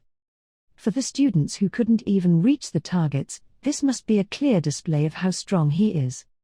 In fact, it was perfect timing for showing off. Hugo must have realized that and pulled his stunt on purpose as a demonstration of his ability. Still, this is way too much. Flames swirl around the spot where the targets once stood. If no one does anything, the fire might spread and engulf the entire class. I pour all my magical power into the staff in my hand and unleash it toward the flames. The staff absorbs my magic, activates the water magic spell enchanted into it, and launches a water ball. The projectile lands directly in the flames and bursts open with a huge splash. Pretty impressive, if I do say so myself. The water ball created by my magic power was massive. Enough to make a column of water when it exploded. The flames are completely swallowed by the resulting deluge and disappear. Proficiency has reached the required level.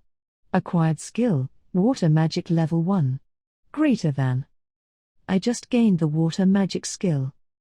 Maybe my extremely high aptitude is why I was able to get it with a single spell. Or was it because the magnitude of that spell was so large? Or a little bit of both, I suppose. That's my elder brother for you. Who else could cancel a level 5 fire magic spell with level 1 water magic? As if to pull me back to reality, Sue praises me in a particularly loud voice. So that was level 5 fire magic? Wait, Sue, you're doing this on purpose, aren't you? You usually don't speak so loudly. Sure enough, Hugo glares at me for stealing his thunder. Before he can do anything, however, Professor Oriza suddenly looms up behind him. May I have a word, Hugo? What? Why should I have to talk to you? Just come with me for a moment, please. Professor Oriza more or less drags Hugo away, leaving behind only the charred remains of the targets and the group of very confused students. Yikes, Natsume's lame. Faye's murmur echoes in my ear. At the edge of my vision, I see Katia reining in the noisy students. Thanks as usual, Katia. This is the day Hugo begins regarding me as his enemy. Interlude, the Duke's daughter and the Prince's sister. Katia, why did you quell everyone's excitement about my brother's success? Sue, do you really think Shun wants that? Well, no, I suppose not. You're a crafty one, Katia. What is your relationship with my brother, exactly? What do you mean? We're friends, of course. What's wrong with that, I wonder? Liar. You're not just regular friends, are you? It's the same with that elf you all call Mom. And the future saint and sword king, too. What's going on with all of you? Should I really be the one to answer that for you, do you think? What's that supposed to mean? Well, do you honestly want to hear it from me, or is there someone else, perhaps? Well, You should ask Shun directly about that sort of thing. But I certainly don't mind explaining, if you wish. But would it truly satisfy you, hearing it from me? It would. I think not. Or do you really view Shun so lightly that you don't care what his answer is? It's not like that at all. Well then, you ought to ask Shun, not me. It's better that way for the both of you, no? Maybe so. I believe I do understand your feelings right now, if only a little. And that's precisely why I think it's best you confront the source of those feelings. All right. I'm sorry. And, thank you. You're quite welcome. Incidentally, we do indeed have a special relationship, but there are no romantic feelings there whatsoever. So please don't concern yourself with that. Right. What is it? Why the half-hearted reply? Oh, nothing. You don't seem to realize it yet, so I don't think I'm the one who should say it. What on earth? After all, why should I encourage someone who might end up being my rival? Huh?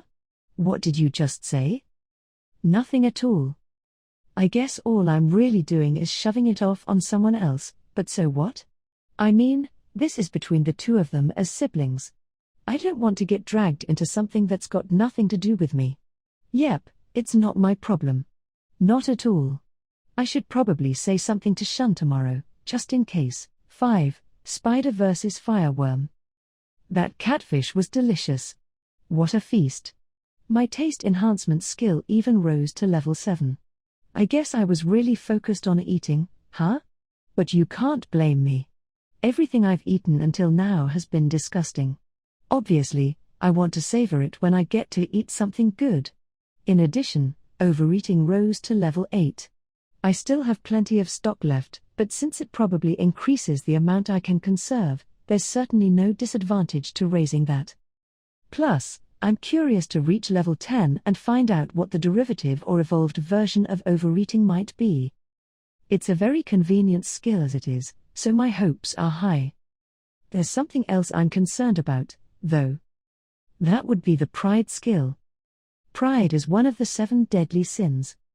And there's also a deadly sin called gluttony. Overeating. Gluttony. They're rather close in meaning. I can't help but be leery.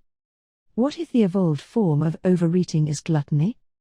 The effects of pride are almost disturbingly powerful, and if overeating evolves into gluttony, it's possible it would have similar effects as another skill from the Deadly Sins series. In that case, I'd feel as anxious about it as I do about pride. Well, it's still only level 8. No point in worrying about that yet. Besides, it's gonna level up whether I want it to or not, so it's not like worrying will do me any good anyway. Well then, guess it's time to keep exploring and search for more catfish. Catfish? I wander around the middle stratum on the lookout for catfish. However, I don't see a single one. I guess if they're submerged in the magma, I wouldn't notice them. The first time I ran into one, it just so happened to be peeking out of the flow, after all. If they normally run deep, they'll be hard to find. If you ask me, I should have a useful skill for enemy detection by now. Thinking back, it does seem like I've been able to pick things up more accurately than you'd expect with mere intuition. I mean, I've never once been caught off guard by a surprise attack, and whenever I feel like I'm in danger, I'm usually right. This is just a guess, but I think it's probably just my natural instincts as a spider.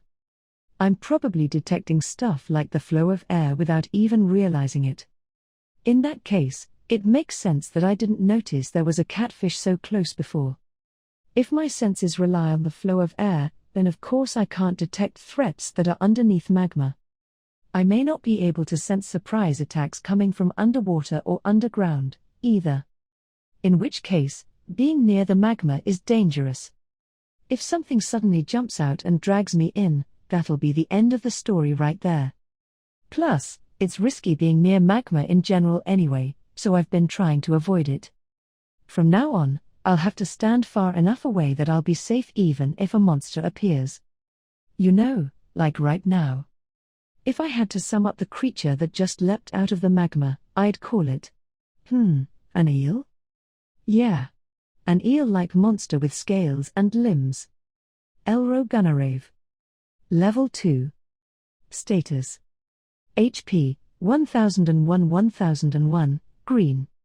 MP, 511-511, blue. SP, 899-899, yellow. 971-971, red, plus 57. Average offensive ability, 893. Average defensive ability, 821. Average magical ability, 454. Average resistance ability, 433. Average speed ability, 582. Skills. Fire Wyrm level 4. Dragon Scales level 5. Fire Enhancement level 1. Hit level 10. Evasion level 1. Probability Correction level 1. High Speed Swimming level 2. Heat Nullification. Life level 3. Instantaneous level 1. Persistent level 3. Strength level 1. Solidity level 1. Overeating level 5. Greater than. Oh. This eel is really strong. Elro-Gunnerave, an average worm monster that lives in the Great Elro Labyrinth, middle stratum. Omnivorous, but has a preference for eating other monsters. It's this strong, and it's only average? Actually, judging by its skills, I wonder if this eel is also part of the catfish's evolutionary line? No, now's not the time to worry about that sort of thing. The eel is about 50 feet away. It's already noticed me and has totally locked on. I have the higher speed stat, but its other stats totally leave mine in the dust. Worst of all, its red stamina gauge completely outweighs mine, even considering my overeating stocks. Even if I can outrun it, there's a good chance it'd catch up to me when my stamina runs out. Hopefully, it loses interest before that happens, but my yellow stamina is low anyway, so I can only maintain my top speed for short bursts. Once my instantaneous stamina runs out, I'll get short of breath, so I might get caught that way, too. Can I get away? Just as the question occurs to me, my vision of the eel splits in two. Foresight must be activating. The blurred version of the eel looks like it's about to spit something out. Moments later, the real thing does the same, expelling a fireball. So the basic tactics are the same. But this blast is even faster and larger than the ones the sea horse and catfish made. I move out of the way in a hurry. Thought acceleration is working, but the missile's velocity is so high I can barely tell. It lands right where I'd been standing a moment before with a boom. Even with the help of foresight and thought acceleration, I was just barely able to avoid it. What the heck? I thought I'd gotten away more quickly than that. Probability correction adds a positive correction to any skills with power related to probability. So it's this skill's fault. Maybe it increases the eel's accuracy rate. In which case, it could be hard to keep evading even for me. I may be in serious trouble here. I dodge another fireball. The next one flies at me, though, before I can recover. At this rate, escaping won't even be an option.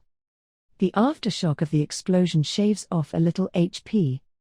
If I move at top speed, I can definitely dodge these, but my yellow gauge will drain rapidly. If I'm constantly sprinting, my yellow stamina bar will deplete before I can blink, leaving me short of breath. Then I'll be finished. Foresight and thought acceleration help me predict the path of the flaming missiles and avoid them.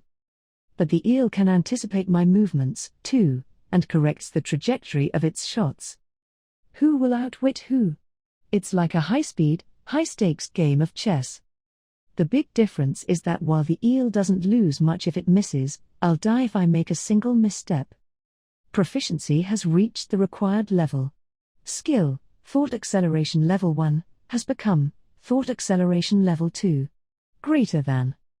Proficiency has reached the required level. Skill, Foresight Level 1, has become Foresight Level 2. Greater than. I'm extremely grateful for my skills leveling up at a time like this. The velocity of the incoming fireballs seems to slow down just a tad. That said, my perception of my own movement speed slows down, too, so I have to be careful. I evade more fireballs. Then, thanks to foresight, I see the eel try something different. It still looks like it's going to exhale something, but it's sucking down way more air than before. Time to let loose that peak speed I've been holding back. I dash past the monster at a clip that blurs the scenery around me. Behind me, powerful flames burn everything to a crisp.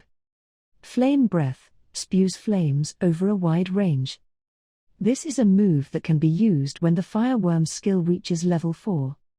I didn't get hit directly, but my back feels scorched by convection alone. My HP decreases bit by bit. At this rate, things'll only get worse, and if I take a direct hit even once, I'm done for. But I can't come up with a single plan. All I can do right now is keep bobbing and weaving and wait for my chance. The feeling that my life is being slowly taken from me has me hot under the collar, no pun intended. Another fireball flies toward me. Between the eel's level 10 hit skill and probability correction, its aim is incredibly accurate. If I didn't have evasion, thought acceleration, and foresight on my side, I doubt I could dodge it. Proficiency has reached the required level.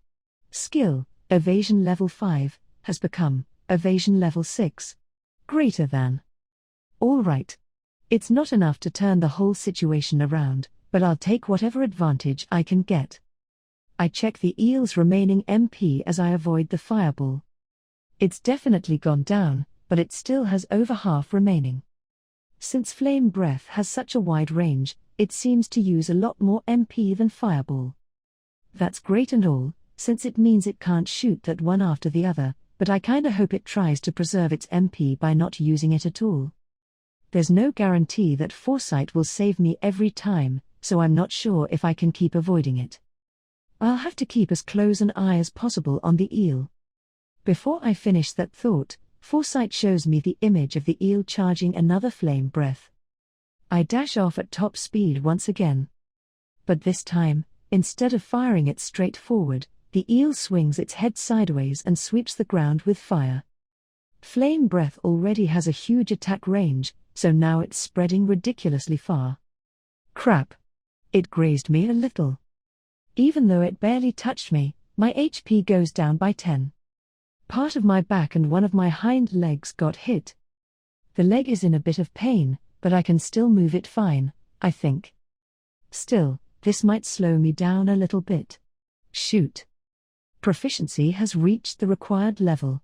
Skill, Fire Resistance Level 1, has become Fire Resistance Level 2. Greater than. At this point, my stubborn fire resistance skill level finally goes up. Great timing. With higher fire resistance, my HP auto-recovery rate should exceed the rate of heat damage. The amount of recovery will probably be minuscule, but it's a world of difference from having none at all. I check the eel's MP. Good. It's less than half now. The rate of MP consumption seems to be about 10 for Fireball and 50 for Flame Breath. But even with half its MP gone, I'd guess the eel could still use Flame Breath about 4 more times if it wants to. That's not good. I move to put some distance between myself and the monster. Trying to prevent that, the eel launches a fireball as it follows me. Just as I intended. I doubt it can charge that Flame Breath while moving. If I keep juking around and goad it into spitting more fireballs, it'll eventually run out of MP. If I can hold out until then, I should get a chance to strike back, hopefully. For now, I keep evading. I'm constantly doing my best to get as far away as I can, but avoiding getting hit takes top priority. I carefully choose my escape route so I won't get cornered by the magma. One wrong step, and I'm toast. It's like I'm on a tightrope. Proficiency has reached the required level. Skill, HP Auto Recovery Level 5, has become HP Auto Recovery Level 6. Greater than. Yes. My skills keep leveling up, probably because I'm so concentrated on this battle. Fire Resistance and HP Auto Recovery are the two skills I've been hoping to level up, and now it's happening. I celebrate for only an instant. But that instant is nearly fatal. The eel initiates Flame Breath. This is completely unexpected. Foresight didn't even warn me. There's no way I can dodge this. The breath erupts from the eel's mouth. Immediately, I kick off the ground with all my might, jumping into the air. The stream of fire scorches my legs. Fighting back the pain, I use Energy Conferment while extending a thread toward the ceiling. Energy Conferment consumes red SP to strengthen things. With this skill, I can spin some thread capable of withstanding the heat of the middle stratum for a short period. Still, it'll only last a limited time, so I quickly pull on the thread to raise myself to the ceiling. Then I cut the silk before it burns. Proficiency has reached the required level. Skill, Spatial Maneuvering Level 4, has become Spatial Maneuvering Level 5. Greater than. I stare down at the eel from the ceiling. It glares at me from the magma. It's great I escaped to the ceiling and all, but overall, this situation is still untenable. When I'm sticking to the ceiling, I inevitably move more slowly than when I'm on the ground. I already had my hands full avoiding the eel's attacks on terra firma. There's no way I can keep it up on the ceiling. I have to get back down ASAP, or I'll get shot down instead. However, the eel isn't in such great shape, either. Its MP has gone down considerably. Looks like it could summon 3 more flame breaths or 16 more fireballs. Compared with when we started, that's pretty low. But it's still more than enough to knock me off my perch. Will I make it back down to the floor, or will it nail me first? This is no time to be stingy with my skills. Mental Warfare, activate. Mental Warfare is a skill that consumes red SP to temporarily increase physical stats. Red stamina is my lifeline, so I've never activated this before. But in this situation, I can't be reluctant about spending SP. I set off right away, aiming for the nearest wall. But apparently, the eel anticipated this. It launches a fireball as if to hedge me in, seemingly knowing exactly where I wanted to go. This would be tough to dodge while clinging to the ceiling. I'll have to stop worrying about my red stamina bar for now. I avoid the approaching fireball with the highest speed I can muster. My best option is to push through Mental Warfare and hope that SP reduced consumption and SP recovery speed will offset the loss. I have to get to the wall before my yellow gauge runs out. It keeps firing, and I keep dodging. However, this is making it difficult to get close enough to the wall. While I'm busy with acrobatics, my yellow stamina bar keeps dwindling. Crap. If I run out, it'll be even harder to stick to the ceiling. I have to avoid that outcome at all costs. But it's no use. The eel's flawless aim prevents me from getting anywhere. Finally, the yellow gauge runs out. Fatigue immediately assails my body. Before I can think, another fireball homes in on me relentlessly. Damn. I can tell that I won't be able to dodge it, so I deliberately release my grip, leaping into empty space. The fireball explodes in my immediate vicinity, the blast brushing against my body. I manage to prevent myself from going into a tailspin, drawing on energy conferment again. The reinforced thread shoots out, adhering to the wall, and I instantly scuttle along it. Another shot passes through the space I'd just evacuated. Swinging through the air like a pendulum, I narrowly avoid falling in the magma and manage to land on the ground. Without so much as a beat, another fireball flies at me. I use the momentum of my landing to roll out of its way. This is rough. As punishment for continuing to move even after my yellow gauge expired, my breath is ragged and my exhausted body aches. I force myself to ignore it with the powers of pain nullification and pain mitigation. Because I can see the eel is about to unleash another flame breath. Whipping my spent body into action, I take off at maximum velocity. The edges of my vision fill with red flames. The heat approaching from behind is palpable. I keep running, trying to shake it off. Somehow, I've avoided the flame breath. Proficiency has reached the required level.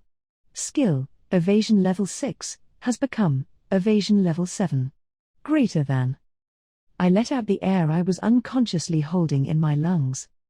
My yellow stamina gauge starts to recover. There'll be no more fireballs now. The eel is finally out of MP.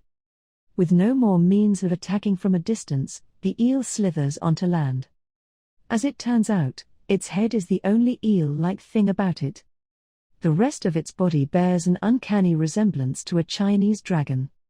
Even with its MP gone, its eyes are still fixed on me. This thing has definitely decided I'm its enemy. At first, it felt like it might have just decided to crush me because I was a bit of an eyesore, but somewhere along the way, its fireballs took on a more serious tone. By the time it started using flame breath, it was definitely coming at me for all it was worth. Seems it didn't care for having its attacks continuously dodged. Even if I ran away now, I doubt it'd let me go. Its MP might be gone, but its SP is still going strong. My stamina, on the other hand, has been whittled down considerably. Since I kept moving after my yellow bar ran out, my red stamina bar has gone down too much for comfort, too. I still have my surplus from overeating, so it's not like I'm completely immobile or anything, but if it comes down to a battle of stamina between us, the eel will definitely be the winner. I can't run. That leaves me with one choice. I have to fight and win. Based solely on the numerical values of our stats, I don't stand a chance. But numbers aren't everything. If there's one thing I've learned in my battles here, it's that skills are the biggest deciding factor, for better or for worse. I mean, considering the huge difference in our stats, it's a miracle I've survived at all. And the source of that miracle has to be my set of skills. It's only because I've been exploiting them to their fullest that I've been able to compensate for the inherent difference in our strength and even force the eel onto land. The gap in our stats is definitely huge, but it's not enough to decide the battle. If I play my cards right, I can still traverse the gulf. Not to mention, I can see all of the eel's skills, too. Since it's out of MP now, the only ones I have to worry about are the combination of hit, evasion, and probability correction. That, and the defensive power granted by Dragon Scales, the last level 3 ability granted by Wyrm. The final threat is the sheer physical size of the eel's massive body. That alone is enough to make it a formidable enemy. But I still have a few tricks up my sleeve. Namely, my strongest means of attack, deadly poison. The target's defense means precious little in the face of my powerful venom. It can erode even dragon scales, eating away at the flesh beneath. In the end, my skills are all I can rely on. That's the only area where I outperform the eel. Although, even that's debatable depending on how well I use them. Both of us are lacking in the defense department. This'll be a sudden death match, where whoever lands an attack first wins. Which means my winning move would be: the ground-based second round begins without a bell. The eel's long body coils back and forth, After our exchanges thus far, it seems quite wary of me. This eel is pretty smart compared with most other monsters, though not as smart as those monkeys. Which only makes my job harder. Proficiency has reached the required level. Skill, Thought Acceleration Level 2, has become Thought Acceleration Level 3. Greater than. Proficiency has reached the required level. Skill, Foresight Level 2, has become Foresight Level 3. Greater than. The eel moves as if in time with the divine voice, temporary. Body unfurling, it lashes at me with its tail. I dodge it, of course, but the beast's attack doesn't end there. The tail sweeps sideways, zeroing in on me again. I edge farther back to avoid it. This time, the eel's head comes at me instead, swapping places with the tail. That's exactly what I was waiting for. As the world moves around me somewhat slowly thanks to thought acceleration, I fix my eyes on the eel's approaching mouth. Just as I judge that it's about to get too close for me to dodge, I activate poison synthesis. Then I immediately evacuate. It's the same strategy I used against the catfish. However, it has a huge effect. The poison goes down the eel's throat, just as I planned. Its HP rapidly decreases. In agony, the eel's body whips around violently. I retreat beyond the reach of its writhing. In the end, if both sides are strong enough to kill the other with a single blow, the winner will be whoever lands an attack first. Which means the one who comes up with the better strategy to land that blow wins. That, and my evasive ability surpasses the eel's accuracy. Even with level 10 hit and probability correction, it couldn't outdo my combination of evasion, thought acceleration, and foresight. So as soon as the eel was lured ashore, my odds of winning skyrocketed. Still, it's not over yet. Despite all my talk about a single death blow, that one attack probably won't be enough to kill it. Even the catfish didn't die after one attack, so there's no way that would work on an even stronger species. Besides, the eel still has another skill on its side. Its HP is rapidly recovering right before my eyes. Life Exchange recovers HP by consuming SP. It's a level 3 ability from the Wyrm skill. It consumes SP, and HP is recovered by a corresponding amount. Although it can't recover fully because of the amount of SP it has, it's still enough to resist my deadly poison. On top of that, as I evaluate the eel's appraisal results, it gains poison resistance level 1 and HP auto recovery level 1. The poison in its body is still eating away its HP little by little, but the peak of the damage has passed already. Still, it's not like I'm just gonna stand here and watch the thing revive itself. I make the sturdiest thread I can and wrap it around the eel's body. It'll burn up right away, but that doesn't matter. All I need is to immobilize it for even a moment. Luckily, I managed to do exactly that. In that instant, I target the eel's face and activate poison synthesis in rapid succession. Globs of poison strike liberally. The eel tears through the restraints and thrashes wildly. But the poison has already seeped into its eyes and mouth, draining its HP mercilessly. The rate of damage is far too high for its new auto-recovery skill to counteract. And it's far too powerful for its new poison-resistant skill to combat, either. A shield whipped up on a moment's notice can hardly withstand weaponry I've been perfecting my entire life as a spider. Without enough SP left to spend on recovery, the attack proves too much for the eel. Experience has reached the required level. Individual small poison terratect has increased from level 7 to level 8. Greater than. All basic attributes have increased. Skill proficiency level up bonus acquired. Proficiency has reached the required level. Skill, parallel thinking level 4, has become parallel thinking level 5. Greater than. Proficiency has reached the required level. Skill, SP recovery speed level 2, has become SP recovery speed level 3. Greater than. Skill points acquired. Experience has reached the required level. Individual small poison terratect has increased from level 8 to level 9. Greater than. All basic attributes have increased. Skill proficiency level up bonus acquired. Proficiency has reached the required level. Skill, instantaneous level 8, has become instantaneous level 9. Greater than. Proficiency has reached the required level. Skill, persistent level 8, has become persistent level 9. Greater than. Skill points acquired. Experience has reached the required level. Individual small poison Taratect has increased from level 9 to level 10.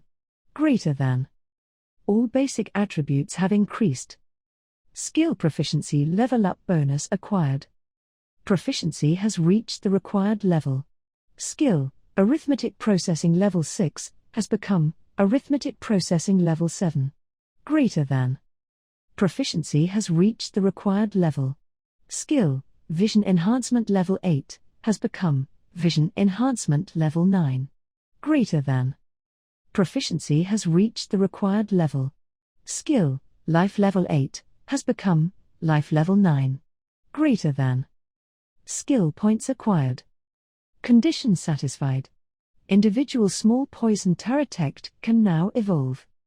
There are multiple options for evolution. Please choose from the following. Poison Taratect.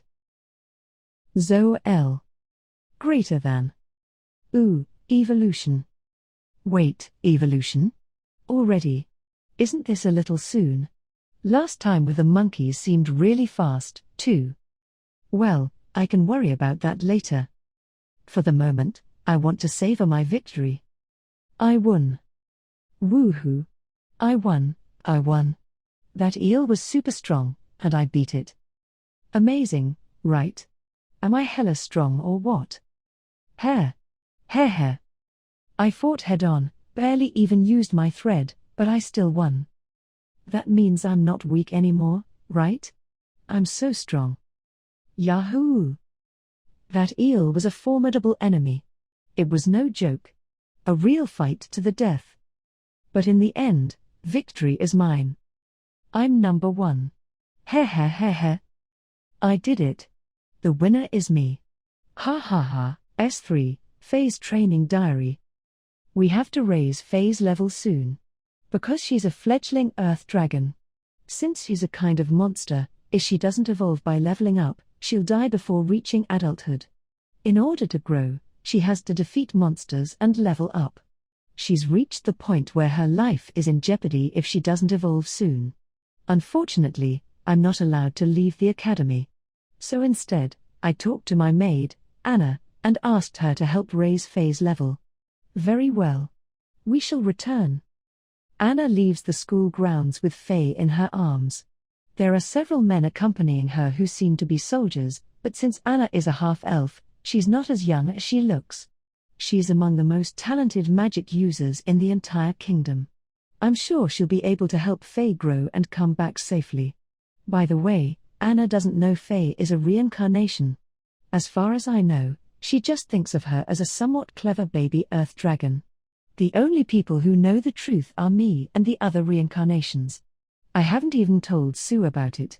I always thought she was pretty close to Hugo in the past, but when I asked her, she just said, Natsume? Did anybody actually like him? So I guess I was wrong about their relationship. Hugo burst out laughing when he saw what Faye looked like, too, so they might have actually been pretty incompatible from the start. Within a few days, Faye evolved without a problem and returned. Leveling up means fighting monsters.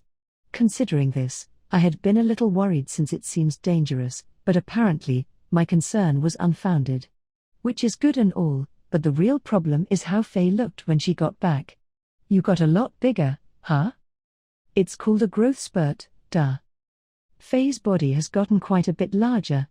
Initially, she'd been about the size of a chameleon, able to ride on my head or shoulder without a problem, but now her body is about 3 feet long. If you include the length of her tail, she might even be almost as long as I am tall. She went from being the size of my hand to the size of a large dog. This is still small for a dragon, you know. Once I evolve again, I'll get it even larger. You probably won't be able to go indoors anymore when that happens, then. She's able to live in my dorm room with me for now, but if she gets any bigger, she may not fit. That is a bit of an issue. She might have been reincarnated as a monster, but she was still originally a high school girl from Japan.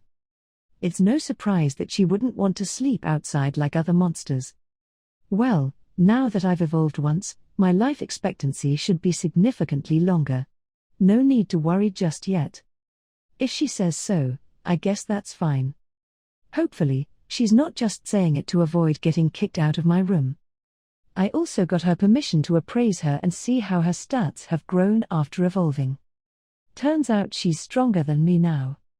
Well, monsters' stats grow a lot more rapidly than humans do. I mean, sure, but still, isn't this an awfully drastic departure from her stats prior to evolving? What's the big deal? Your stats are pretty broken for a human as it is. I risked my life for this, you know. I don't see why I shouldn't be allowed to get a little stronger as a reward. Not that it feels like much of a prize for me anyway.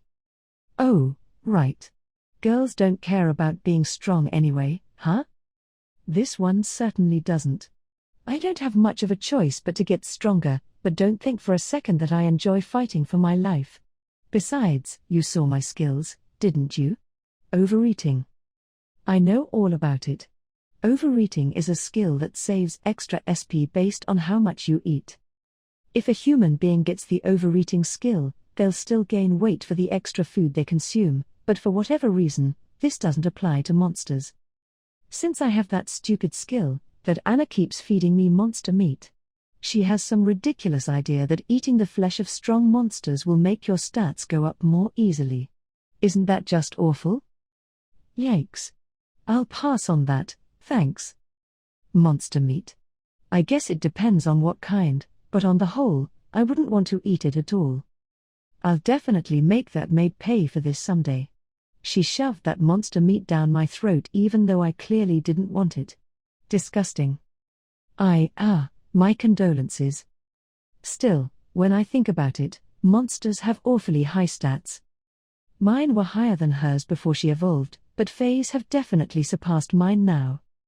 She's averaging around 700 in each stat at the moment. As far as I know, only a handful of supremely accomplished humans have obtained that. And Fae is still a lesser dragon, too.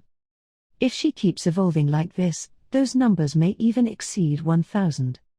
In terms of stats alone, she could even catch up to my brother Julius, the hero. On top of that, even though her skills are still developing, they're already quite strong. The main reason humans are able to fight monsters whose stats outrank theirs is that our skills give us an advantage. Monsters don't generally train their skills, after all. An ordinary monster usually only has a small amount of skills to boot, but that doesn't apply to Fae. It's like she has the advantages of both a monster and a human. If all the monsters in the world were like Fae, humans and demons would probably be extinct by now. I mean, she was born much later than I was, and she's already this strong. Not to mention, this is all the result of training hard for just a few days. If she had been born earlier than me and spent more time leveling up. For example, if she had hatched in the Great Elro Labyrinth where she was originally found and had been fighting to survive in there all this time, I doubt anybody could have defeated her. That, or if there was another monster with the intelligence of a human in similar circumstances. Well, I guess there's no use worrying about a hypothetical like that. I doubt there are any other exceptional cases like Fae, Interlude, the Duke's daughter and the Earthworm. Boy, you got big. You're telling me, if I get any bigger, I'll end up having to live outside. So does that mean you'd rather not evolve anymore? You've got that right. Why, is that a problem?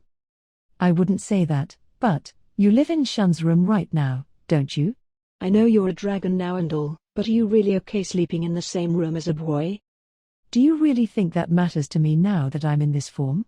Frankly, I'm a different species now, so that sort of feeling wouldn't even occur to me. You don't have some kind of weird thing for reptiles, do you? Course not. If you do, keep it to yourself. But it's the same way for me. I'm not really interested in human men anymore. Oh really? Certainly. I can recognize good looks and all, since I used to be human myself, but a normal Earth dragon wouldn't even be able to distinguish between human faces, you know? Ah, I guess I get that. I can't tell the difference between animals' faces and stuff, either. Well, I've never met any other Earth dragons, so I don't know what would make one attractive or not, but my point still stands. Yeah, I can't really picture that myself. Although I'll admit, I got excited for a minute after I was born when I saw that princely shun. Huh? I mean, he totally looks like a handsome prince in this world. And I still felt a bit like a human being back then. Hey now. What are you getting worked up about? Well anyway, once I found out who was inside, I changed my mind about that in a hurry. Oh, did you? I mean, it's Yamada, you know? He never really had much going for him. Hey! Isn't that a little harsh? Oh, don't be angry. I respect him now, in a way. I mean, he managed to stay thoroughly average even after being reborn in a new world. That's got to take some real dedication. Wow, I can't tell if you're complimenting or insulting him. It's a compliment, more or less. Man, aren't you overprotective, though? Sensitive much? I am not. Well, he doesn't like me living with Shun, got all worked up when I mentioned possibly having feelings for him, and was totally relieved when I said I don't. It's obvious what's going on here, isn't it? But it'll be more fun if I don't say anything about that. 6. Zoa Ele. Huff. Wheeze. I'm so excited, I can barely breathe. Guess I got a little carried away celebrating my victory over that tough opponent. Phew. Alright, that's enough of that. What should I do now? First of all, I leveled up a whole bunch at once. Thanks, Eel. I guess you aren't considered a dragon species for nothing. By stats alone, it was way out of my league. Combine that with the effects of pride, and it's no wonder I maxed out my level in one go. My skills grew quite a bit in this battle, too. What a windfall of experience points. Although honestly, I wasn't sure if I was gonna win for a minute there. If I'd made a single mistake or misstep, I'd probably be cinders by now. That's how strong that eel was. Really, strictly judging by our stats, no one would think I had a chance in hell of winning. Between that and those monkeys, I think I might get in over my head in battle a little too often. Anyway, I think the skills I'm happiest about leveling up are HP auto recovery and fire resistance. So far, my recovery rate has been just enough to cancel out the damage from this scorching hot terrain, but now it should exceed it enough to heal me at least a little. I can't check right now, though, since my HP fully recovered when I leveled up. Hopefully, though, I'll be able to recover with time if I take a bit of damage from now on. It was pretty rough avoiding even the tiniest injury this whole time, but now I should be able to relax a little. Although, I'll still probably bite the dust if I take a direct hit from a single attack. Also, I'm level 10. That means I can evolve again. But should I? Is it really safe to evolve in a place like this? I mean, evolving comes with a bit of risk in itself. For one thing, when I evolve, I totally pass out. That leaves me completely unprotected for a while, so if another monster attacks me or something, I'll be screwed. Last time, and the time before that, I spun myself a web to give myself a safe place to evolve, but that's not an option this time. I can't use my silk here, after all. If I try to construct a web in this magma-drenched hellscape, it'll burn up before I can even finish it. Evolve in the middle of a fire? No thank you. That's not all, either. Since evolution requires a lot of energy, my MP and SP will be totally drained. MP's not that big of a deal, but if I run out of SP, I might be too hungry to even move. Worst case scenario, I could starve to death. So far, I've always had a big stockpile of food to pig out on after I evolved, but my current situation is a bit different. Well, there is the eel, but I don't think even this monstrosity would be enough to fully recover my SP. I don't have to worry about starving, but I think I'd have to actively hunt for prey for a while. Oh, but what happens to my stock from overeating? I didn't have any overeating stores the first 2 times I evolved. I did use some in the battle with the eel, but there's still a good amount left over. If I can use that stock to fuel my evolution, maybe I won't be running on empty afterward. But I probably shouldn't act based on wishful thinking, huh? On a purely emotional level, I definitely want to evolve, but from a safety perspective, maybe it's better not to just yet. But I'm worried that if I don't, I won't level up anymore. Are small creatures limited to level 10? If that's the case, all the experience I gain in this form will go to waste, and I'm pretty sure I still have a ways to go in the middle stratum. Yeah, I really don't like that. In which case, maybe I should just evolve after all? At any rate, it looks like I have multiple options for evolution again, so maybe I'll investigate first. Alright, appraisal, I'm counting on you. Available evolutions, Poison Terratect or Zoa Ele. Poison Terratect is no surprise, but what's this Zoa Ele thing? It's not even a Terratect? Zoa Ele, evolution requirements, small spider-type monster with stats above a certain amount, assassin, title. Description, a small spider-type monster that is feared as an ill omen. Has high combat and stealth capabilities. Ooh, appraisal. You added evolution requirements, too. For me. That's my appraisal for you. Never misses a beat. So I can evolve into this because my stats exceed the requirements. Which means they were lower than the requirements until now, probably. And wait, titles are involved in evolution? I wonder if I was able to evolve into a small poison Terratect because I had the poison technique user title? That definitely seems like a possibility. Poison Terratect, evolution requirements, small poison Terratect level 10. Description, a rare young species of the spider-type monster species Terratect. Has extremely powerful poison. So that's my other option, Poison Terratect. But if I'm going to evolve, I'd probably have to go with door number 1. Zoa Ele. The conditions for evolving into that are pretty tough, and as my precious appraisal informed me, it has high combat capabilities to boot. The fact that it's apparently small is a big plus, too.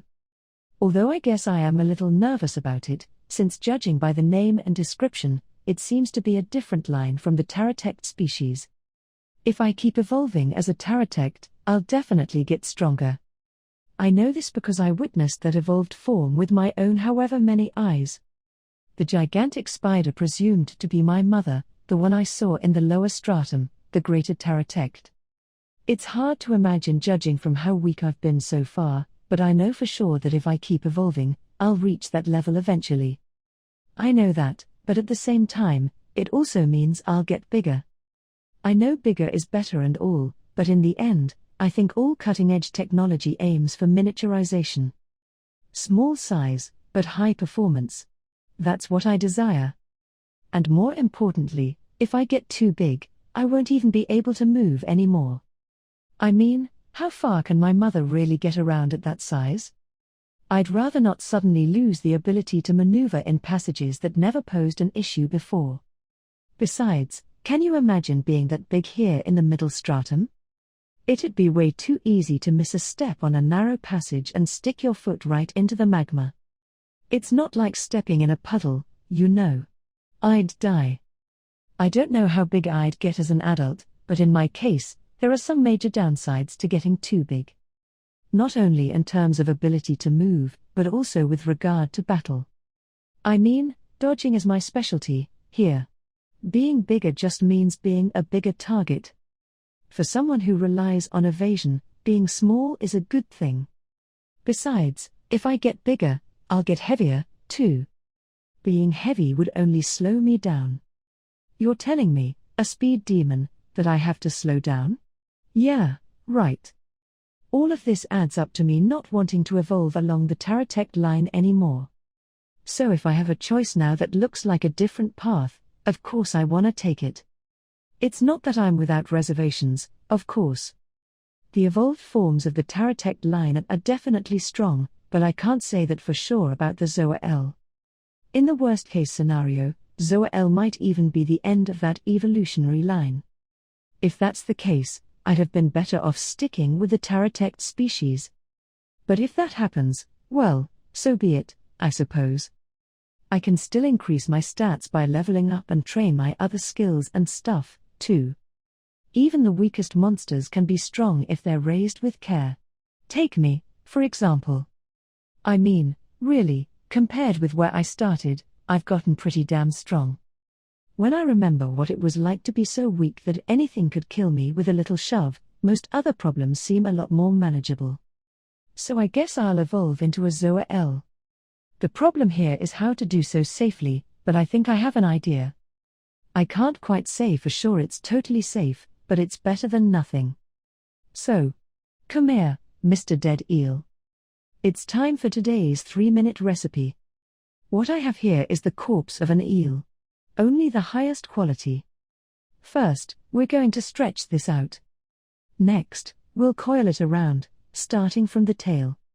Be sure to make a nice, even coil all the way around. Now, we're gonna want to leave some space in the center here. Once you have a basic circle, pile the eel on top of itself and make another coil. Instead of from the outside in, we'll work from the inside of the coil out. Repeat this process a few more times, then place the head over the middle. Voila! Our eel shelter is done. Wow, this is looking great. All right. Since the eel has dragon scales, it should be pretty sturdy. It may not be as nice as a web, but I think it'll do pretty nicely as defense goes. I should be safe if I evolve in here, I think. All right, let's give it a shot. Individual small poison Taratect will evolve into Zoa Ele. Yep. And with that, my consciousness slips away. Good morning. Although I don't know if it's actually morning. Well, looks like I managed to wake safely again. That's good, at least.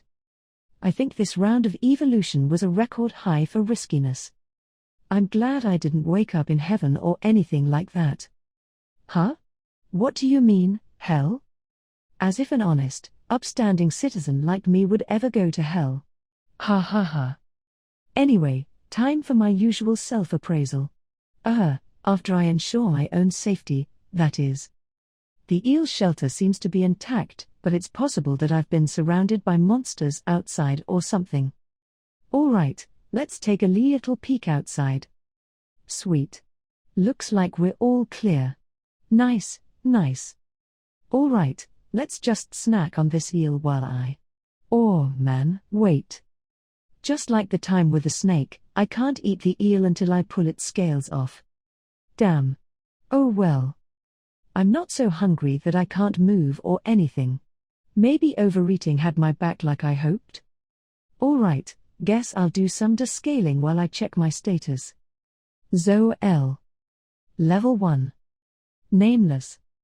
Status. HP, 195 195, green, 100 up. MP, 1291, blue, 100 up. SP, 195 195, yellow, 100 up. 195 195, red, plus 43 100 up. Average offensive ability, 251 118 up. Average defensive ability, 251 118 up. Average magical ability, 245 100 up. Average resistance ability, 280 101 up. Average speed ability, 1272 100 up. Skills. HP auto recovery level 6. MP recovery speed level 4 1 up. MP lessened consumption level 3. SP recovery speed level 3. SP lessened consumption level 3. Destruction enhancement level 2 1 up. Cutting enhancement level 2 1 up. Poison enhancement level 4 1 up. Mental warfare level 2 1 up. Energy conferment level 2. Deadly poison attack level 3. Rot attack level 1 new. Poison synthesis level 8 1 up. Threadsmanship level 3. Utility thread level 1 new. Thread control level 8. Throw level 7. Spatial maneuvering level 5. Stealth level 7 1 up. Silence level 1 new. Concentration level 10. Thought acceleration level 3. Foresight level 3. Parallel thinking level 5. Arithmetic processing level 7. Hit level 8. Evasion level 7. Appraisal level 9. Detection level 6. Heretic magic level 3. Shadow magic level 3 1 up. Poison magic level 3 1 up. Abyss magic level 10. Destruction resistance level 2 1 up. Impact resistance level 2. Cutting resistance level 3. Fire resistance level 2. Dark resistance level 2 1 up. Deadly poison resistance level 2. Paralysis resistance level 4 1 up. Petrification resistance level 3. Acid resistance level 4. Rot resistance level 3.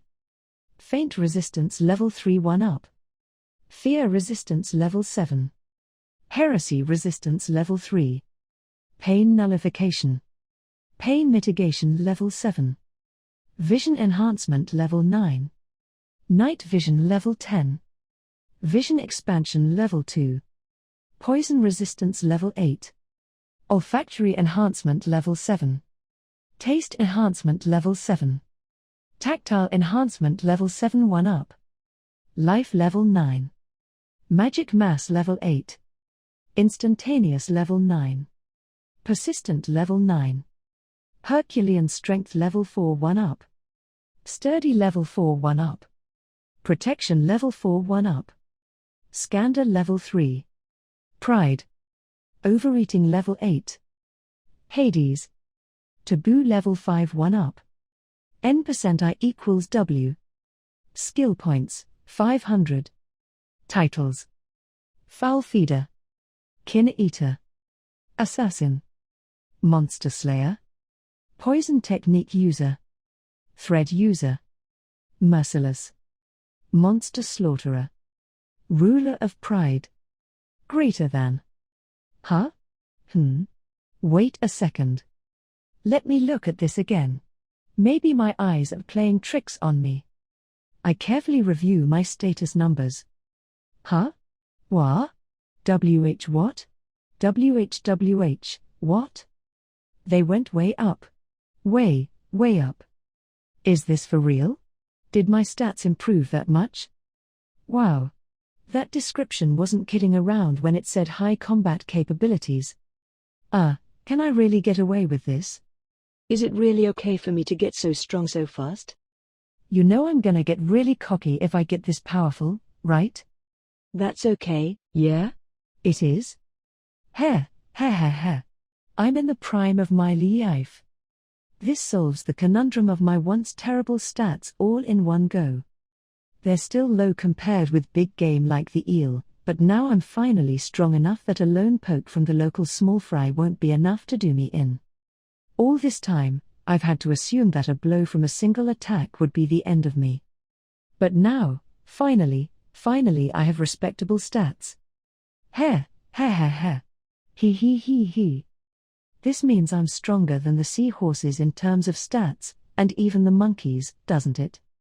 My skill levels increased a lot, too. Looking good. Wait, taboo went up again? Hey! What do you mean, level 5? Does that mean I'm halfway to maxing it out? If my prediction is correct, I'm pretty sure something big's gonna happen if it reaches level 10. Crap. Well, it's still only halfway. I'm okay for now. I think. Let's see, what else? I also gained a few new skills. Rot attack. Seriously? By rot, you mean that attribute, right? The one that was way scarier than I expected when I appraised it? I can use that now? Damn, I'm talented. The next unfamiliar skill is silence. I feel like I can more or less guess what that does, but maybe I'll appraise it just to be sure. Silence suppresses the creation of sound. Yep. That's what I thought. Awesome. My ninja skills are on the rise. Maybe I'll be able to defeat things with a single ambush now. There's also a very strange skill situation here. Spider thread and cutting thread have disappeared. Instead, there's a new skill called utility thread. It's probably an evolved form of spider thread, but where did cutting thread go? Utility thread generate customizable threads. Customizable qualities: viscosity, elasticity, resilience, texture, strength, size, attribute conferment including cutting. Impact. Shock, attribute resistance. Now I can add more attributes and stuff than with spider thread. It looks like cutting probably has the same effect as cutting thread. Impact adds the impact attribute, and shock adds the shock attribute. Impact just means a normal strike. And apparently, shock can briefly generate some sort of shock wave in the thread. If an enemy touches the thread while it's in that state, it'll get shocked and take damage. Man, if I weren't in the middle stratum, this would be super useful. I really wanna get out of here fast so I can try it out. Anyway, I finished descaling the eel while I was checking all that. Okay, time to see if this eel meal is the real deal. Let's take a little bite. It's delicious. The flavor is totally different from the catfish. I'll say it again, delicious. This time, when I evolved, I didn't lose my SP. Instead, it drained most of my overeating stock. That just proves that overeating functioned perfectly. Given that, as long as I keep building stores with overeating, I'll be fine even if I don't have a bunch of food on hand when I evolve. So I'll just have to eat a ton so I can save as much as I can. Judging by my previous amounts, it seems like I can stock about 100 SP per skill level, so right now I should be able to stock about 800. Proficiency has reached the required level.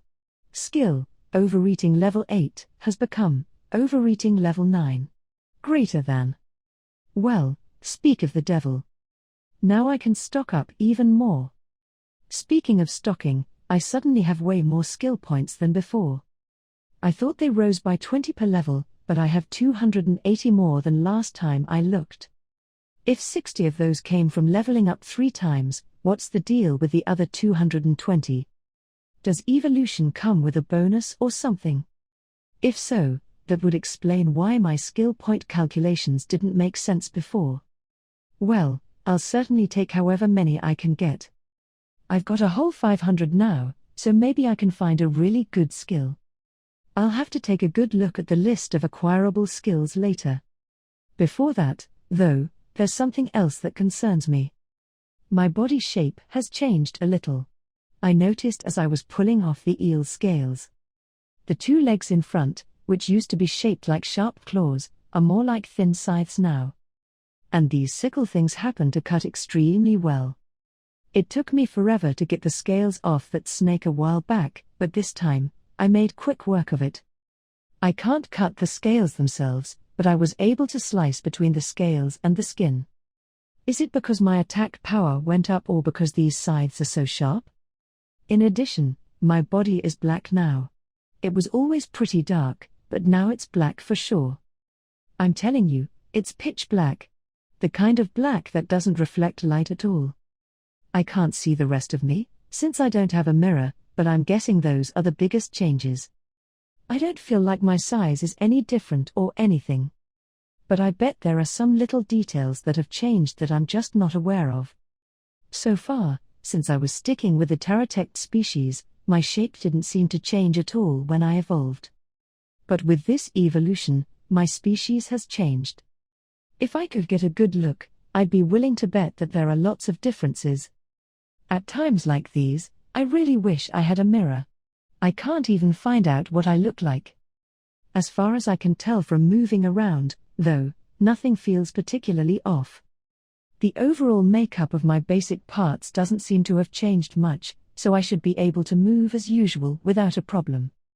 I never really felt any bodily changes before evolving anyway.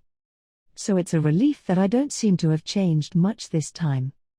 I guess these scythes are a pretty big change, though. They kinda look like they'd make a noise like ka-shing. Or something when you swing them around. Come to think of it, they definitely bring the Grim Reaper to mind, huh? The description of this species did say something about an ill omen or whatever, and now I have rot attack and stuff, so that makes sense. I definitely still have a ninja style thing going on, but in extreme cases, I could probably pull off the Grim Reaper image, too.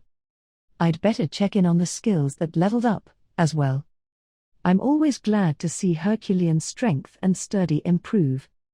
That'll add a bonus to related stat growth from now on, too. My stats have definitely gotten a lot stronger, but they're still pretty low compared with an opponent like the eel. Let's see. Poison synthesis, poison magic, and shadow magic all leveled up, too. I still can't use the magic skills, but I do want to check if I gained anything for poison synthesis. Attribute conferment paralysis, adds paralysis attribute. What? WH what's this, now? I think I might have just gotten something really wild. Poison synthesis, the skill that's worked so wonderfully for me here in the middle stratum, just took another huge step forward. Oh man. I've got to try this out right away.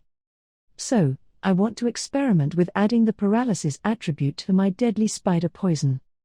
I'll see what kind of effect it has as soon as I get a chance to test it out. But deadly spider poison will probably kill most enemies instantly.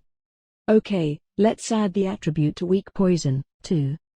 Next time I find an enemy, I'll have to start by using this paralysis-infused weak poison on them. I can't wait. As for magic, well, who cares? Not like I can use it anyway. Huh? No, wait a minute. Can I really still not use magic? My parallel thinking and arithmetic processing skills both rose quite a bit. Doesn't that mean I might be able to use detection right about now? It's been a while since my last attempt, so I guess I'll give it a try. Huff. Phew. All right. Detection on. Gar. HNNNNGH. Oof. Proficiency has reached the required level. Skill, Arithmetic Processing Level 7, has become Arithmetic Processing Level 8. Greater than. Proficiency has reached the required level. Skill, Parallel Thinking Level 5, has become Parallel Thinking Level 6. Greater than. Proficiency has reached the required level. Skill, Detection Level 6, has become Detection Level 7. Greater than. Proficiency has reached the required level. Skill, Heresy Resistance Level 3, has become Heresy Resistance Level 4. Greater than. Off. Phew. That was rough. But I was definitely able to endure it longer than before. It takes all my concentration just to deal with it, but that's still a big step forward. So it looks like my approach wasn't wrong. It may be a while yet until I can really master it, but I think I can see the light at the end of the tunnel, maybe? I've been wandering around in the middle stratum. I'm pretty full after eating the eel, so it looks like I don't need to worry about passing out from hunger or anything. Since I don't need to actively hunt for more prey right now, I can proceed at my leisure. I'm feeling pretty good right at the moment. I can even deal with this stupid heat. Ugh. The climate still sucks, though. There aren't any monsters around just now, so maybe I'll check in on my skill point situation. I got quite a few points with this evolution, so maybe I'll discover a cool skill or two. All the skills I've acquired so far have been killer except for detection, so hopefully, I'll keep lucking out. So far, aside from increasing the level of taboo, pride doesn't seem to have any drawbacks. And even taboo isn't doing any harm at the moment, so really, it's like there are no downsides at all, right? Considering how crazy its effects are, the positives vastly outweigh any negatives. Why I was able to get this skill for 100 points is a total mystery to me. With these effects, I wouldn't be surprised if it was worth 1000 points, easy. It's probably too much to expect to find another awesome bargain like pride, but if there are any skills that look good, I might as well take 'em. There's no point in trying to save skill points too much, after all. These things really burn a hole in your pocket. Saving up even more and waiting for the bigger skills to be unlocked seems incredibly inefficient anyway. Alright, appraisal, do your thing. First, I double appraise my skill points. Then I take a look at the list. There are still lots of skills I can get for 100 points. I haven't taken any of them because they don't look particularly important, but maybe I should try to raise my proficiency for some of them when I have some free time. But I guess if I have time for that, I should spend it improving more useful skills. But wait, there may be some skills like prediction that suddenly turn into something more useful when they evolve. I dunno. Oh, but first, I should really take a look at the skills that cost more than 200 points, since I couldn't see them last time. Whoa. I found one. A broken skill like Pride. Perseverance, 500, N% of the power to reach godhood. Expands the user's divinity field. As long as MP is maintained, the user will survive with 1 horsepower regardless of the amount of damage taken. In addition, the user will gain the ability to surpass the W system and interfere with the MA field. Another skill chock full of mysterious terminology. And then there's that ridiculous, almost laughable ability. Does this work by constantly consuming MP, or what? I don't know how much MP it uses, but does that mean you can keep attacking like a zombie as long as you have MP left? I don't get it. Sounds pretty freaky. Well, I'm not gonna hesitate this time. Boop. Number of skill points currently in possession, 500. Number of skill points required to acquire skill, Perseverance, 500. Acquire skill? Yes, please. Less than Perseverance, acquired. Remaining skill points, 0. Greater than. With Pride already under my belt, I no longer know the meaning of the word retreat. I'll take every one of these skills I can get. Come on, taboo or whatever it might be, do your worst. Proficiency has reached the required level. Skill, taboo level 5, has become taboo level 7. Greater than. Okay, I'm sorry. I definitely didn't want you to do that much. Condition satisfied. Acquired title, Ruler of Perseverance. Greater than. Acquired skills, Heresy Nullification Level 1, Conviction, as a result of title, Ruler of Perseverance. Greater than. Skill, Heresy Resistance Level 4, has been integrated into Heresy Nullification. Greater than. Man, so taboo rose, just like I figured. 2 times, even. Well, what are you gonna do? Letting it level up this way doesn't seem like a good thing, but it's not like I have any means of countering it. So don't insta-kill me or strike me with lightning or anything, okay? The worst part about not knowing is that it makes my imagination run wild, know what I mean? More importantly, take a look at that title. I've got no time to be standing around worrying. I gotta check out this title right away. Ruler of Perseverance, acquires skills, Heresy Nullification, Conviction. Acquisition conditions, obtain, Perseverance, skill. Effect, increases defense and resistance stats. Lifts ban on evil eye type skills. Plus correction to resistance skill proficiencies. Grants ruling class privileges. Description, a title granted to one who has conquered perseverance. Aha! I knew it. This is another one of those cheat titles. My defense and resistance increased. Both went up 100 points, so now my defense is 351 and my resistance is 380. Man, really, what's going on here? Isn't this a little too much like cheating? The fact that my resistance type skills will improve more easily now is huge, too. Since I specialize in evasion, I hardly ever get hit by attacks, which means my resistance skills don't really change much. But now this'll compensate for that weak point. I'm pretty psyched. How did I earn proficiency for the resistance skills I gained during my training, you ask? My theory is that the proficiency of resistance skills for attributes that I possess get better every time I level, or something like that. I mean, I gained dark tolerance without doing anything, so that pretty much proves it. Yep. It makes sense, since I have abyss magic and all. The other resistances I gained by using threads and stuff to injure myself. I mean, if you knew you could gain a skill just by whipping yourself a little, anyone would do it. So that's what I did. Huh? What do you mean, that's just me? Come on, that's not true. It's totally normal. I'm also intrigued by this evil eye stuff. I want it. I mean, with an evil eye type skill or whatever, wouldn't you get to say lines like my right eye, it burns? Or you're already trapped in my illusion? Or whatever? Man, I'd be like some kind of badass video game villain. Ugh, I want it, but now I'm out of skill points. Oh well. I'll just have to hurry and level up so I can save more skill points for it. Last but not least, I got the skills Heresy Nullification and Conviction. Heresy Nullification seems to be the highest form of heresy resistance. Heresy resistance increases your defense against attacks that directly influence the soul, so I guess Heresy Nullification must cancel them out entirely. So now, even if I run into an enemy that uses heretic magic or something like it, I should be just fine.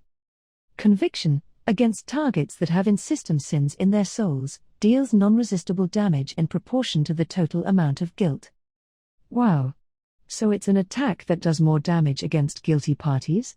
The non-resistible part is pretty scary. Wait a second. Is this maybe connected to taboo? Like, the higher the taboo level, the more damage you take? That's gotta be it. Yikes, if anyone else has this conviction skill, I'll be in it deep. But this wasn't on the list of skills obtainable with skill points, so. If it's a special skill that can only be obtained with a ruler title, maybe there are only a few others besides me who have it. This is all wishful thinking, but I hope it's true. If so, then I've got a pretty valuable skill here. But this reminds me of that Hades skill. I bet I can't even use it. I give it a shot, but nothing happens. It might have just misfired because I didn't have a target, but I get the feeling that I just can't use it at all. Well, even if I can't use conviction, this was still a net positive. Sure, taboo went up again, but I don't see any way around that at this point. As long as I don't die instantly or run into any game over type scenarios like that, I'll just have to accept whatever the penalty is. Man, though. My stats improved a ton, and so did my skills. Am I totally strong now or what? S4, School Life. My school life is going well. I already know most of the stuff they're teaching in our classes, but I pay close attention anyway as a way of reviewing it. When it gets too boring to bear, I can always pass the time by discreetly working on raising my skill levels. If you were to look just at my classes, it'd seem like everything's going great, but I'm having quite a few problems with my interpersonal relationships. This has a lot to do with my social status and that incident during the magic lesson from the other day. Since I am technically royalty and all, even though that shouldn't have any impact on my standing at the school I attend as a student, it's still a bit of a problem. No matter how hard I encourage them to relax, people from this kingdom can't seem to help acting reserved around me. Even nobles from other countries have a hard time speaking to me casually. Seems like only royalty or a close equivalent, like a duke's heir, can approach me on even footing. Among those, there were a few who were just trying to curry favor with me, but Katia took care of them in no time. Honestly, since I tend to be a bit of a pushover in situations like that, I'm grateful to have someone like Katia around. That said, between that and the magic lesson incident, I've been feeling a bit lonely. Hugo, on the other hand, has picked up quite a few followers since that lesson. Already, nearly half the boys in our year are supporters of his. He's becoming their self-appointed leader, just like in his previous life. And just like in my previous life, I'm doing my best to avoid getting involved with that group. It's obvious that Hugo regards me as an enemy ever since the magic incident. I don't see any reason to try and get close to someone who already hates me. Why make more trouble for myself? So right now, I mostly spend my time with Katia, Sue, Faye, and now Yuri. Katia and Sue understand me, and while Faye can be a little much, we've spent a lot of time together. As for Yuri, well, I don't know. Sure, we're fellow reincarnations and all, but sometimes I have a hard time dealing with her, albeit in a different way from Natsume. Hasebe's new name is Yurin Ulan.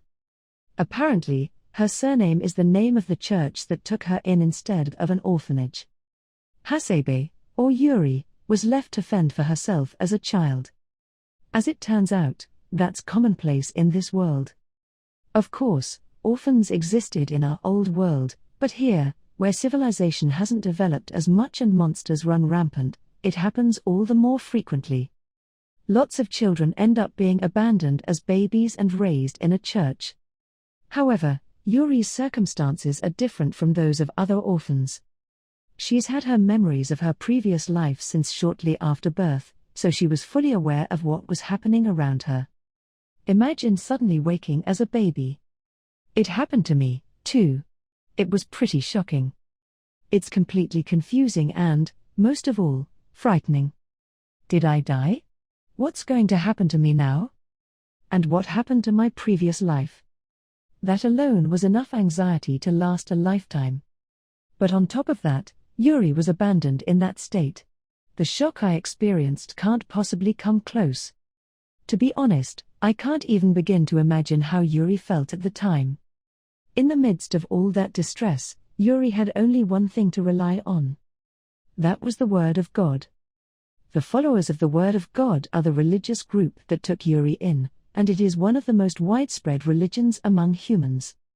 To give a rough explanation, their basic creed is improve our skills so that we might hear the Word of God. The Word of God. I still don't really know what it means. It's sort of like system messages in a video game, but in this world, everyone is accustomed to hearing it. We reincarnations are probably the only people who find it strange. It's natural to hear this voice. Having skills is normal, too. Here, that's just commonplace. The followers of the Word of God preach that the voice is truly God's and that raising one's skills and level so that the voice speaks to you more often brings one closer to God. From my point of view, it sounds like a load of nonsense, but for whatever reason, it's common wisdom in this world. And Yuri, despite being a reincarnation just like me, is totally hooked. Shun, your skills are quite high, are they not? I think that's just wonderful. Let us continue to raise our skills that we might hear the Word of God in plenty. Shun, you aren't raising your level? That just won't do. When you raise your level, the Word of God speaks to you at great length, you know. We must keep leveling up to listen to God's voice. Shun, you can use appraisal, can you not? Well then, if you should ever see someone with a skill called taboo, please tell me at once. It's simply unthinkable to have a skill that God has dubbed taboo. You must not let it pass, no matter what, for the taboo skill means that the holder has committed some act that even God dares not to name. There is no reason to let such an individual live. It is our holy duty to slay them. So be sure to tell me, okay? Promise me. Shun, today one of my skills leveled up, and I heard God's voice. Ah, the divine voice of God has spoken to me. Today is sure to be a blessed day. I can't do it. I just can't. I mean, I'm sure Yuri can't help the fact that her eyes glaze over when she talks about this God. But I don't think she was like this before. She was just an ordinary high school girl. It must have been her unique circumstances that changed her so much. The terror of being reincarnated. The despair of being abandoned by her parents. The anxiety of being forced to live in a new world. Given all that, it's not surprising that the Word of God, speaking in our dearly missed language of Japanese, would bring her comfort. Not to mention that she was surrounded by people who worship that voice. It might have even been inevitable that she would latch on to the teachings of the followers of the Word of God. Though, I'm not sure I understand getting obsessed to the point of becoming a candidate for sainthood. Also, I wish she'd stop harassing others about converting. I mean, her way of saying hello is asking, have you opened your heart to the Word of God? Sorry, but I'm not really the religious type. No matter how often I politely turn her down, though, Yuri shows no signs of surrender. If anything, she just comes at me even more aggressively. This has been going on for so long that I've gotten used to the sight of Sue swooping in furiously to fend her off, then Katia arriving to mediate. Speaking of Sue, she's been acting pretty strange herself. It seems like she wants to ask me something but doesn't know how to bring it up. That being said, I do have an inkling of what her question might be. Or rather, I'm pretty sure I know, because Katia told me all about it. Sue tried to ask me about our relationship. Huh? What do you mean? You know, our past lives. She probably guessed something was strange when she saw us talking with Ms. Oka. Ah. I guess we were speaking Japanese in front of her, huh? Yeah, exactly. I mean, if you had an older brother who you've been together with basically since birth and one day he suddenly started speaking to total strangers in some unfamiliar language, of course you'd be weirded out. Right. Crap. Well, if she asks you, it's up to you whether to tell her the truth or think of a convincing lie. Huh? I can't tell her the truth, can I? I'm saying that's up to you. Do you want to keep lying to your little sister or be forthcoming? Whatever you decide, you'd better be ready to fully commit to your response. It's the least you can do for her, don't you think? Ugh. All right, I got it. So I guess Sue wants to ask me about my relationship with the others. To be honest, I'm not ready at all. Tell Sue the truth. We may only be half siblings, but we're still siblings. But my previous life had nothing to do with Sue. The old me is a total stranger to her. I've always seen Sue as my real sister, but once she knows the truth, will she still see me as her older brother? On top of that, I've had the advantage of my memories and experiences from my previous life while maturing in this one. For Sue, who's come all this way without any such advantage, it might seem like cheating. Will she look down on me when she finds out about that? I don't think she's that kind of person, but, just imagining it makes me afraid to tell her.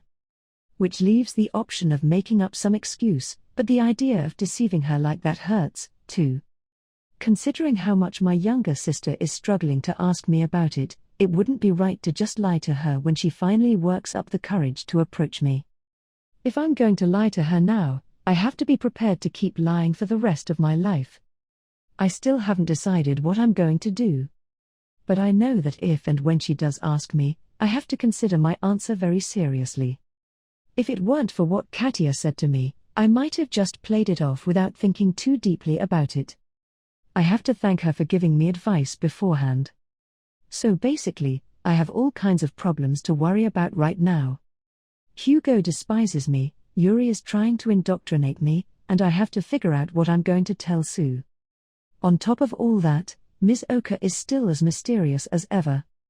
At times, she'll be absent for so long that we assume she went off somewhere, and that's exactly when she casually attends class.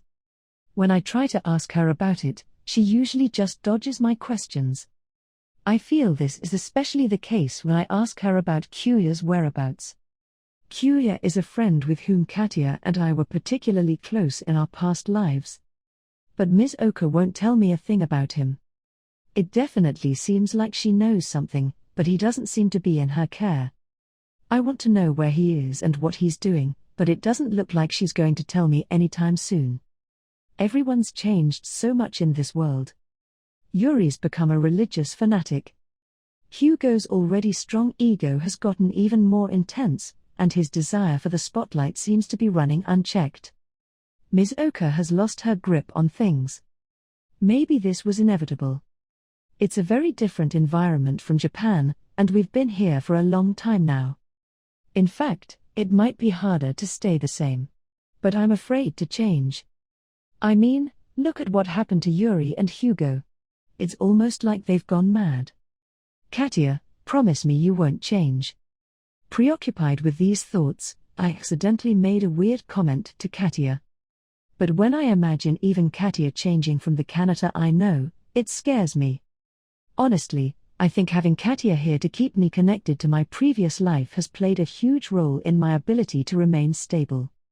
So it's only natural that I don't want Katia to change, either. Interlude. the Duke's daughter and the future saint.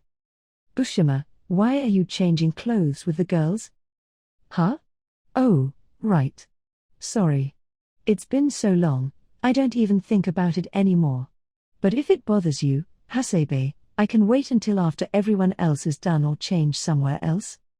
Oh, well. Come on, what's up? Oh, well. I guess I didn't expect you to respond so calmly. Wouldn't you normally panic and apologize in this kind of situation? I dunno. I don't really feel anything about girls' bodies since being reincarnated. It's hard to believe I was so crazy about them when I was a guy, honestly. But I don't feel a thing when I see girls now, so I don't really feel guilty or anything. Really? You don't find it embarrassing at all?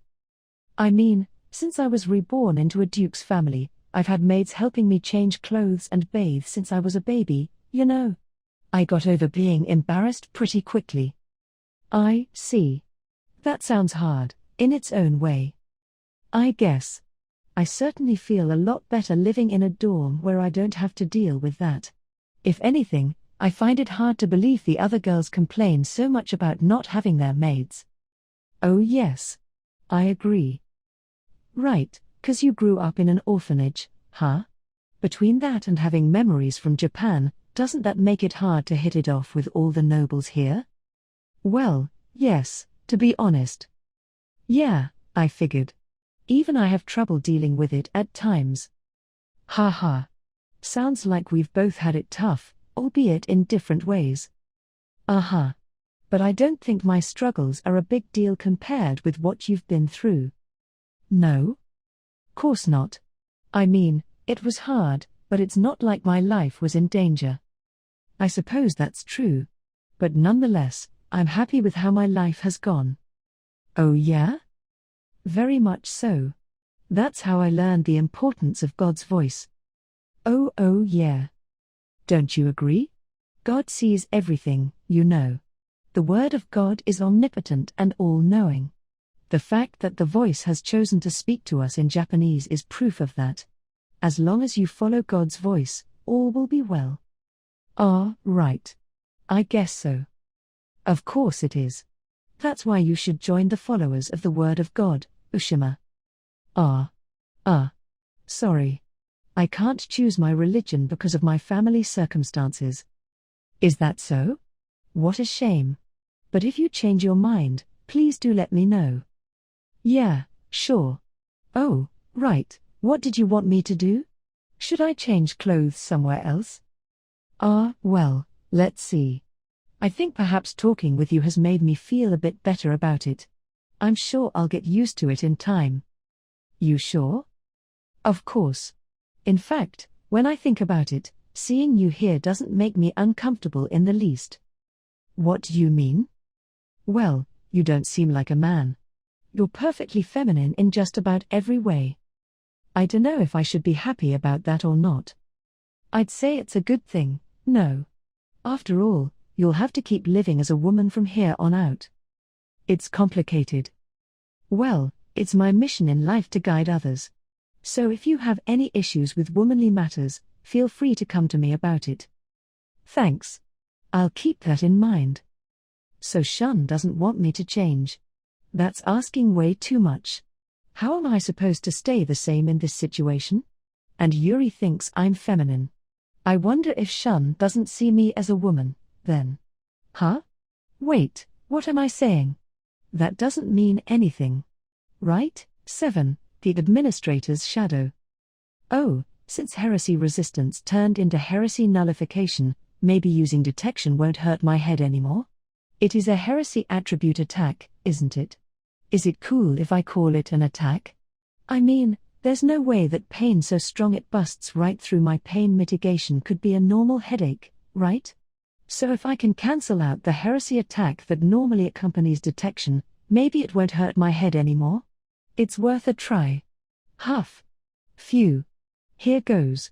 Detection on. Whoa. This is seriously incredible. I could never tell before, since I was too busy dealing with the pain, but, is this what detection is like when it doesn't cause a headache? This time, My head didn't split wide open when I activated it. Well, technically, I guess there's a little throbbing, but thanks to pain mitigation, it's hardly even worth mentioning. I think what I'm feeling now is just a normal headache from using my brain too much. That's how much information detection provides all at once. Proficiency has reached the required level. Skill, Arithmetic Processing Level 8, has become Arithmetic Processing Level 9. Greater than. Proficiency has reached the required level. Skill, Parallel Thinking Level 6, has become Parallel Thinking Level 7. Greater than. Proficiency has reached the required level. Skill, Detection Level 7, has become Detection Level 8. Greater than. Proficiency has reached the required level. Acquired skill, Divinity Expansion Level 1. Greater than. Looks like I got some new skill. I'll check it out later, though. Right now, I want to relish this feeling for a bit. I'm psyched that I finally succeeded at using detection. But even more than that, I'm overwhelmed by the amount of information detection provides. It's like it gathers all the data available on everything within my present range of perception. The flow of magic, the material makeup of things, the flow of air. All of this streams through my brain. It almost feels like I'm omniscient. I understand everything around me. Even information I wouldn't normally be able to understand makes sense to a certain extent when I use this skill. But even that in itself feels like a sea of information. Like I've stolen a glimpse at some cosmic truth. And this is all just from the tiny space I'm currently aware of. It feels like I've learned anew the vast scope and grandeur of the world around me. Oh man, I even feel like I'm gonna cry for some reason. Although, I don't know if spiders can actually cry. Okay. Let's turn detection off for a minute. Phew. That was crazy. I don't even know where this feeling is coming from. If I had to compare it to something, I'd say it was kinda like getting emotional from looking up at a starry sky. That sort of thing. I wanted to stay immersed in those feelings for a little longer. I'd better get a move on, though. So, detection is a success. Does that mean I should keep it active all the time from here on in? The thing is, I'm worried that it's so high performance that it might actually be inconvenient. I mean, it's so much input at once that it might distract me and make it harder focusing in battles or something. But maybe I can just get used to it. Sure, it's overwhelming when I activate it right now, but I used to feel a little drunk from using appraisal at first, too. If I got acclimated to that, I'm sure I could adapt to this easily enough. So I think I'll keep detection active all the time, even if it might be a bit dangerous at first. It'll raise my other skill levels, too, so I think it's for the best. Alright, then. Detection on. Whoa. This really is crazy. But I can't get emotional again. Guess I'll start by checking out the skill I just acquired. Proficiency has reached the required level. Skill, Parallel Thinking Level 7, has become Parallel Thinking Level 8. Greater than. Proficiency has reached the required level. Skill, Divinity Expansion Level 1, has become Divinity Expansion Level 2. Greater than. Or maybe it'll level up first. What is this skill, exactly? The description of Perseverance said something about a divinity field. I think Perseverance expands that, too, doesn't it? So this is on top of that? Does that mean my divinity field or whatever is spreading out all over the place now? At any rate, I'd better appraise it. Divinity Expansion expands divinity field. You don't say? Thanks a lot. This is where you really get to strut your stuff, appraisal. Double appraisal, please. Divinity field, the depths of a living thing's soul. It is the foundation of every life, as well as the self's final field of dependence. I still don't get it. Well, I get that it's an important part of the soul or whatever, but what happens when you expand that? So I still don't know what it does. More is usually better, but it doesn't have any actual effect so far as I can tell. Proficiency has reached the required level. Skill, Arithmetic Processing Level 9, has become Arithmetic processing level 10. Greater than. Condition satisfied. Skill, arithmetic processing level 10, has evolved into skill, high-speed processing level 1. Greater than.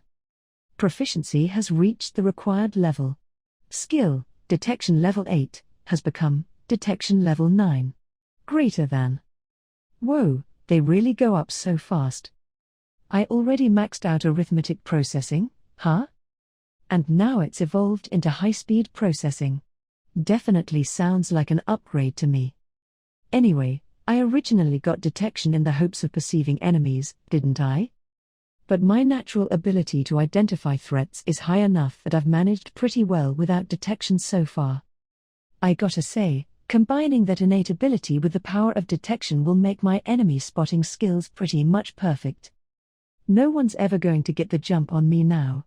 I'd like to see them try. Okay, so next, I'd hoped detection would give me magic power perception. If my predictions are correct, then if I combine this with the magic power operation skill, I should be able to finally use magic. I think.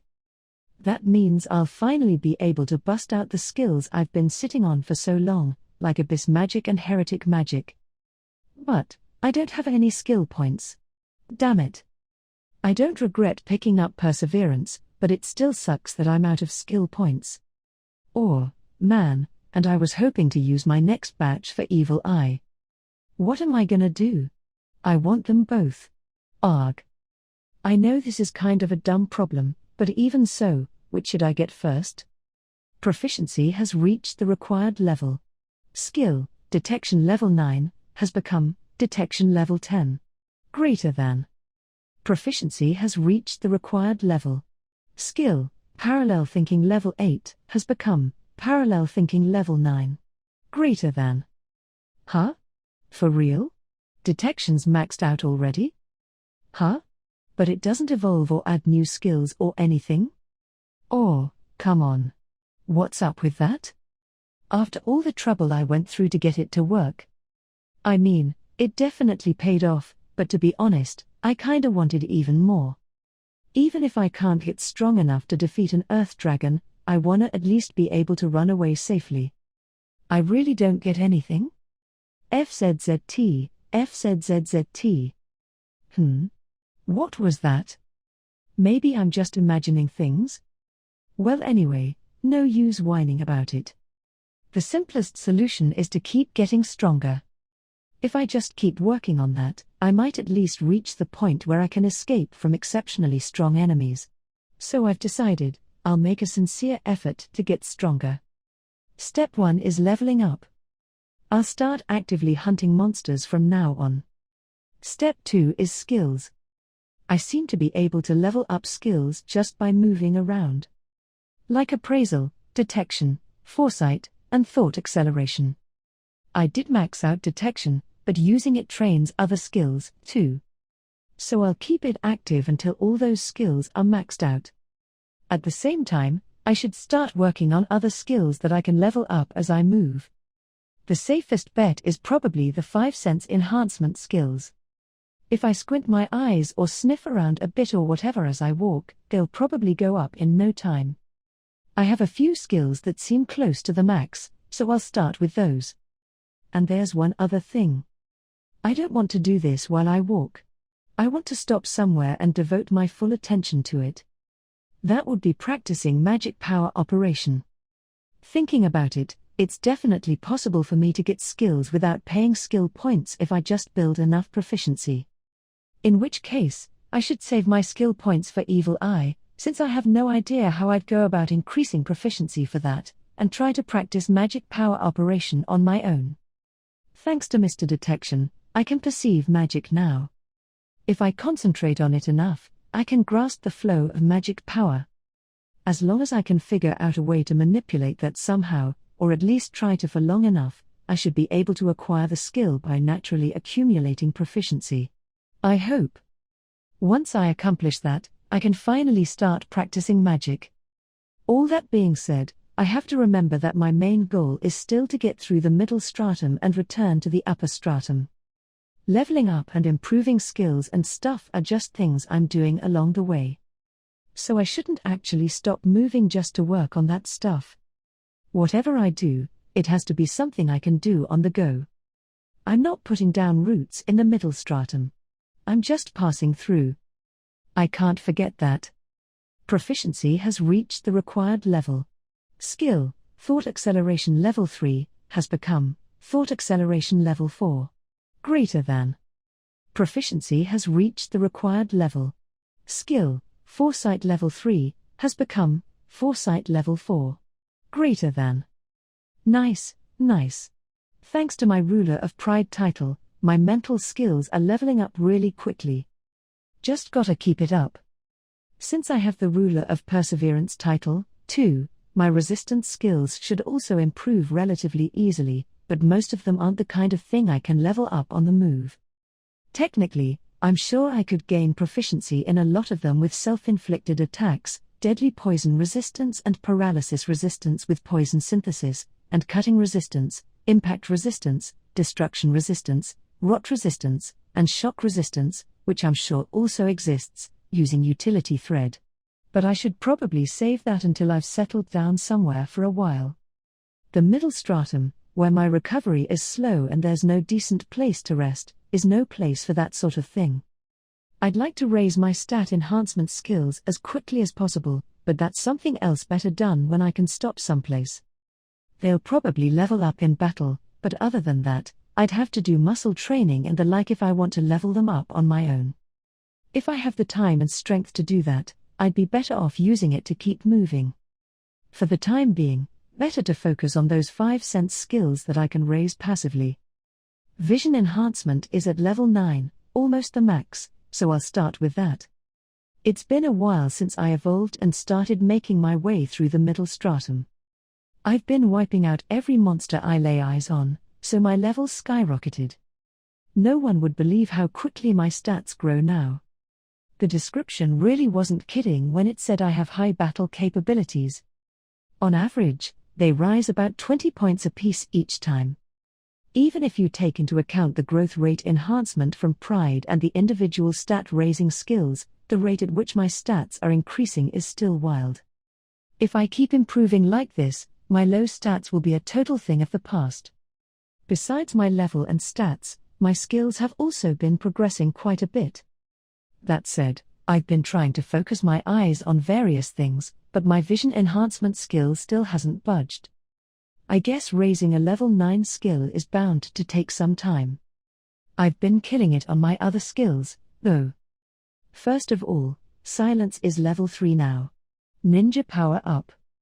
Thought Acceleration and Foresight both reached level 5, so my evasiveness gets a power up, too. Even Fire Resistance finally made progress, putting it at level 3. In theory, Perseverance should be making it easier to gain proficiency for resistance skills, but it still feels like it's taken ages. Just how weak am I to fire anyway? Actually, is that still the case, since I'm a different species now? I wonder if my other resistances besides fire have changed. But I have no way of finding out, so there's no point speculating. Anyway, since I'm not exactly a defensive tank to begin with, my resistances changing a little probably wouldn't make much of a difference. Still, since my defense is starting to improve, it might be good to know my resistances well. After all, it's possible I have other weaknesses besides fire. Not that I have any way of finding that out. Last but certainly not least is parallel thinking. This one reached level 10 and evolved. Its new form is called Parallel Minds. Now this is a super convenient skill. As the name implies, it's basically like I have multiple minds now. With parallel thought, it was like I was using one brain to think about several different things at the same time, but with parallel minds, it's like my brain actually split into segments. Almost like split personalities. Both of them are me, but each is a separate body of consciousness with its own set of thoughts. And that's on top of what parallel thinking already allowed me to do. It's functionally doubled my cognitive ability. Super convenient. This skill is like a partial realization of the wish kids often make, the same one adults do when they're really pressed for time. I wish there was another me. You know, so one me can work and study and stuff while the other plays. Though since they're both equally me, whenever one wants to slack off and play, the other's gonna get mad. Still, that means I can divide the work I was gonna do alone between two of me, so it's still way better. As the skill level rises, it's possible I'll be able to make more, too.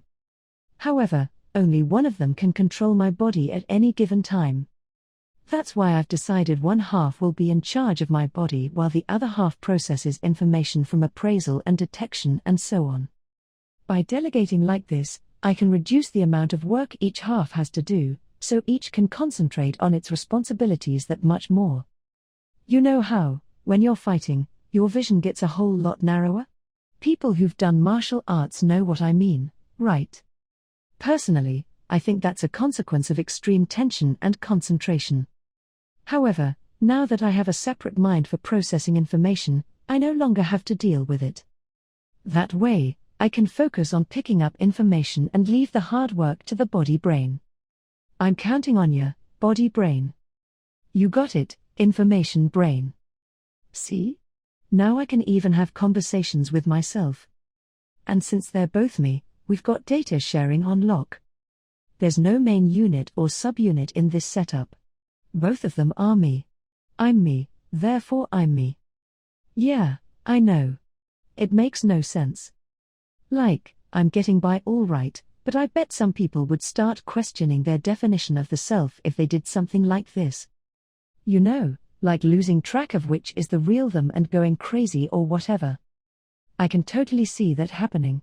If anything, maybe that makes me super special for being able to handle it normally. Okay, probably not. Wow. While my information brain was thinking about all that stuff, my body brain beat a monster. Good job, me. No biggie, me. This time, I tried out my new rot attack, but I can't really use it. I mean, it wasn't useless. The attack power itself was amazing. Like, way too strong for level 1. It was excessive. I mean, it turned the monster to dust in a single hit. Isn't that freaky? Is that really what rot means? It's not, like, corrosion or whatever. This goes past food going bad, straight into disintegration territory. No way do I want to mess with an attribute that regulates the decay of death. It's already overkill at level 1. What in the world happens when it levels up more? Anyway, there are 2 reasons why I can't use it. First, it doesn't leave behind any remains. In other words, no food. Sure, I can still gain experience like this, but it totally renders half my motivation for hunting monsters moot. It doesn't feed the beast. Literally and figuratively. The other problem is even worse. I take damage from it, too. Take a look at the scythe leg I used for the rot attack. The blade is falling to pieces. And I've lost HP. This attack is like a suicide bomb. So while its power is really high, so's the backlash. If I ever get into a situation where I'd be in big trouble if I don't go all out, maybe I'll use it, but beyond that, it doesn't make much sense to waste it on small fry. Especially while I'm in the middle stratum, where my automatic recovery is slower. I wonder when this scythe will heal? I'll probably level up soon, so I'm sure it'll fix itself then, but in the meantime, I won't be able to use this leg in my next battle. I do still have poison synthesis, at least, so it's no big deal as long as I don't run into some big game like the eel. I only started using my scythe arms recently anyway. My main weapon in the middle stratum remains poison synthesis. After all, just making contact with middle stratum monsters injures me. If I use my scythes, I can raise skills like cutting enhancement, but that still means taking damage. Besides, when I cut monsters with the scythes, their insides fall out, making them harder to eat. So, body brain, make sure you use poison synthesis for the next prey, alright? Yep, roger that, information brain.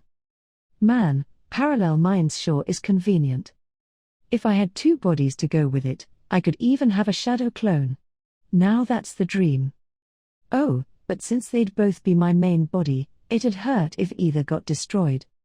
Or, man, that sucks. As long as one was left, I'd still survive, but wouldn't that mean I'd basically experience death? That's not something I really want to try. Actually, I guess I technically have experienced it once already, but as I have no memory of it, that doesn't count. So don't do anything that's gonna get us killed, okay, body brain? Come on, information brain. You know I wouldn't do that. You're right, you're right. Proficiency has reached the required level. Skill, Vision Enhancement Level 9, has become Vision Enhancement Level 10. Greater than. Condition satisfied. Skill, Telescopic Sight Level 1, has been derived from skill, Vision Enhancement Level 10. Greater than. Alright. I finally maxed out the Vision Enhancement skill. So the reward was a new skill, huh? May as well appraise it right away to see what it does. Telescopic Sight allows user to magnify view of distant sights. Okay, so pretty much what the name says, then? Not sure if I get it. The 5 sense enhancement skills are pretty basic improvements, but the derived skills seem pretty plain, too. Well, I guess I'll try it out. Okay, body brain, activate telescopic sight. Request received. Telescopic sight activated. Oh. Whoa, this is amazing. I'm sorry for calling it plain before. My field of vision now displays a magnified telescopic image as well as my original range of vision at the same time. I was expecting my entire field of vision to be enlarged, like looking through a telescope, but it seems like I can activate it in just one eye. Normally, it'd be pretty confusing to get 2 completely different views at once, but who do you think you're talking to? I'm basically a 2-in-1 package deal already. If I split the work between the 2 units, it's not confusing at all. Since it's still only level 1, the range and extent of magnification is pretty low, but it could be pretty useful once it levels up some. For example, I could use detection to figure out where an enemy is hiding, then use telescopic sight to zoom in on that location while still keeping my other eyes on what's in front of me. Yep. And this seems to be another passive skill, 'cause it's not consuming MP or anything. I'll keep it active all the time to level it up, then, since it may have a lot of potential in the future. Hey, information brain, sorry to interrupt while you're on a roll, but... What is it, body brain? Spotted some prey in the telescopic sight view. Would you look at that? The newbie's already earning its keep. Wanna take it down? Doesn't that go without saying? Aye, sir. I sneak up on the enemy right away. Since I can't use one of my sickles after the suicidal rot attack, I'll just drench it in deadly spider poison using poison synthesis. The monster's HP drains in an instant. As usual, my poison is terrifyingly strong. Experience has reached the required level. Individual Zoa Ele has increased from level 2 to level 3. Greater than. All basic attributes have increased. Skill proficiency level up bonus acquired. Proficiency has reached the required level. Skill, Vision Expansion Level 2, has become Vision Expansion Level 3. Greater than. Proficiency has reached the required level. Skill, Life Level 9, has become Life Level 10. Greater than. Condition satisfied.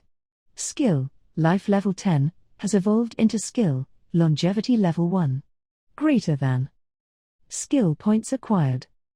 Oh, perfect, I leveled up. Which means I get to molt, so now my scythe is back to normal. Plus, one of my stat increasing skills finally evolved. Do your thing, appraisal. Longevity raises HP by 10x the number of the skill level.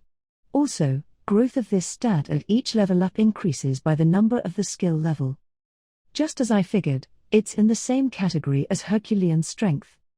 So if the rest of my stat skills evolve, their growth rates increase too? That really makes me want to level them up right away, but it'll just have to wait until I get through the middle stratum.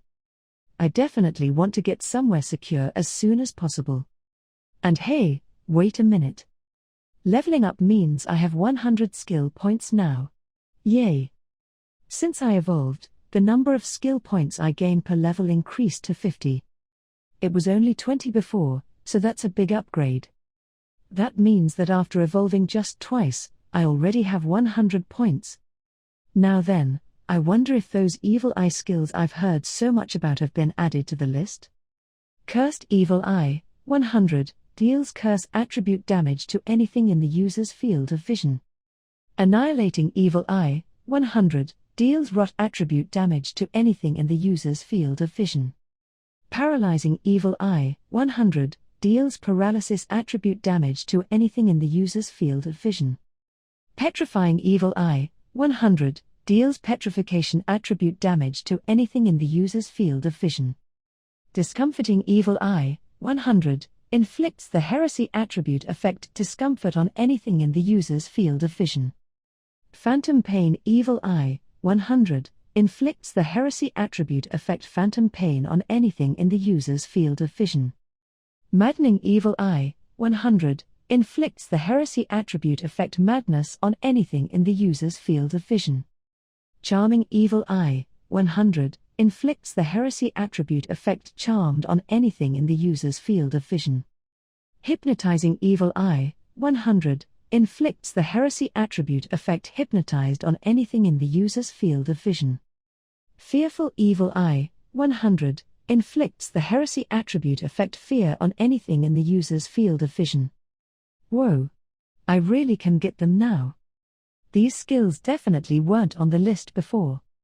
There are a bunch of different kinds, too. How am I supposed to choose just one? This is gonna be tough. Hey, information brain. What is it, body brain? Wouldn't it be better to get more than one? Huh? What do you mean? I mean, you know I have 8 eyes, right? What about it? Well, doesn't that mean we can use Evil Eye in up to 8 eyes at once? Question mark. What are you, some kind of genius? Heh. Yep, I'm a genius all right. Oh man. So I am a genius. That means I can get away with just about anything. That's right. Wouldn't it be amazing to use 8 different evil eyes at the same time? Yo! This is crazy. It's like a whole new world of possibilities. Although, one eye is using telescopic sight, so that only leaves 7.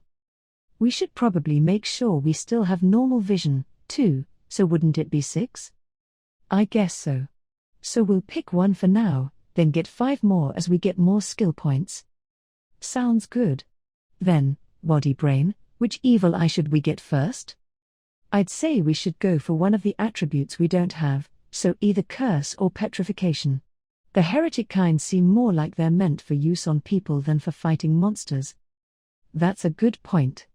I think I'd go with curse, then. Petrification seems to take a while, judging by our experiences with that stupid lizard in the upper stratum.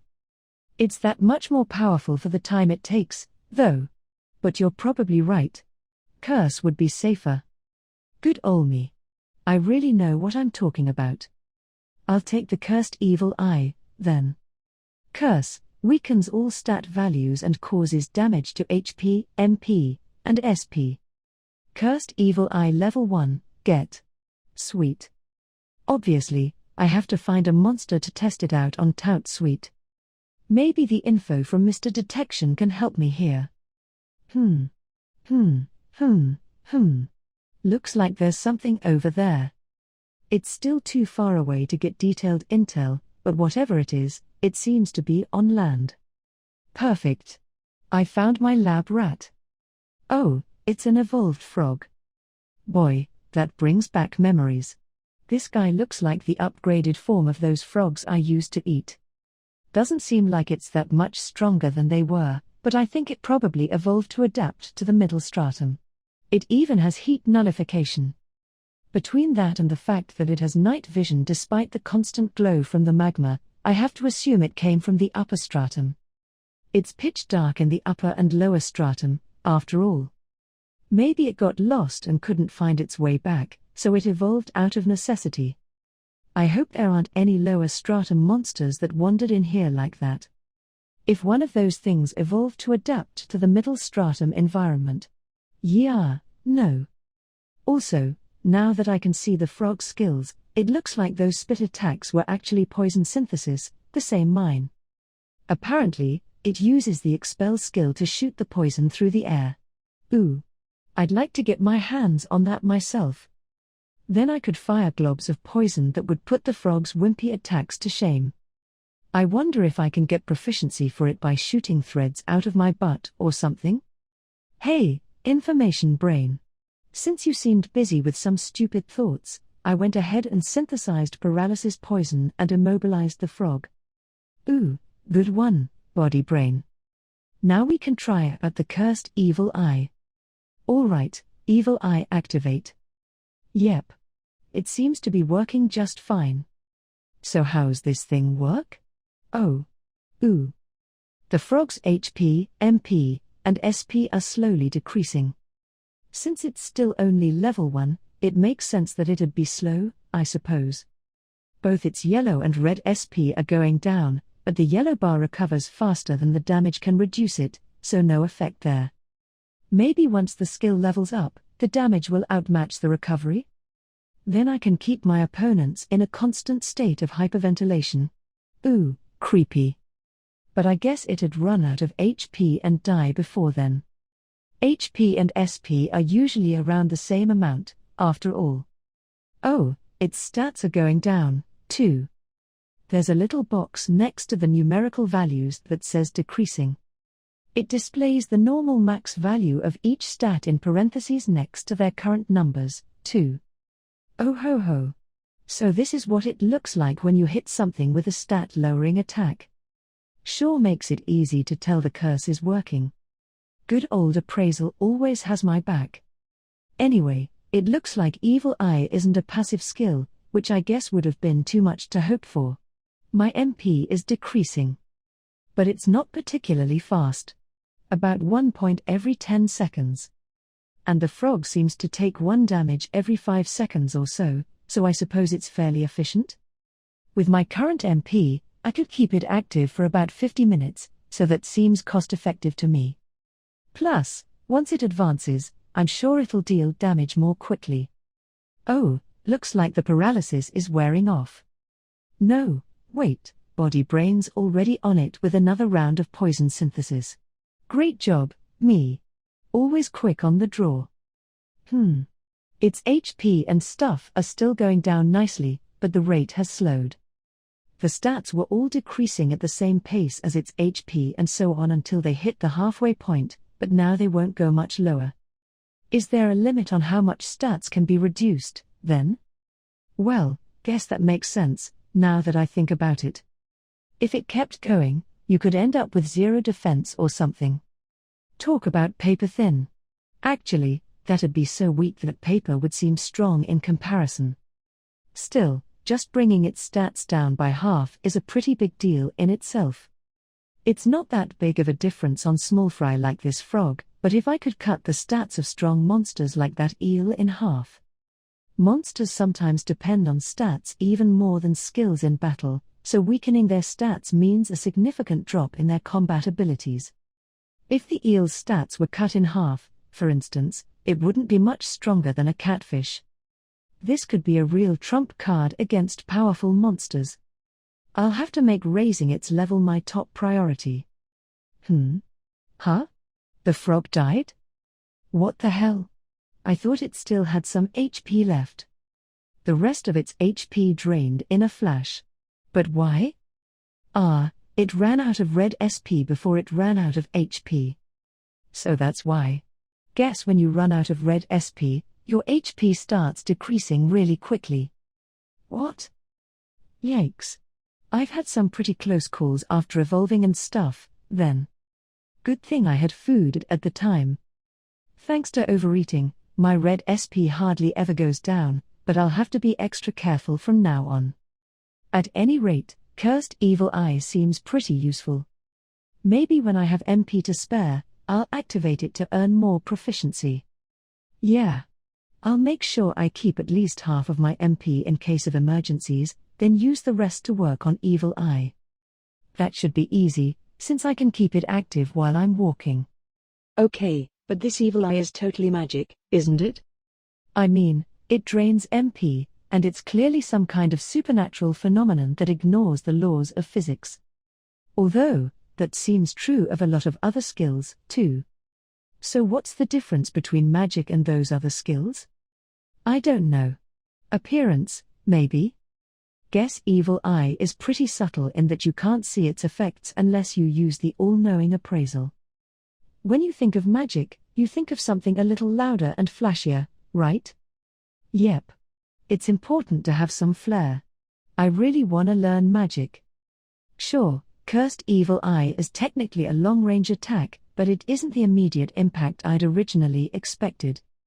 What I really want is a straightforward, easy to understand, ready aim fire boom, long-range attack.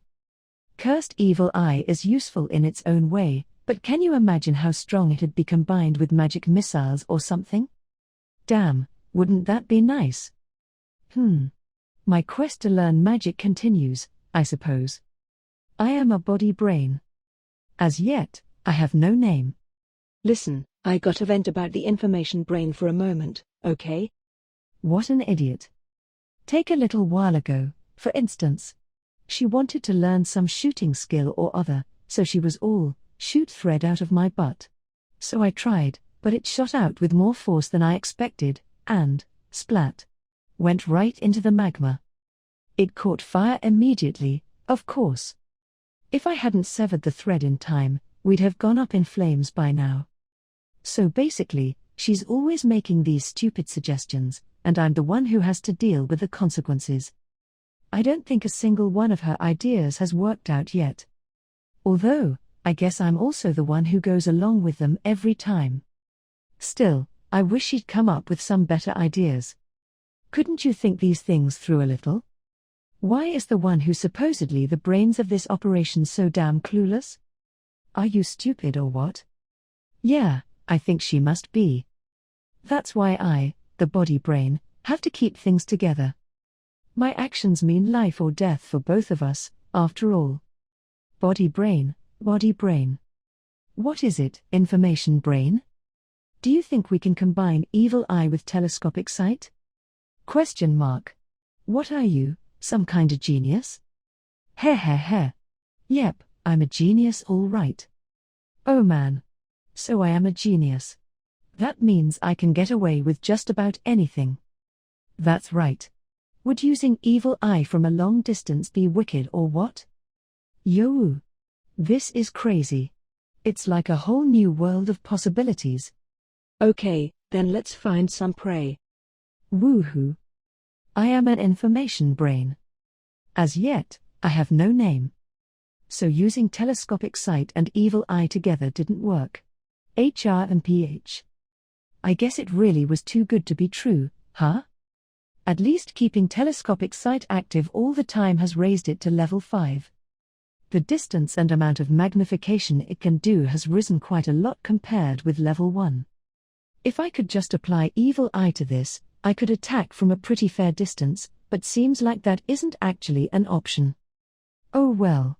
Evil Eye is still pretty useful.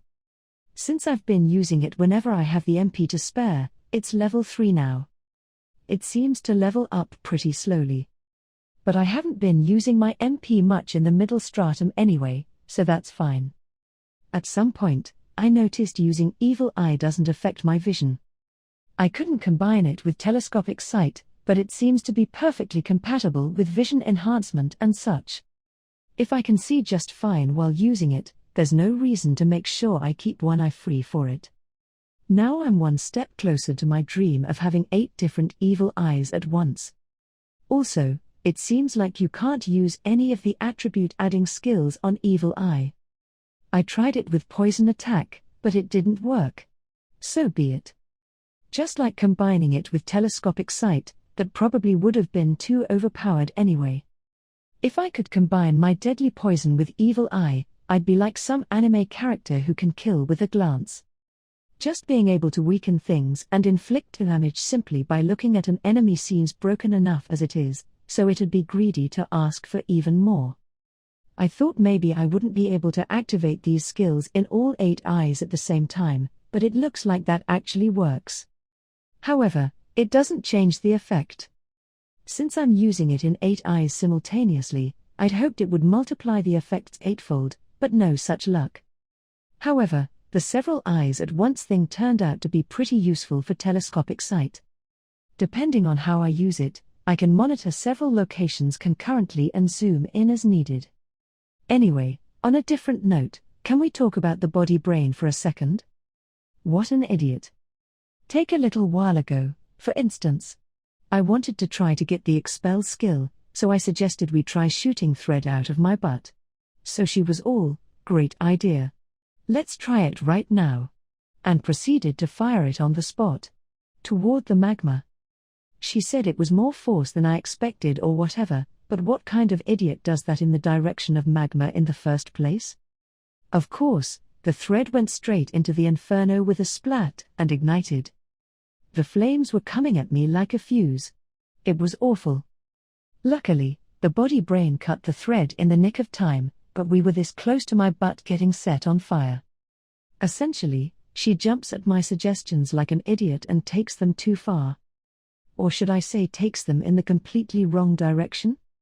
I mean, what good is it making genius proposals if my body brain is too incompetent to enact them? Couldn't you think these things through a little? Has operating the body all this time turned you into a meathead? Are you stupid or what? Yeah, I think she must be. That's why I, the information brain, have to keep things together. My instructions mean life or death for both of us, after all. Information brain, information brain. What is it, body brain? I was playing with telescopic sight and found a monster. For real? It's not in range of my detection yet. Heh. Maybe you're becoming obsolete, information brain. Shut up, body brain. You couldn't provide more information than me if you had 100 eyes. Wahaha, enjoy that while it lasts. You'd better watch your back, pal. PFFT, I'm not holding my breath on that threat. Go ahead and try to catch up with me. Heh. Bahaha. So what should we do? We'll hunt it, of course. Aye, sir. Come on, guys. Battle stations. Woohoo. Another day of roaming the middle stratum. I've been here quite a while now, but there's still no end in sight. Guess this really is the biggest labyrinth in the world. If a human tried traversing it, they'd probably have to be prepared to devote their entire life to the endeavor, wouldn't they? But it's a piece of cake for me, of course. Yep, I'm the best. Evolving made my stats a lot better, and my skills are coming along nicely, too. Is there any enemy in the middle stratum capable of challenging me anymore? And if not, doesn't that mean I'll totally dominate once I get back to the upper stratum? Heh. I've spent a lot of time struggling just to survive, but things are really going my way now. Once you're not constantly one blow away from death, this game-like world is actually kinda fun.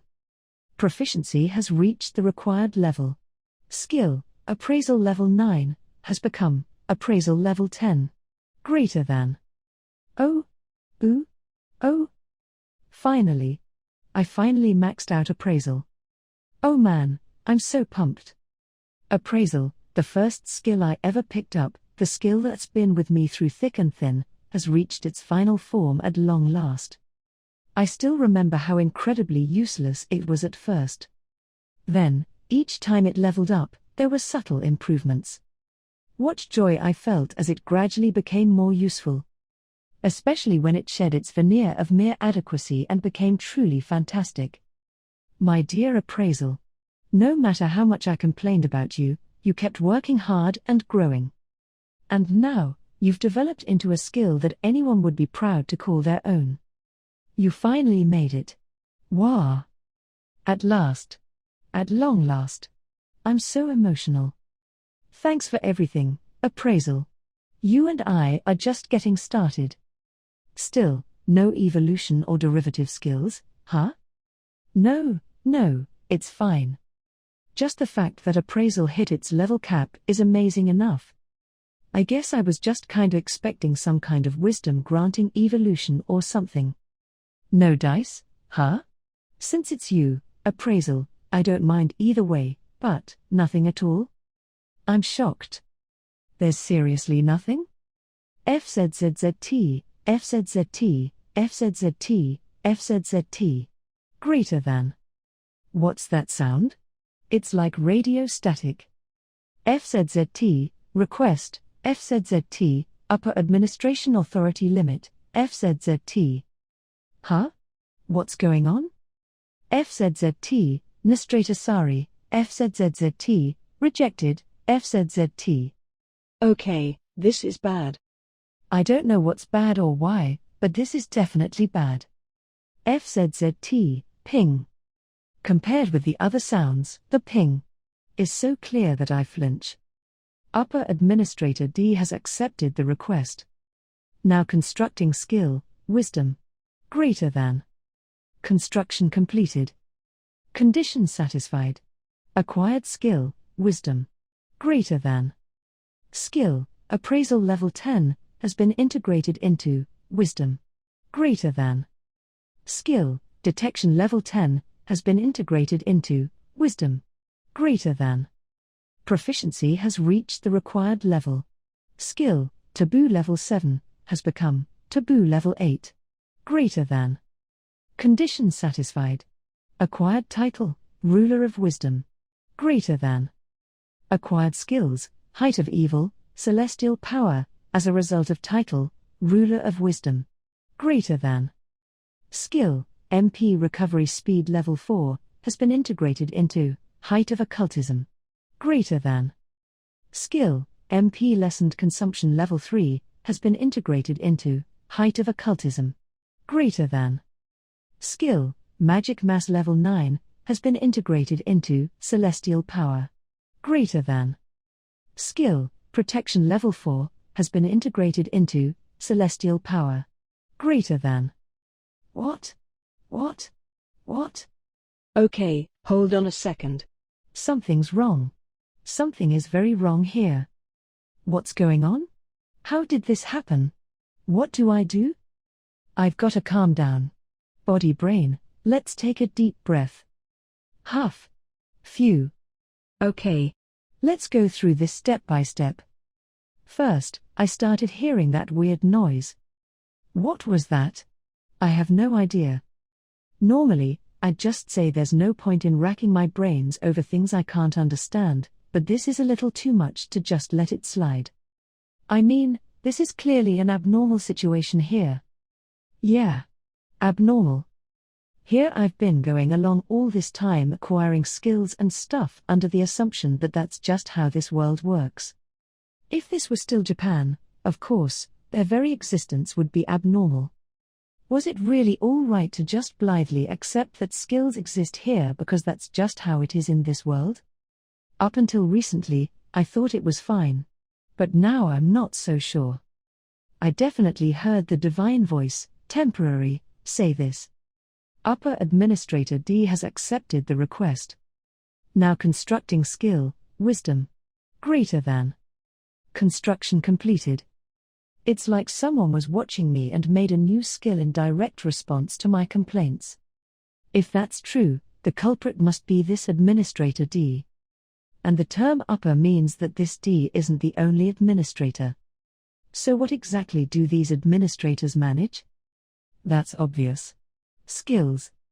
It's the only explanation I can think of. The point is, the skills in this world are granted by a group who call themselves administrators. But how? And why? Naturally, I have no idea. But I do know this much. There's something wrong with this world. A shiver runs down my spine. I'm overwhelmed with fear, a different sort from what I felt when I ran afoul of the dragon. Are those administrators laughing at me right now, watching me panic like this? Terrifying. The skills I've relied on all this time seem like a disturbing mystery to me now. Am I wrong? If my skills were given to me by these administrators, then I've been dancing in the palms of their hands. because the whole time I've depended on these skills to survive. Game-like? Kinda fun? I'm a fool. How could I say that so lightly, when clearly the whole system was deliberately constructed this way by so-called administrators? If these administrators really do manage the skill system, does that mean they're watching the goings-on of this world as if it really is just a game to them? And if so, doesn't that make me just another character? That makes them sound almost like gods. What am I supposed to do now, knowing all this? What do I do now? S5, ruling class. Today we have extracurricular activities. My activity, the exploration class, convenes on a small mountain close to the academy. Though, close is relative, since it takes half a day just to walk there and just as long to get back. Only students who have passed an exam administered by the academy can participate. Among us first years, a total of 12 people received permission to take the exploration class. We leave the school early in the morning and arrive at the foot of the mountain just before noon. There we have a final briefing session in the cabin at the base and eat lunch. After lunch, we get divided into groups and start the ascent. We'll spend the whole day exploring the mountain, camp there overnight, and head back down the following morning. In terms of danger levels, only the weakest, lowest class monsters live in the area. Before the exploration, the high school sent some personnel to investigate, confirming that no strong monsters had turned up. Even weak monsters sometimes evolve and become strong, so apparently, they checked before each lesson. There are several objectives for these outings. To learn basic survival skills. To experience an environment inhabited by actual monsters. To collect medicinal herbs and gain more knowledge about mountains. The overall goal is to accumulate all these experiences. Ideally, we're supposed to do that by remaining safe throughout the trip. There's even a penalty if anyone tries to confront monsters directly. If you are attacked, you can gain points based on how you deal with it, but going out of your way to attack monsters is strictly forbidden. The class is divided into parties, each consisting of 4 students and 1 teacher. The makeup of these parties is decided by lots, and unless there's a major balance issue, there's no switching places. Unfortunately, Sue, Katia, and Yuri ended up on separate teams from me. Even more unfortunately, I'm on the same team as Hugo. Our party consists of myself, Hugo, Ms. Oka, aka Philomos, and Parton, a night sun. The teacher in charge is Professor Oriza, our magic instructor. Parton and I are more than just acquaintances, but we don't quite have a proper friendship. Parton's father was a former baron, but he worked his way up to the peerage rank of count through his military accomplishments. He also trained his son quite rigorously, so Parton specializes in physical-based skills. His strength is also on the higher end in our grade. Apparently, that's still not enough to satisfy him, so he devotes himself very seriously to daily training. He tends to act very deferential toward me, so while we talk sometimes, I don't think we're particularly close. Professor Oriza is a middle-aged magic teacher. He seems fairly unmotivated compared with the other teachers. That he's only here because it's his job is pretty transparent. Clearly, he's not a fan of dealing with trouble, so when Hugo and I were assigned to his party, he made no effort to disguise his irritation. Seems like the fact that Hugo despises me is common knowledge. However, since Professor Oriza is a teacher and all, his combat abilities are definitely high enough to deal with any issues. Though he specializes in magic, he also has the skills for close-range combat, and his attributes are certainly high compared with any students. If anything unexpected happens, the teacher has to protect the students, so it wouldn't make sense for a weak teacher to accompany us on this field trip. What does surprise me is Philomos, formerly Ms. Oka, actually participating. She often vanishes without warning. It seems to me she's working behind the scenes, but she won't tell us what she's doing. If it requires her to skip class without permission, she must be pretty busy. So I wasn't expecting her to show up for a class that lasts almost 2 full days. That said, considering my situation with Hugo, I'm pretty glad to have her around. This way, if Hugo tries to pick a fight with me, Ms. Oka is sure to intervene. Alright, that's it for now. After you've all finished lunch, please break up into your groups and set out. The teacher in charge of the excursion concludes the briefing. Once we've eaten, we'll be heading out with our parties. Well, my dear brother, we must part for a short while. It'll be terribly lonely. Sue, it's only for one day. Even one day is too much to bear. When I consider what could happen to you while I'm not around, I doubt I'll be able to sleep at night. It'll be fine, okay? They've already confirmed the mountain's safe. Nothing's going to happen. I pat Sue on the head reassuringly. Shun, be careful of Hugo, all right? He seems to have gone completely crazy in this world. Got it. Katia's quiet warning before we part ways keeps echoing in my mind. Crazy, huh? He certainly does seem more fixated on gaining power than ever. By gathering so many promising young men as his followers, he's basically building a base for a future army. I'm sorry, but he's like a kid playing king of the mountain. He was always a bit self-centered and childish, but since he reincarnated, it's only gotten worse. Well, I'll just have to be careful to avoid pissing him off with some minor misstep. Apart from my own private worries, our exploration has been going smoothly. We arrive in the designated camping area without running into any monsters. So Shlain, is this the camping point? I think so. Looks like we got here earlier than planned. Oh, young boys have so much energy. A little lady like me had Sue a hard time keeping up, you know. Yeah, right. Your stats are pretty high, aren't they, Oka? You should have no problem with this crap.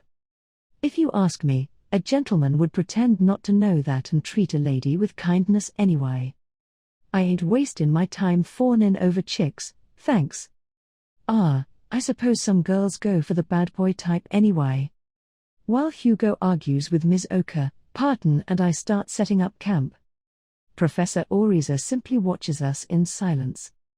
Sir Shlain, could I ask you to hold that, please? Yeah, sure. Like this? Precisely. Then if we just do this and this. Gotcha. Hey, it's done. Thanks, Parton. Not at all.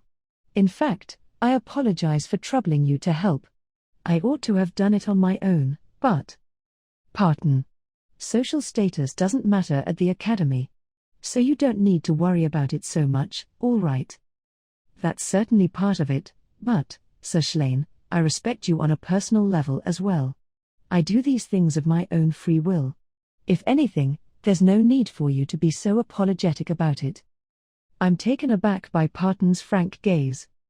Why do he and other people, like my sister, Sue, feel compelled to fawn over me so much? I don't understand it. After we finish establishing our camp, we're still ahead of schedule, so we have a bit of time to kill. We decide to check out our surroundings a bit. Each of us will act independently, exploring in a small area without straying too far. I'm somewhat opposed to the idea, but we agree to stay within hearing range of each other's voices. That way, if anything happens, the other members will be close enough to come running. And that's how I wind up alone on the mountain. If you collect medicinal herbs and other edibles on your own, you can get extra points. So I activate appraisal, and now I'm looking for herbs. Suddenly, I hear the sound of swords clashing. It's coming from nearby, where Parton should be exploring. The sound is muffled, as if one of the swords is either specially forged or the wielder is using the silent skill. But with auditory enhancement, my ears pick it out clearly. I make to dash toward Parton only to find someone blocking my path. It's Hugo. Yo. What are you doing, Hugo? No, Natsume. Hugo greets me pleasantly enough, but it does little to ease my nerves. Oh, I was just thinking that now would be as good a time as any to get rid of you. Hugo's voice is calm, but I can barely believe my ears. I can't help but gulp. You're joking, right? Do I look like I'm joking? You're an eyesore, and I'm sick of it. At that moment, the light smirk vanishes from Hugo's face. See, this world exists just for me. I'm gonna be the strongest guy alive and take over this whole place. So it don't make sense for someone to be on the same level as me, or maybe even stronger, now does it? What the hell are you saying? This world doesn't belong to anyone. Come back to your senses already. My senses, huh? But you can do anything in this world if you have the right skills. It's like a dream. Obviously, it exists only for me. But a world like that doesn't need losers like you in it. So die. Hugo draws his sword. I have no choice but to do the same. I don't believe this. Is he insane? I knew he hated me, so I thought something might happen during this trip, but I never would have guessed he'd try to kill me, especially for such a ridiculous reason. He's serious, isn't he? I mean, I know this isn't a joke, but it still doesn't seem real. And yet, I can hear my heart pounding like a drum in my ears clearly, and my hands tremble as I clutch my sword. I try to swallow the confusion and panic and check Hugo's status. Human. Level 31. Name, Hugo Baintrongzant. Status. HP, 628 green. MP, 566 blue. SP, 609 yellow. 502 611 red. Average offensive ability, 608. Average defensive ability, 599. Average magical ability, 546. Average resistance ability, 522. Average speed ability, 583. Skills. HP Auto Recovery Level 4. MP Recovery Speed Level 4. MP Lessened Consumption Level 4. SP Recovery Speed Level 8. SP Lessened Consumption Level 8. Destruction Enhancement Level 7. Cutting Enhancement Level 7. Impact Enhancement Level 4. Flame Enhancement Level 4. Magic Power Perception Level 8. Magic Power Operation Level 5. Magic Warfare Level 5. Magic Power Conferment Level 4. Magic Power Attack Level 2. Mental Warfare Level 7. Energy Conferment Level 7. Energy Attack Level 7. Flame Attack Level 3. Paralysis Attack Level 2. Swordsmanship Level 6. Throw Level 5. Spatial Maneuvering Level 6. Hit Level 8. Evasion Level 8. Stealth Level 3. Silence Level 1. Emperor. Concentration Level 9. Prediction Level 3. Arithmetic Processing Level 3. Fire Magic Level 5. Destruction Resistance Level 2. Impact Resistance Level 2. Cutting Resistance Level 3. Fire Resistance Level 3. Poison Resistance Level 2. Paralysis Resistance Level 1. Pain Resistance Level 1. Vision Enhancement 10. Telescopic Sight Level 1. Auditory Enhancement Level 10. Auditory Expansion Level 1. Olfactory Enhancement Level 8. Taste Enhancement Level 7. Tactile Enhancement Level 8.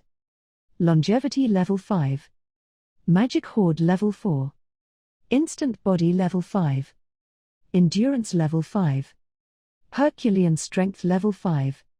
Sturdy Level 5. Monk Level 4. Talisman Level 3. Acceleration Level 5. N% I equals W. Skill Points, 350. Titles. Monster Slayer. Greater than. He's strong. Unlike mine, his stats lean a little heavily toward the physical side. And unlike me, he's been actively acquiring skills with his skill points. The most concerning is the Emperor skill. Emperor increases the effects of skills. Additionally, can inflict the heresy attribute effect fear on an opponent through intimidation. I can resist the fear effect. But increasing the effect of all his other skills is a big problem. Hugo swings his sword at me. I meet his blade with my own. Boof, so heavy. Hey, guess what? I know you haven't used your skill points at all. You haven't even leveled up. Points exist to be used, you know. Just like this. Hugo's sword starts gushing flames. I just barely manage to avoid it. Make it quick and die, will ya? If this gets too out of hand, the other groups might notice. You really think you can get away with doing something like this? Sure, why not? I'm the future ruler of this world. Obviously, I can do whatever I want. Besides, I've got it all planned out. My lackeys should have made short work of the others by now. Once I finish you off, we'll just release the monsters we brought along. Strong ones that wouldn't normally show up around here. Then we'll just say they suddenly appeared and devoured a bunch of poor students and teachers, get it? And that I defeated them and survived. You don't think anyone will suspect you with a half-baked plan like that? Who will? What are they gonna say? This ain't Japan, you know. I'm the future Sword King. Who would dare speak against me just 'cause something's a little fishy? You think they wanna start an international incident? Yeah, right. That's how things work here. There's no goody-goody justice system to stop me. His words shock me. He doesn't think like a Japanese person at all anymore. And he's accepted that like it's totally natural. See ya. Don't worry. I'll remember you in some tiny fraction of my memories. His sword gathers huge flames as it swings downward. However, it doesn't reach me. Hugo's body is suddenly blown backward. Natsume. You've gone way too far. A cold, intimidating tone with no trace of the usual drawl. An overwhelming presence unsuited to such a tiny elf. Ms. Oka. Your plans failed, Natsume. All of your subordinates have been arrested. And I took the liberty of disposing of the monsters you brought. Wah, what? It seems you were so preoccupied with Shun that you wrote me off far too lightly. I'm sorry, but I can't let your little rampage go unchecked anymore. Our teacher walks over to the fallen Hugo. He tries launching a surprise attack at her, but... Gah? Something invisible knocks him back down to the ground. It must be the same force that blew him away a minute ago. I'm guessing it's some kind of wind magic. Ms. Oka's hand grasps the top of Hugo's head. Then, I sense the flow of magic power. She seems to have cast some kind of spell on him. Activate ruler's authority. Activating ruler exclusive skill at the ruler's request. Consent to activation. Consent granted.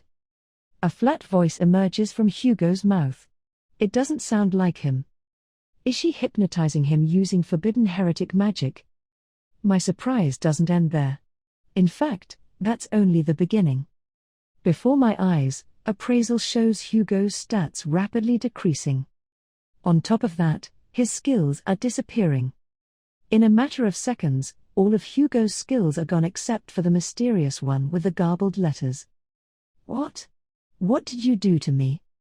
Hugo bellows as soon as he returns to his senses. I lowered your stats and revoked your skills. Huh? That's impossible. Shun, what does appraisal say? Just as you said, ma'am.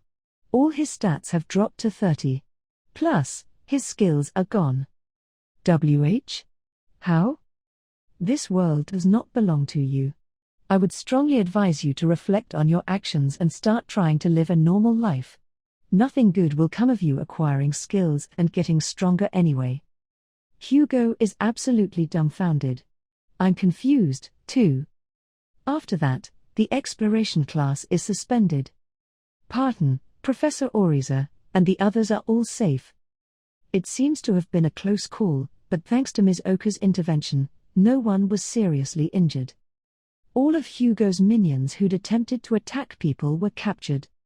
However, none of them would admit to their connection with Hugo, and he cut ties with them as well.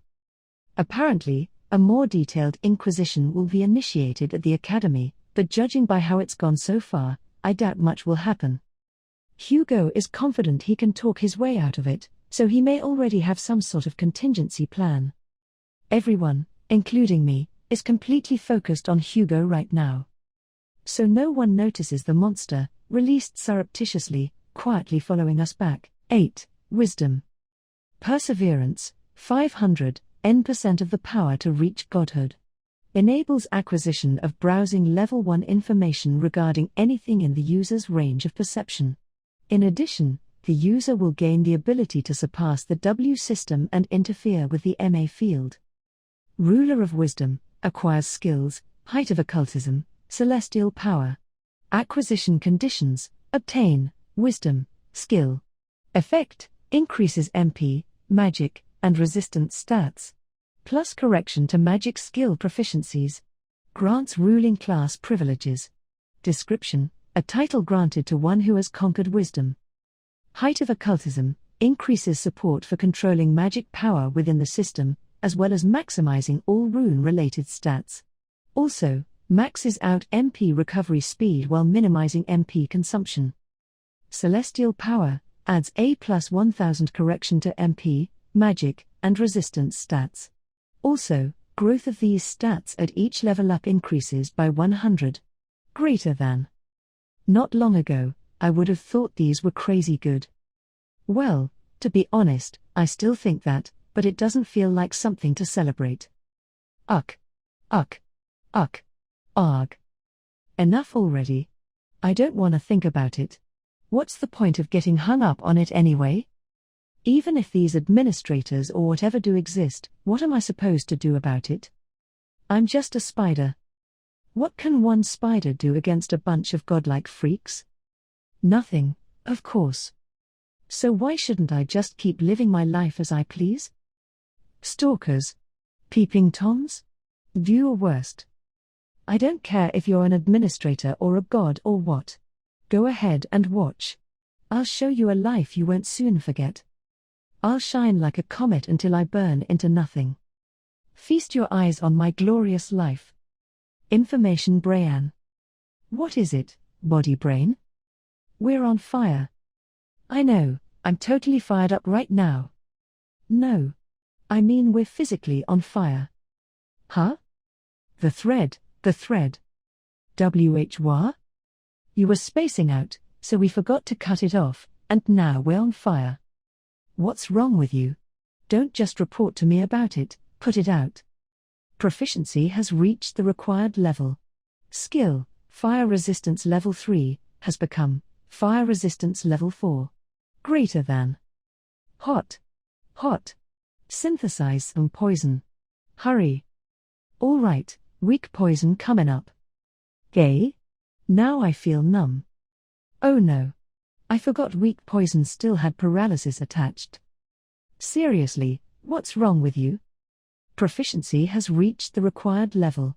Skill, Paralysis Resistance Level 4, has become Paralysis Resistance Level 5. Greater than. So hot. So numb. I've become so numb. I can't RHP. No more jokes. We're gonna die. Oh, our HP reached 0. What? Activate Perseverance. As long as we have MP to sacrifice, we'll be revived with 1 horsepower. Ooh. But if we don't put the fire out, it's gonna run out again. Are we still paralyzed? Almost. There, it wore off. Okay, this time I'm synthesizing weak poison sans paralysis. And we'll set it to the max amount, while we're at it. Whoa. That's a huge glob of poison. Ouch. It crushed us. Our HP's down again. Uck. But at least it put the fire out. Oh, you're right.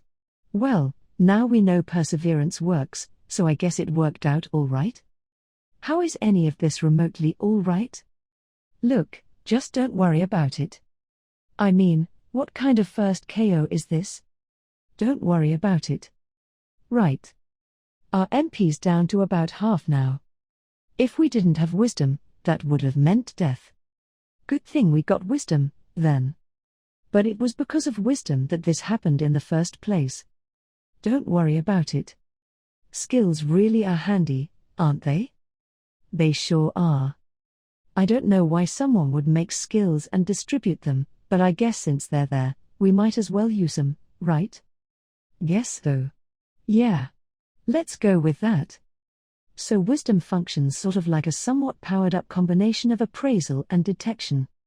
I might as well just start calling it Professor Wisdom at this point. For one thing, it's added details to status appraisal results for powered-up items. If I double appraise these details, I can access even more information about them. It's wonderful. Attack and defense, for instance, give detailed numerical values for each part of the body. Thanks to that, I learned that my sides are the strongest attack area on my body, and my defense is pretty much even throughout. The defense power of the main trunk of my body is a little low, but since I specialize in evasion anyway, I just have to make sure I don't mess up and get hit there. My speed is also broken down into reflex speed, instantaneous speed, persistent speed, and so on. They're mostly around consistent, but instantaneous speed is a little higher than the others. And then there's magic. Where do I even begin? There are a lot of different entries: magic attack power, rune speed, rune stability, rune strength, and so on, but every one of them aside from attack power is maxed out. 99,999, apparently. That's not average at all. I suppose this must be thanks to the height of occultism skill.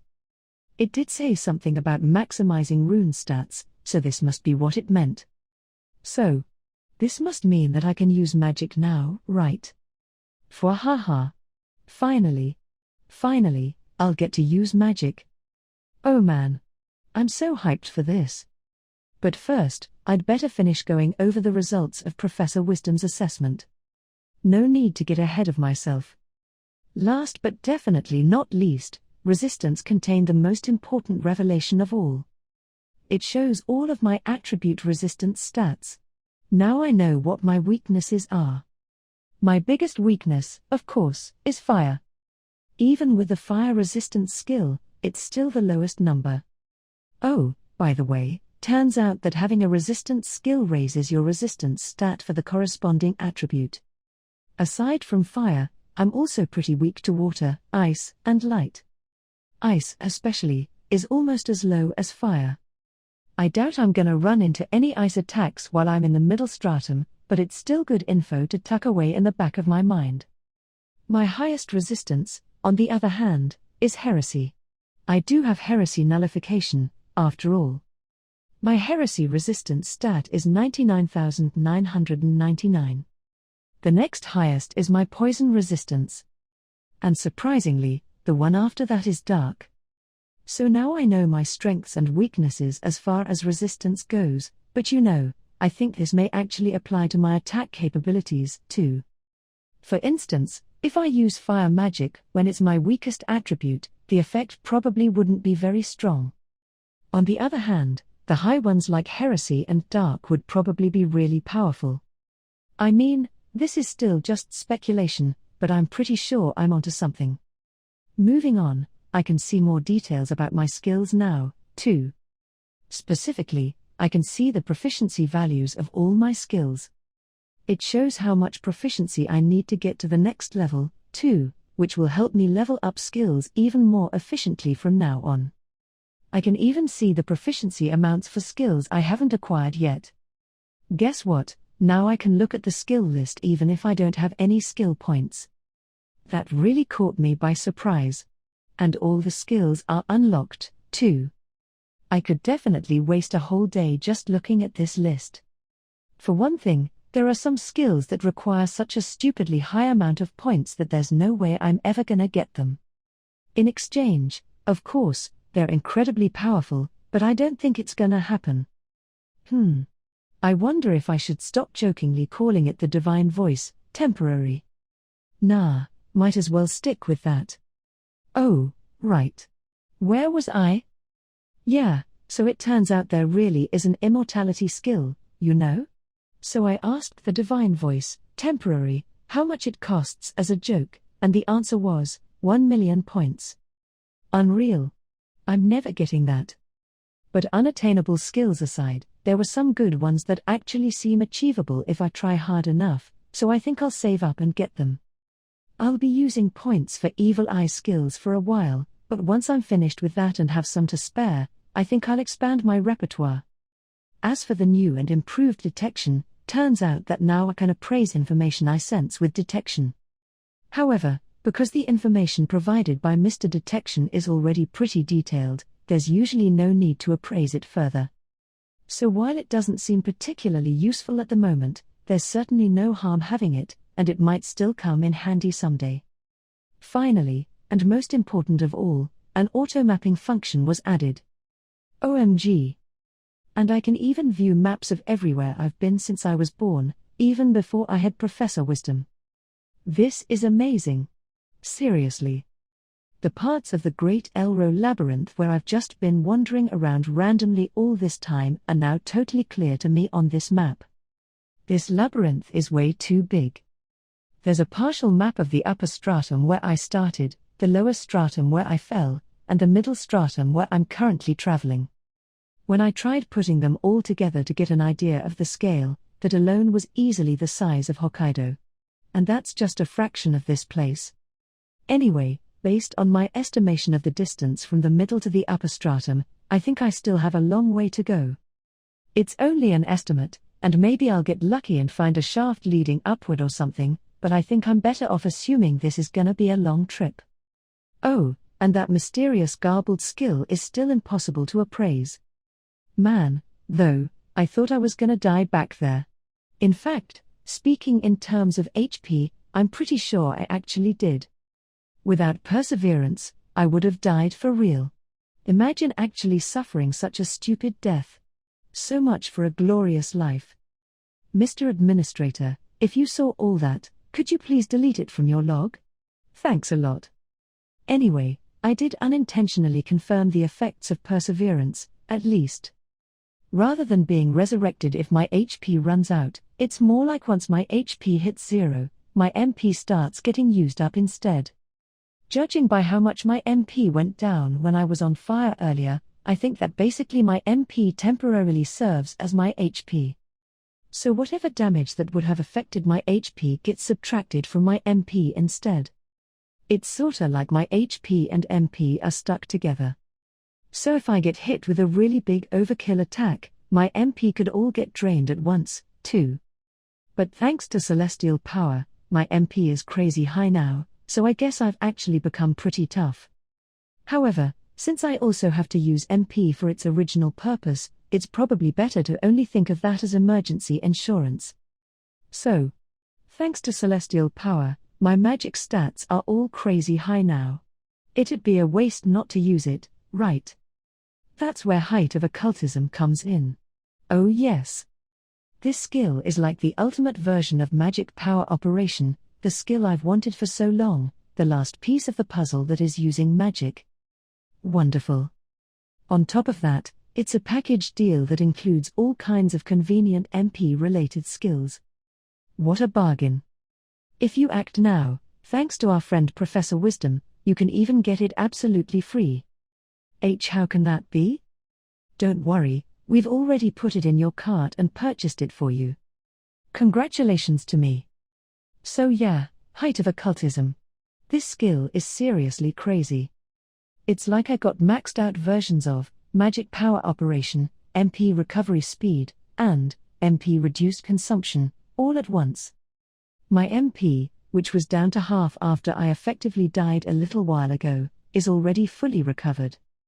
It recovers at a rate of 2 or 3 points per second, so it only took about 10 minutes. Can you believe that?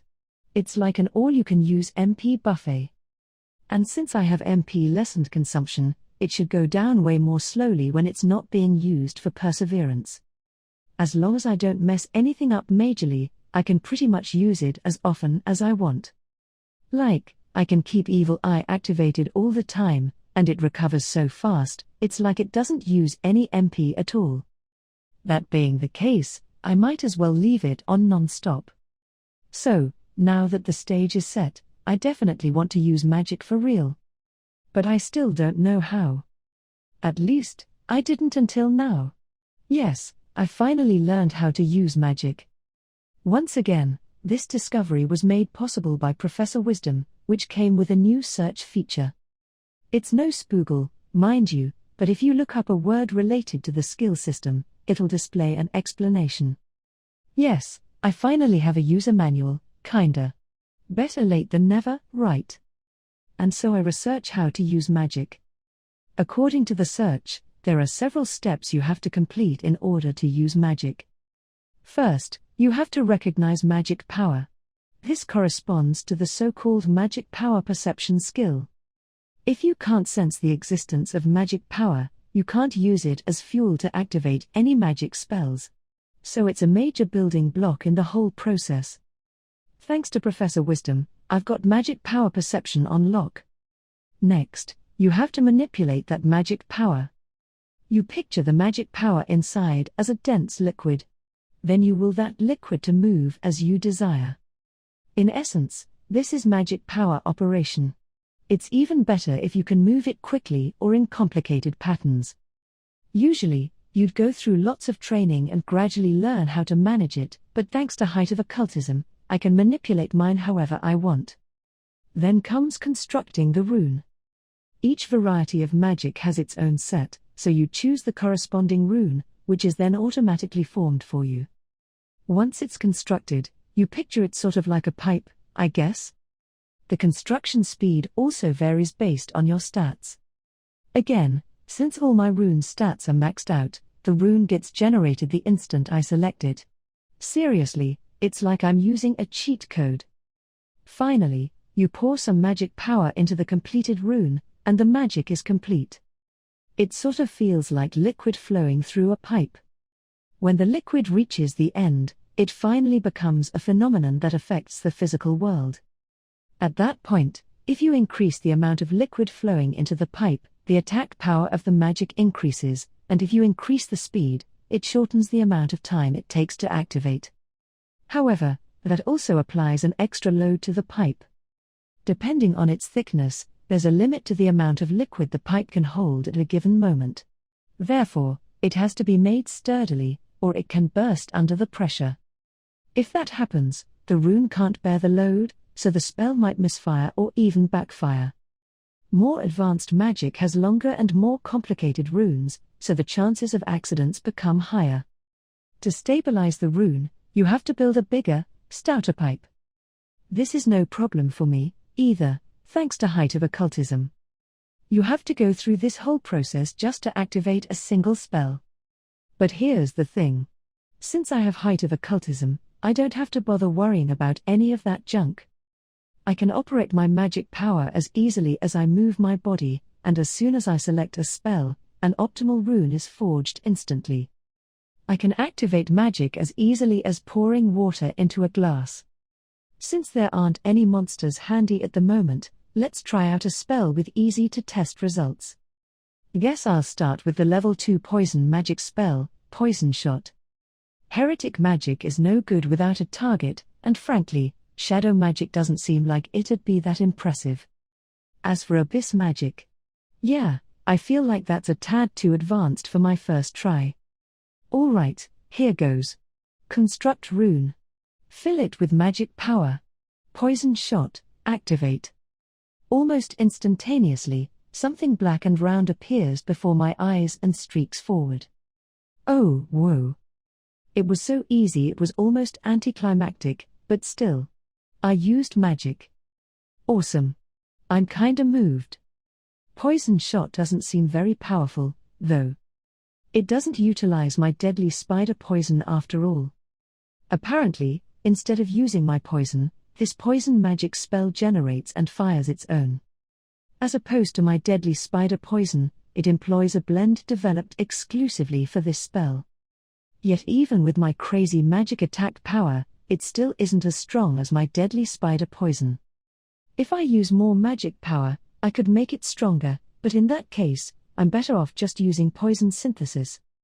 So even though I have this magic, it might not come in handy very often. Well, next up, I'll test out the level 1 poison magic spell, Poison Touch. It's supposed to be a spell that causes poison damage to anything you touch, but I should have known there'd be a catch. At first, I thought it was pretty strong for a level 1 spell, but go figure, it also hurts me. It's another suicide bomber technique. Is it just me, or do I have way too many of those? It might be handy for deliberately raising my own resistance, but otherwise, I'm not gonna use it. Oh, but what if I combine it with the level 3 spell, Poison Resist? Poison Resist is a spell that temporarily increases your poison resistance, so if I use them both at once, I might be able to use Poison Touch. Still, since I have Poison Synthesis, there's no real reason to do that. Why would I go out of my way to activate this sad, weak, self-destructive power?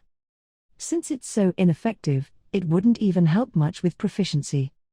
I can probably still find a use for Poison Shot, but Poison Touch seems totally worthless. Next, I'll try out Shadow Magic. It's, well, yeah, pretty unimpressive. I could probably make some great shadow puppets now, but that's about it. I can't test Heretic Magic without a target, so I'll have to try it next time I run into a monster. Although, since it's a kind of mental attack, I don't know if I'll be able to tell whether it's working just by looking. Lastly, there's the final boss lurking in the back. Abyss Magic.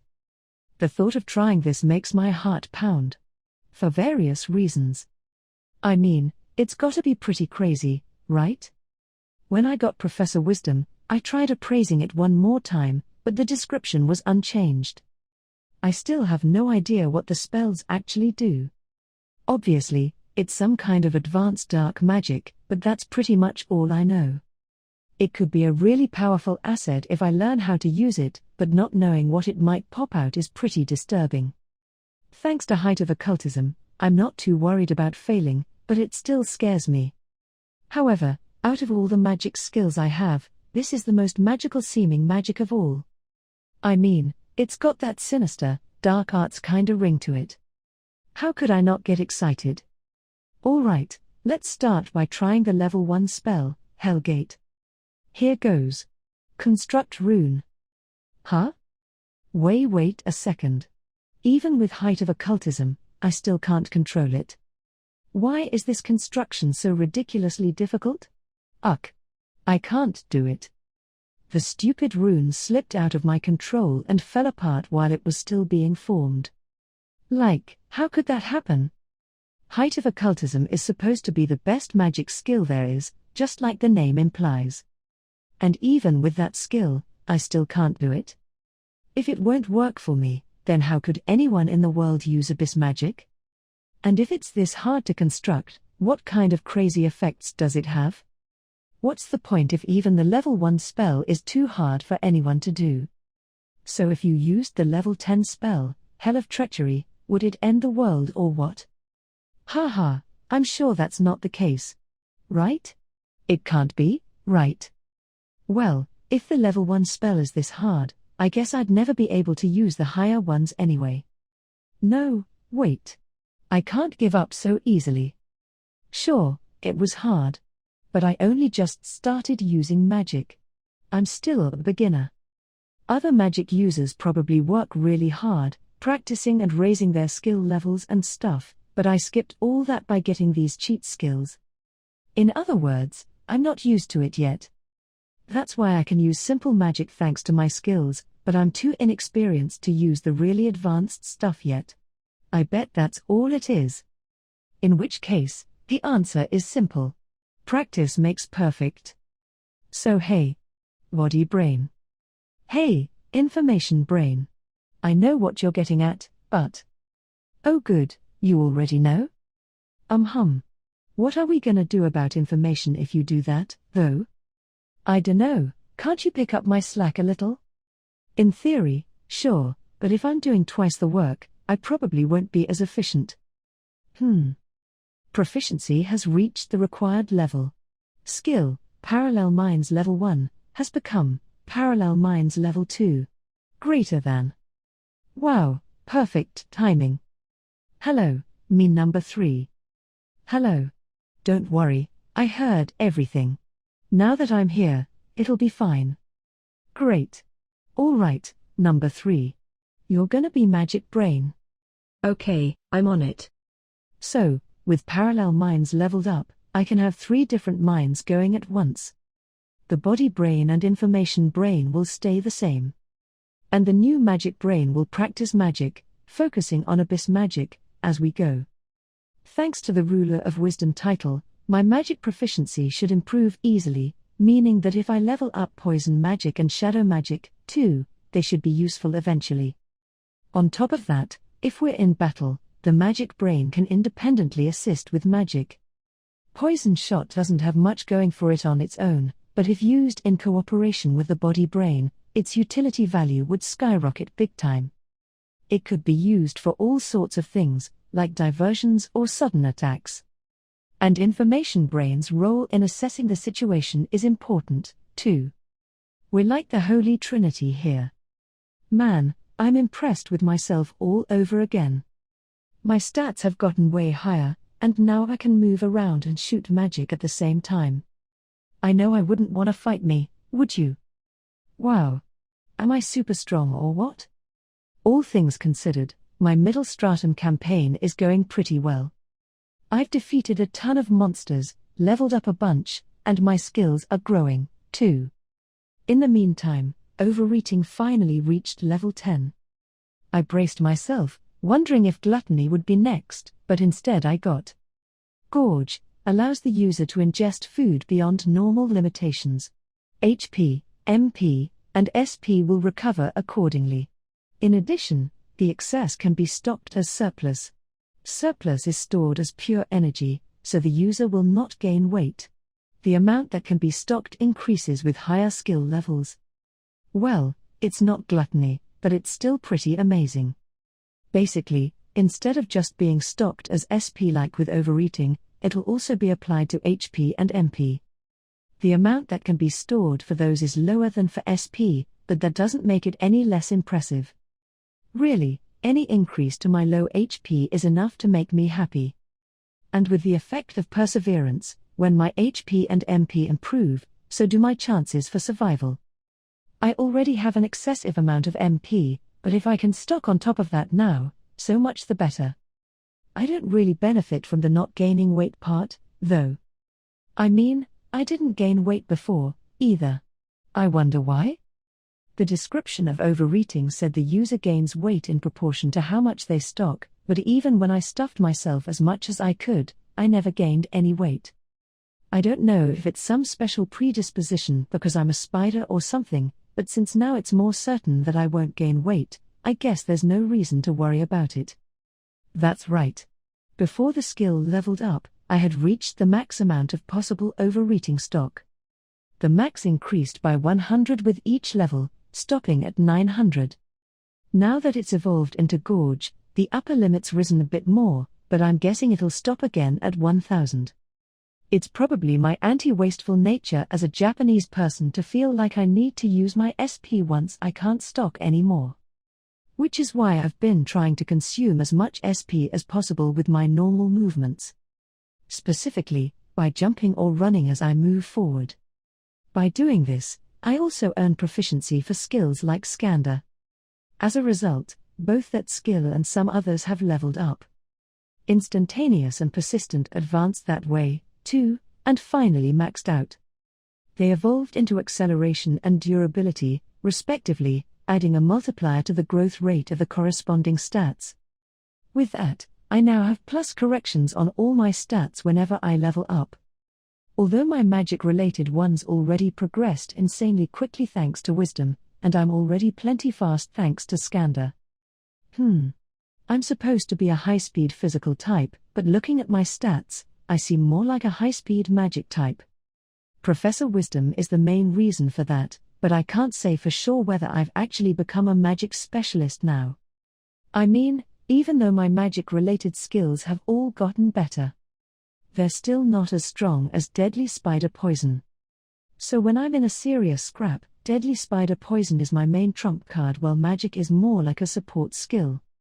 There really isn't much I can do about that. My Spider Poison and Spider Thread are the 2 main reasons I've come this far in the first place, after all. If magic appeared out of nowhere and surpassed them just like that, it'd feel like all that hard work had been for nothing. I wanna use my threads again. Get me out of here already. When I reach the upper stratum, I'm gonna build a home right away and spend some time doing skill research there for a while. After that, I'm honestly not sure what's next. I know I'm not supposed to worry about it, but I can't quite put it out of my mind. Administrators. Skills. If I want to know more about all that, I'd have to ask someone with more information. But what do the people in this world think of the administrators anyway? I have no idea. Really, if you think about it, I can't communicate with anyone here, huh? You've got me. And me. Yeah, but you guys are just me. I'm talking about other people, like actual other people. Phew. Man, now that there are enough idiots on board, it's extra hard for me as the information brain, aka the only smart one. Anyway, yeah, communication. I didn't do a lot of communicating in my past life, either, but I was able to get data just fine thanks to the internet. But not anymore. I have Professor Wisdom, but I can really only look up information about skills. Besides, even if I could check it, I wouldn't be able to get to the bottom of things. Any information that might be connected to the administrators can't be appraised. Really, from a global perspective, I'm just some homebody who's never once been outside. I've been in the Great Elro Labyrinth all my life. Can you blame me for not knowing anything about the state of the world when I've been trapped inside without any input? If I want to know more about the administrators, I need to get out of this labyrinth and interact with the various people who live in this world.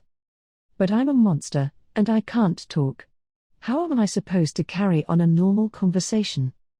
Well, I can't do anything about being a monster, but maybe I can find a way to talk after all.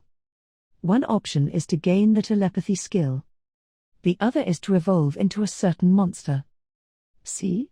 There's another new tool Professor Wisdom gave me, an evolution tree.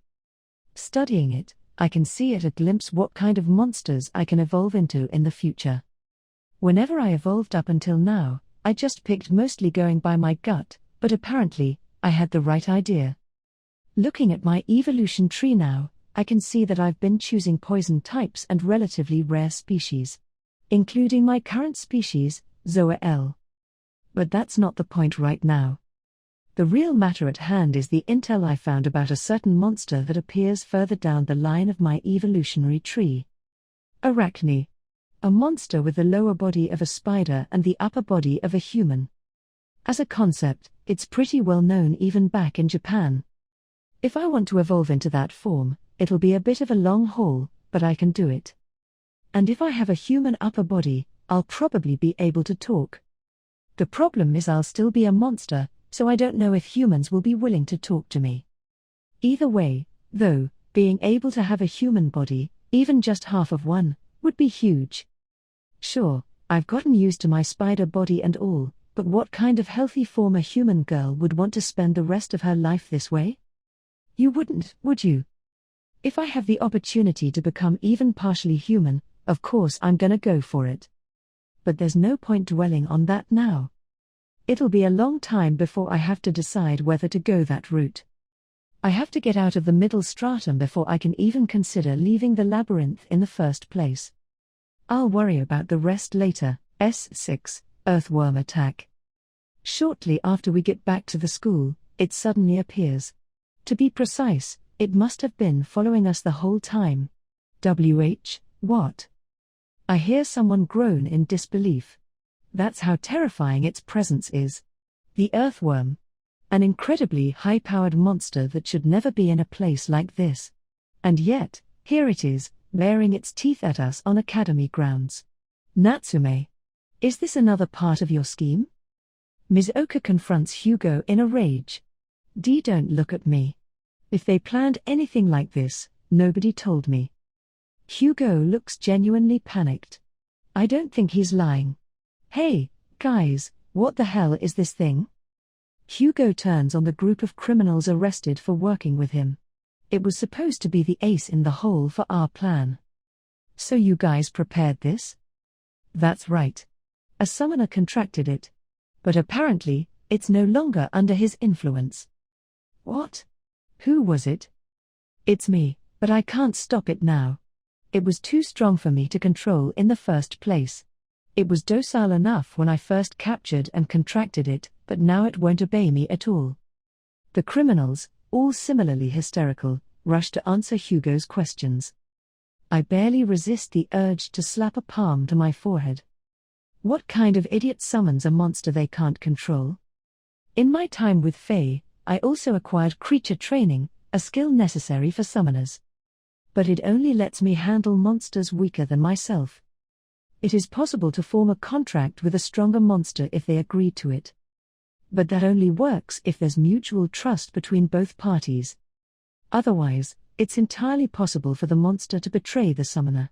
Like what's happening right now. The worm flexes its sharp nails and beats its huge, log-sized tail. The students and their seniors who were participating in the exercise are trying to intercept the beast, but the difference in power is clear. It's no wonder. Appraising it, I can see its stats are all around 2000. It's incredibly powerful, even for a worm. Well, doesn't this look great? Faye, who'd come out to greet me, communicates her unease through telepathy. At this rate, we'll all be killed. I have to help. Wait just a minute. I won't allow that.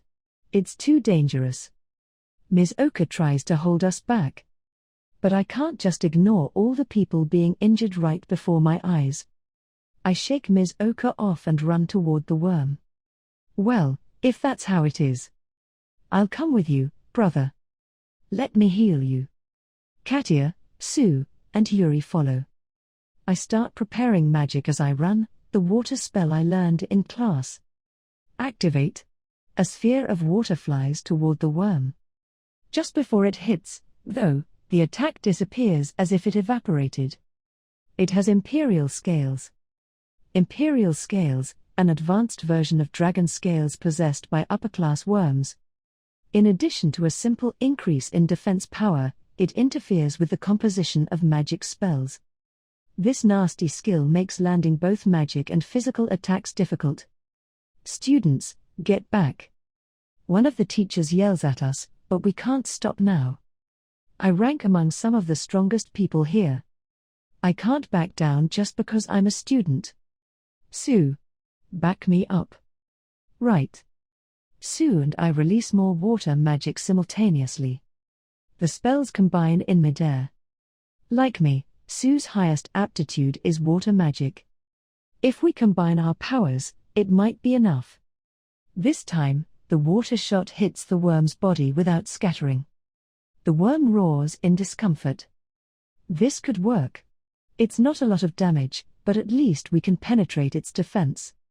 Following our lead, the other teachers and students start combining their spells.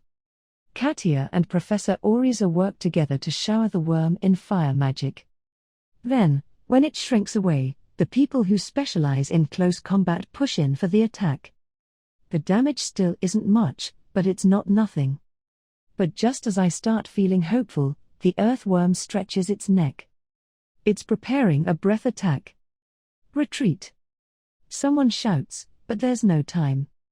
Instead, I take a step forward and activate magic warfare and mental warfare at full power. At the same time, I use skill points to pick up light attack. Filled with light, my sword intercepts the worm's breath. Ah! Hang in there, body. Come on. Honestly. You're so reckless. I hear Faye. At the same time, the breath attack abruptly stops. My sword swings toward the worm's exposed neck and slices right through. Don't move, okay? I'll treat you in just a moment. As the word of God informs me that I've leveled up, Yuri uses recovery magic to heal my body. My arms are in particularly bad shape. If the breath attack had lasted any longer, they might have been blown right off. The thought makes my body tremble belatedly. Sue and Katia wanted to come check on me, but before they had the chance, they were pulled away to help care for the others who'd been injured. I don't want them seeing me like this anyway. When it happened, I was just focused on the battle. But now that it's over, the terrifying realization that I could have died is sinking in. At the same time, The sword still clutched in my hand as if frozen in my grip looks terrifying to me now. The feeling I experienced when severing the earthworm's head remains vivid. This is what it means to take a life. This is a real battle. I was confident I could fight because of my high stats and skills. And in theory, that's exactly what I did. But now that the battle's over, I've realized something. I didn't have a clue what combat really means. Is fighting always this scary? Killing? Slowly, I release the sword. My fingers move stiffly, as if they're numb with cold. Only when Yuri finishes healing me do they finally let go completely. Assuring me that everything's okay now, Yuri is dispatched to heal others. My injury is all right now. But I can't say the same for my mental state. Honestly, it's pathetic. Sure, I didn't expect to fight something so huge in my first battle, but I shouldn't be freaking out this much. Especially when the fight's already over. My older brother Julius fights battles like this practically every day. If I want to catch up to him, I should be able to get over something like this without a problem. And look, now a few people are eyeing me worriedly. I have to smile and reassure them I'm okay. I'm sure that's what my brother would do. Come on. Smile. I can't do it. I'm scared. Scared that I could have been killed. Scared that I killed a living thing. How can my brother, or any of the inhabitants of this world, do such a terrible thing so easily? How could Hugo try to kill me like that? If it's this upsetting just slaying a monster that had to be defeated anyway, how could anyone stay sane after killing another person? Why would anyone even consider such a thing? Or is it just that Hugo had already gone mad a long time ago? That's definitely possible. Hugo had the title Monster Slayer. It's something you receive after defeating a host of monsters. Which means Hugo's already killed tons. That he's done what I just did over and over. Maybe he grew accustomed to it somewhere along the way. Numb to the act of killing. Will that happen to me, too, someday? I'm terrified. Just imagining it makes it hard to breathe. I inhale deeply and try to calm down. I still can't sort out my feelings about all this. But if the person who's supposed to lead the way to victory is in such a sorry state, it'll be hard for everyone else to celebrate. I don't think I can smile just yet, but I should at least try to put on a dignified air. Even if it feels like it's a little late for that. Just then, I notice Faye nearby, looking at the fallen earthworm. Faye was the one who saved me. At that crucial moment, she bit the worm's neck, interrupting its breath attack. If she hadn't, I might have been killed. Faye, you saved my life. Thank you. I push down the fear threatening to rise again as I offer a belated thank you. Sure. Don't mention it. Faye continues staring distractedly at the dead worm. What's the matter? Take a look at my status. Puzzled, I obediently appraise my vaguely depressed-looking companion. Then I notice her new title. Kin Eater. As its name suggests, it's a terrible title conferred on those who have eaten the flesh of a blood relative. It can't be. I don't see any other explanation, do you? Faye must have bitten right through the worm's neck. If so, her grant of this title would make sense. In fact, that's the only way it could have happened. I wonder if that worm came here, looking for me. It's not impossible. Faye's egg was found in the Great Elro Labyrinth, a dungeon far from here. If that worm wasn't one of Faye's parents, I can't see any other reason why it would have come all the way here. In which case, a parent who'd come looking for its kidnapped offspring might have been killed at the hands of that very child. Which means I decapitated one of her parents right in front of her. Uck, blee. I empty my stomach. My first real battle has become a truly bitter memory that will be forever seared into my mind. Interlude, despair of the defeated. Shit. I won't let it end like this. This is my world. It exists for me, only for me. Like I'd accept this ending. Not a chance in hell. It's not over until everything is mine. Proficiency has reached the required level. Acquired skill, desire level 1. Greater than. Damn that elf. I'll have my revenge. She'll goddamn well rue the day she messed with me. Proficiency has reached the required level. Acquired skill, wrath level 1. Greater than. I'll take everything from her someday. Just like she did to me. Proficiency has reached the required level. Acquired skill, usurp level 1. Greater than. Just you wait. I'll destroy all she holds dear. Then I'll beat her to a pulp while she wails and cries over their remains. Proficiency has reached the required level. Acquired skill, crude level 1. Greater than. You watch. I'm gonna take this world back for myself. Interlude, the Duke's daughter and the noisy reincarnations. Faye, are you okay? I'm fine. Sure, it was a bit of a surprise, but, even if that was one of my parents, it's not like we ever met, right? Gotcha. Make sure Yuri doesn't find out about this, alright. Good point. If she found out I have taboo now, she'd probably kill me. Did someone say my name? Huh? I definitely didn't. Don't pop up out of nowhere like that. It's bad for my heart. What do you mean? I just walked over here quite normally. It's all right. I'll just have to scare you as compensation for the year I just lost off my life. What? Why? Oh hey, so are you giving Shun a pass on your missionary work today? Oh, I already did it earlier. You did, huh? Why, I couldn't possibly abandon my mission to convey God's greatness to others. Even if you don't understand it now, I'm sure the time will come when you all recognize God's glory. Can't wait. I just realized, this whole blind faith thing is a bit like those ridiculous siblings. Oh yeah, I think I know what you mean.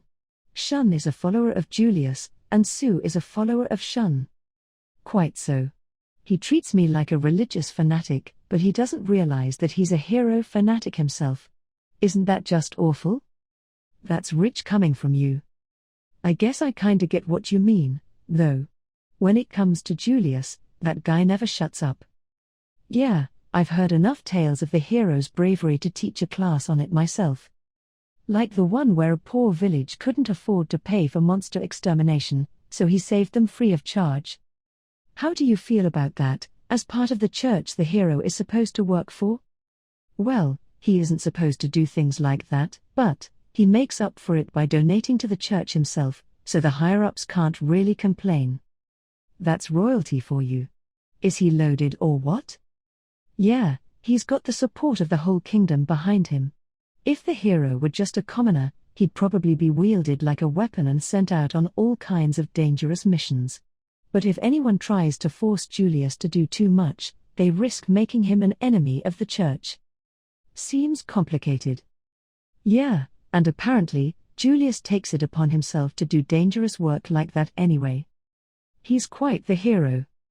I've actually met him, too, and he totally lives up to the hype. His existence itself is a miracle. I guess with an older brother like that, you'd either rebel or end up worshipping him.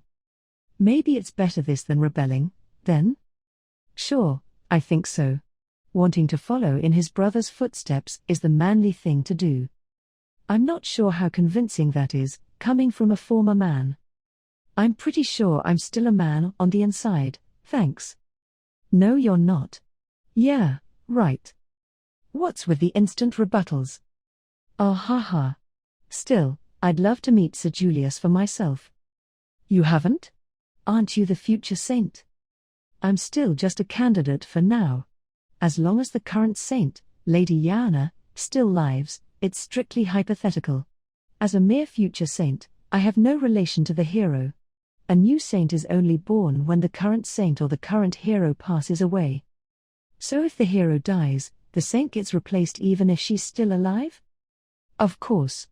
A saint only serves one hero.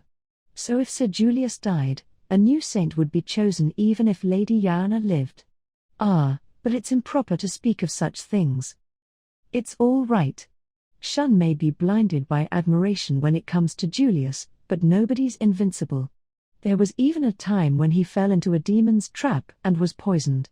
If a full-blown war with demons breaks out, there's no guarantee even Julius would survive. That's true.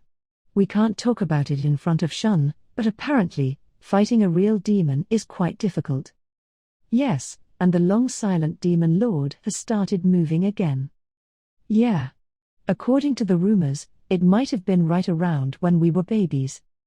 It seems like a lot happened around that time, doesn't it? The religious war between the word of God and the goddess, the appearance of the nightmare of the labyrinth, and so on. The goddess is a false idol. Ah, sure. The nightmare of the labyrinth. That was the spider monster that dealt Julius his first and only defeat, right? I overheard him talking about it with Shun. It sounds almost like the demon lord. What if it really was? How could a spider be the lord of demons? I thought all demons were humanoid. Yeah, but maybe it had a humanification skill, like what you're after, Faye. You know there's no such skill as humanification, right? Oh, so there isn't. There's not. Although, I suppose it's possible there are skills that could do something similar. Well, they say demons look exactly like humans, so if a monster could disguise itself as human, it could probably mingle with demons. That's misleading. Demons really ought to at least have horns or something. Wouldn't that make it a devil, not a demon? I've never heard any such distinction. Say, this is just a thought, but a new demon lord took over right around when we were born, right? Could you imagine if the demon lord was one of us reincarnations? Yo, don't even joke about that. Besides, that'd mean the demon lord was a baby at the time, too. Oh dear. I'm sorry.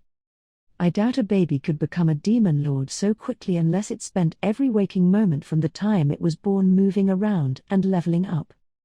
Wow, talk about a horror story. 9. Lord of the Fire Sea. Wow. This sucks. A lake of magma stretches in front of me as far as I can see. And this time, there's no path through it. Did I take a wrong turn somewhere? I don't think that's possible. The layout of the middle stratum is pretty much just a single, fairly expansive passage stretching ahead. It's more than half a mile wide, though, so I don't know if passage is really the right word. Anyway, that means I have to cross this magma lake to advance. Luckily, while there's no path, there are at least some small islands dotted throughout. With my jumping strength, I can leap from island to island, or even go by way of the ceiling if I have to. Man, how would a human ever get past this, though? I bet they can only survive in the upper stratum. I mean, logically speaking, how could anyone conquer a labyrinth that's bigger than Hokkaido? They'd have to be a hero or have some legendary power or something. I don't know if that sort of thing even exists here. Maybe if an administrator took a liking to a beautiful youth and gave them a special ability or something. Wow, that'd be unfair. You should give it to me instead. No dice, huh? Okay, I guess that makes sense. Whoops. I got a little off track for a second there.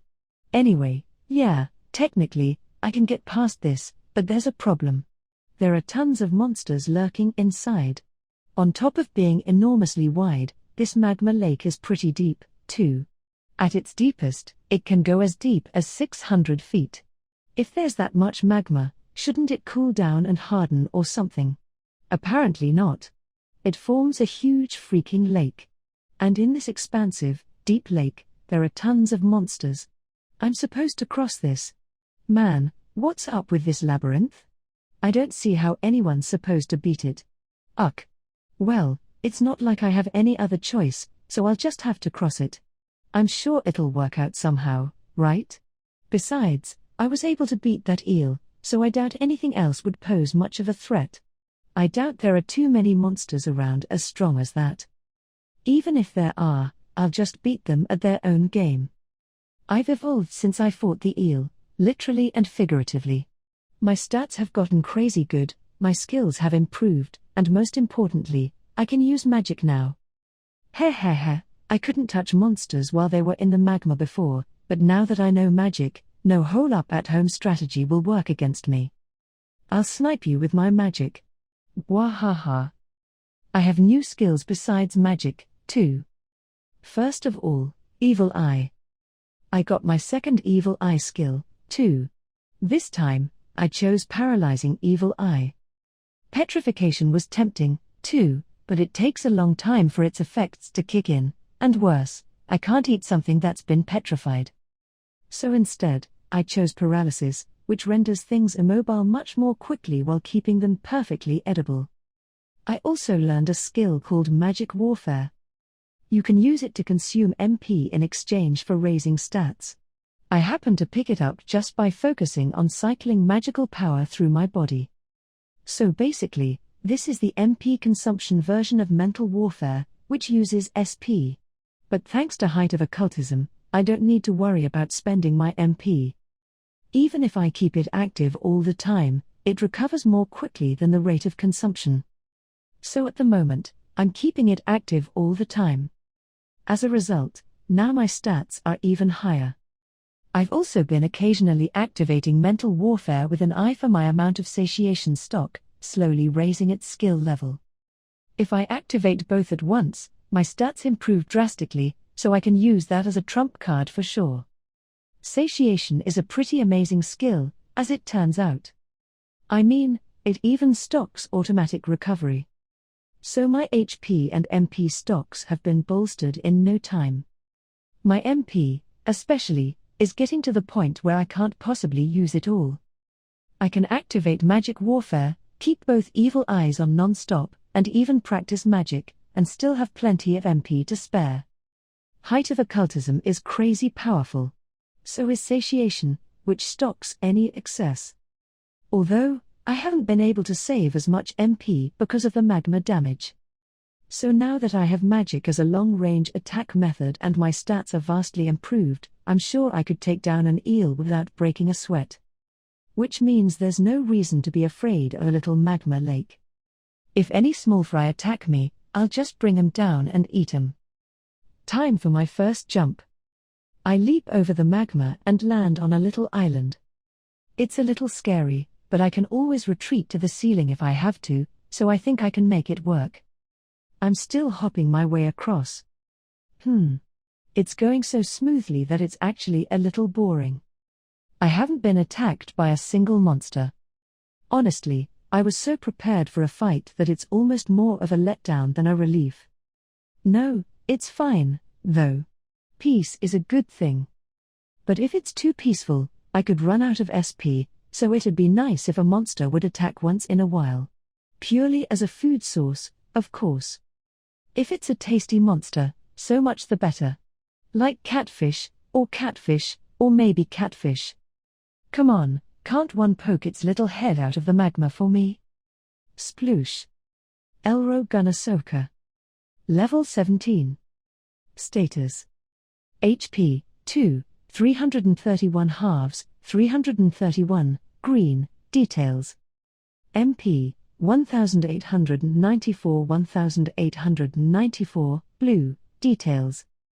SP, 2, 119 halves, 119, yellow, details. 2, 315 halves, 315, red, plus 264, details.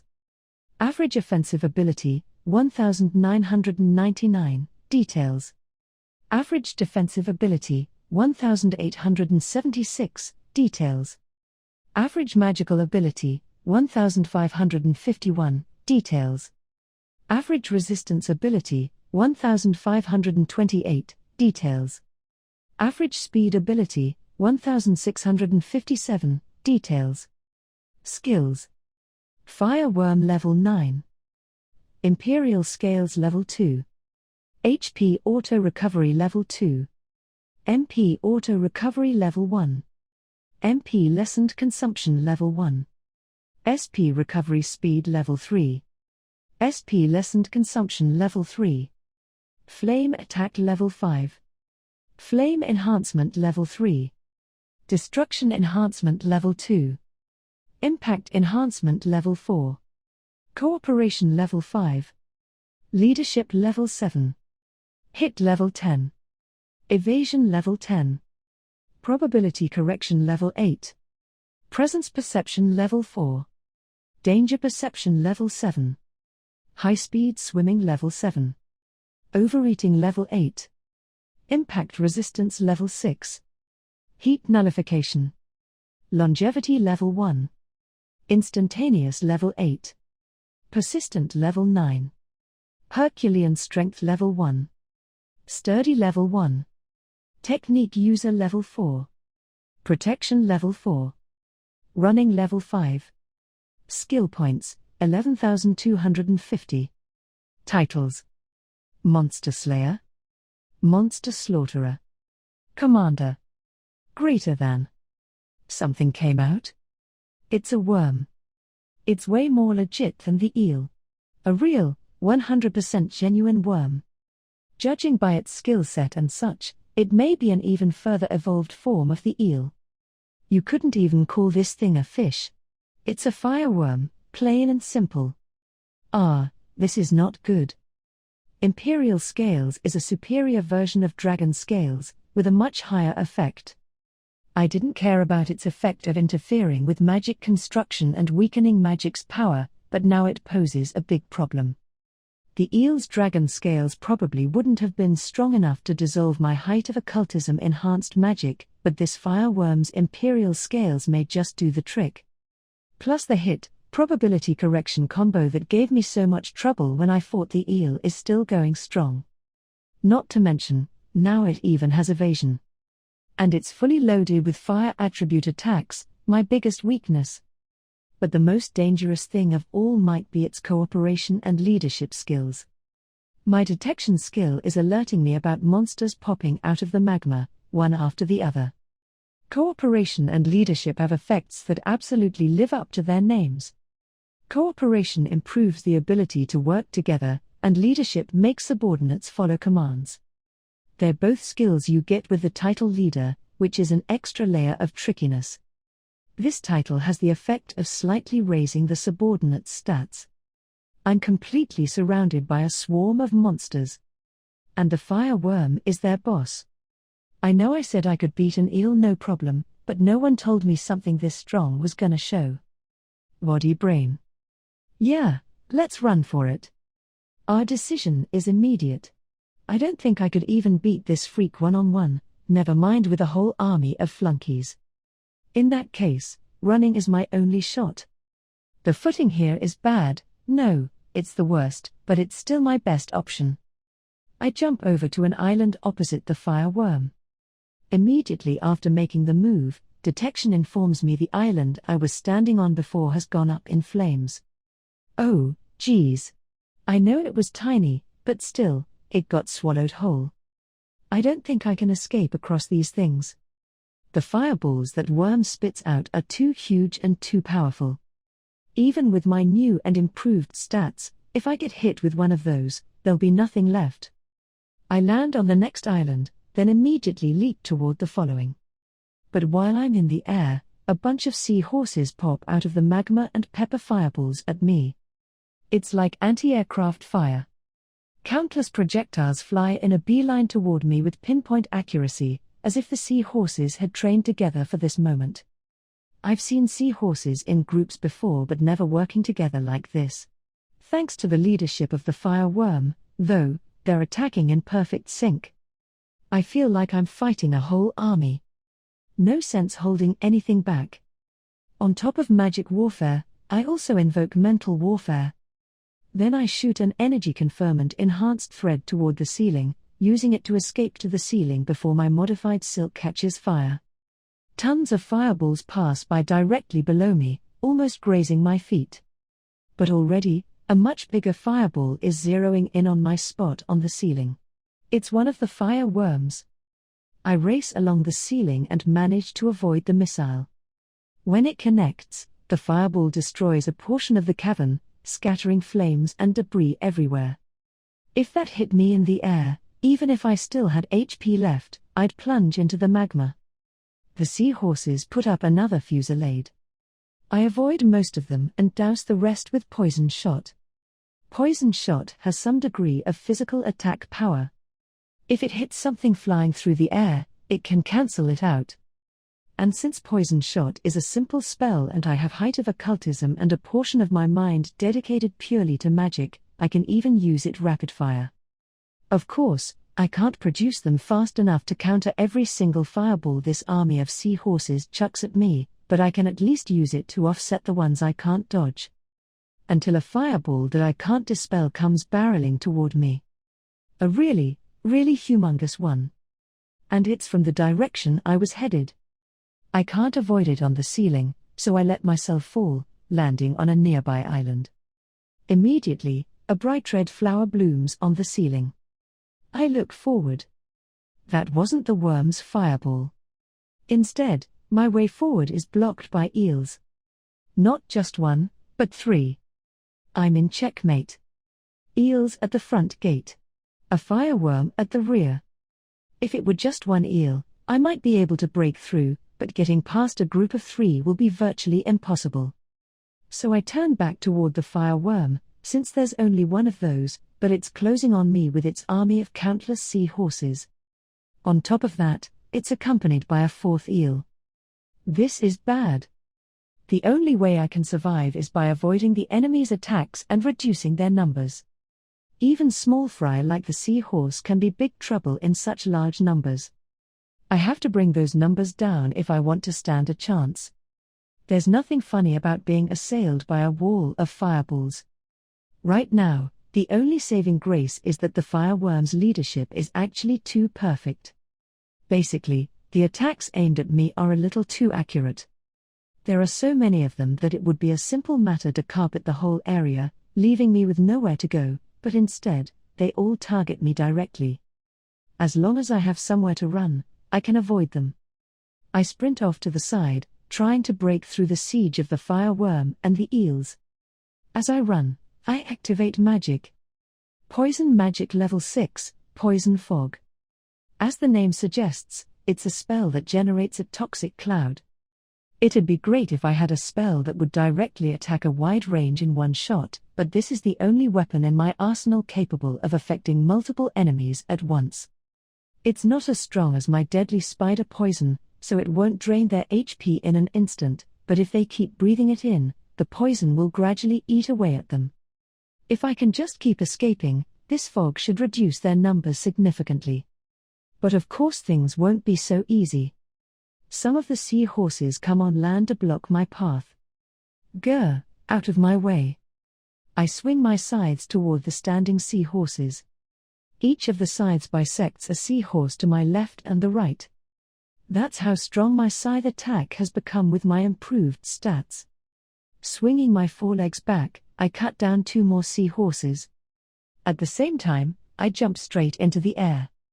A fireball smashes into the ground where I was standing less than a second ago. The blast accelerates my body all the more, and I reach the ceiling without using any thread. But the aftershock alone was enough to decrease my HP significantly.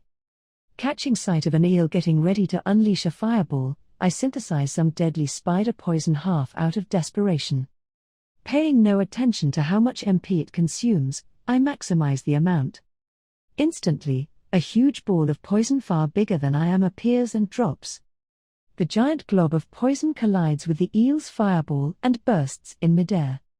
The majority is evaporated, but what's left falls down like rain. There may not be much, but it's still my deadly spider poison. Even that tiny amount manages to bring down several of the weakling seahorses. Perfect. I scurry along the ceiling before the next fireball arrives. As I move, I synthesize more deadly spider poison, spraying it everywhere. The fireworm and the eels hesitate. Maybe they're afraid to disperse the lethal concoction with their fireballs. They frantically scramble to avoid the falling poison. The poison fog is taking effect, too. One by one, more of the seahorses fall. Hey, this is going pretty well. If I just keep scattering poison as I run, maybe I can get away. Experience has reached the required level. Individual Zoa Ele has increased from level 6 to level 7. Greater than. All basic attributes have increased. Skill proficiency level up bonus acquired. Proficiency has reached the required level. Skill, Threadsmanship level 3, has become Threadsmanship level 4. Greater than. Skill points acquired. What? Shoot. I'm molting. If this happens while I'm on the ceiling, it'll slow me way down. Sure enough, as soon as the peeling husk stops me in my tracks, an eel lands a direct hit on me with a fireball. Ow. Hot. I'm gonna die. I'm falling. Luckily, there's an island directly beneath me. Safe. I managed to avoid landing in the magma. Lucky me. Good thing that shot came from an eel and not the fire worm. Otherwise, I'd have gone up in smoke on the spot. Still, one hit from the eel's fireball has me living on perseverance. It's already drained my usually excessive stock of MP in half. I never imagined that molting, after helping me out so many times, would screw me over like that. But I survived. A giant figure approaches, interrupting my relief. One of the eels is charging me, its body covered in flames. I'd escape, but there's no time. I use rot attack on one of my scythes. Immediately, intense pain runs through the leg, but I ignore it. Just barely dodging to the side of the charging eel, I raise my rot-infused scythe and chop away. Despite the eel's dragon scales, the scythe slices through with no resistance. Rot attack really is terrifying. Experience has reached the required level. Individual Zoa Ele has increased from level 7 to level 8. Greater than. All basic attributes have increased. Skill proficiency level up bonus acquired. Skill points acquired. Experience has reached the required level. Individual Zoa Ele has increased from level 8 to level 9. Greater than. All basic attributes have increased. Skill proficiency level up bonus acquired. Proficiency has reached the required level. Skill, Mental Warfare level 3, has become Mental Warfare level 4. Greater than. Skill points acquired. I can't believe I killed an eel in one blow.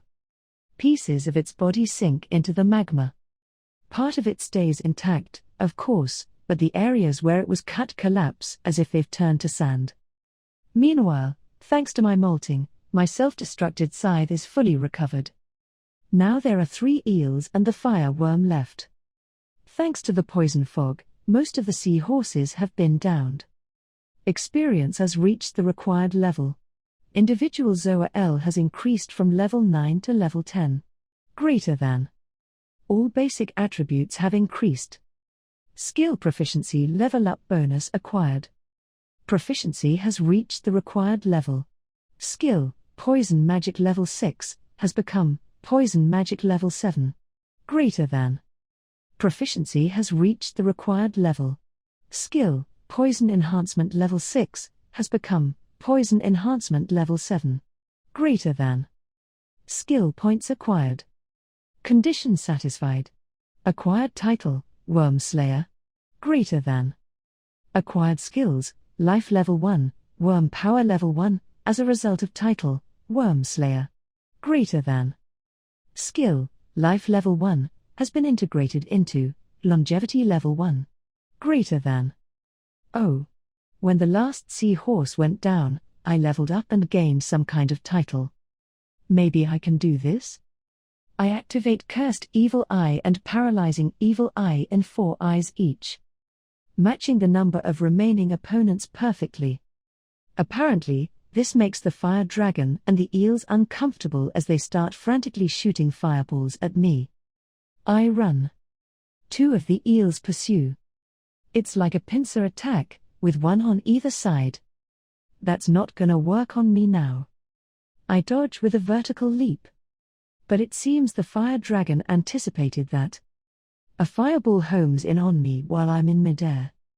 Guess my patterns were getting predictable. That sucks, but nobody said I can't move while airborne. I create some shock-enhanced thread and smack myself with it before it burns up. The shock runs through my body. The resultant impact sends me soaring. Ha! With this little trick, I can practically fly. as long as I don't mind taking a chunk out of my own HP anyway. Its target gone, the fireball lobs uselessly through empty space. I watch it with satisfaction even as I tailspin, then use some thread to land properly on the ceiling this time. By now, the eels have fallen victim to my paralyzing evil eye, floating totally stiff in the water. All that's left now is the fire dragon. Possibly in a last-ditch effort, the fire dragon's body erupts in flames as it charges. I counter with more magic.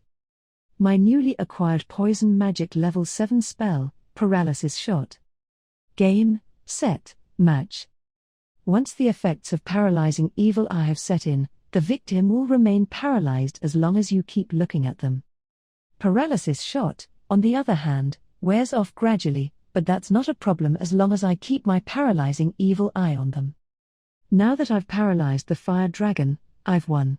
I can boil it, mash it, stick it in a stew, whatever. No matter how high its stats may be, they're no match for my ability to inflict status conditions. Now that I've captured it so beautifully, it'd be a waste to just let it sink into the magma. There's nothing I can do about the seahorses and the eel that already sank, but I can't let any more valuable food go to waste. Using some spider thread and a great deal of elbow grease, I managed to yank my prey onto land. What a pain. The thread kept catching fire, so I had to keep making more and repeating the process. Now then, I guess I should finish off these losers. First, the eels. Since they're already paralyzed, I go ahead and toss some deadly spider poison right down the first one's gullet. Despite its paralysis, the eel gives a final shudder before its strength runs out. Experience has reached the required level. Individual Zoa Ele has increased from level 10 to level 11. Greater than.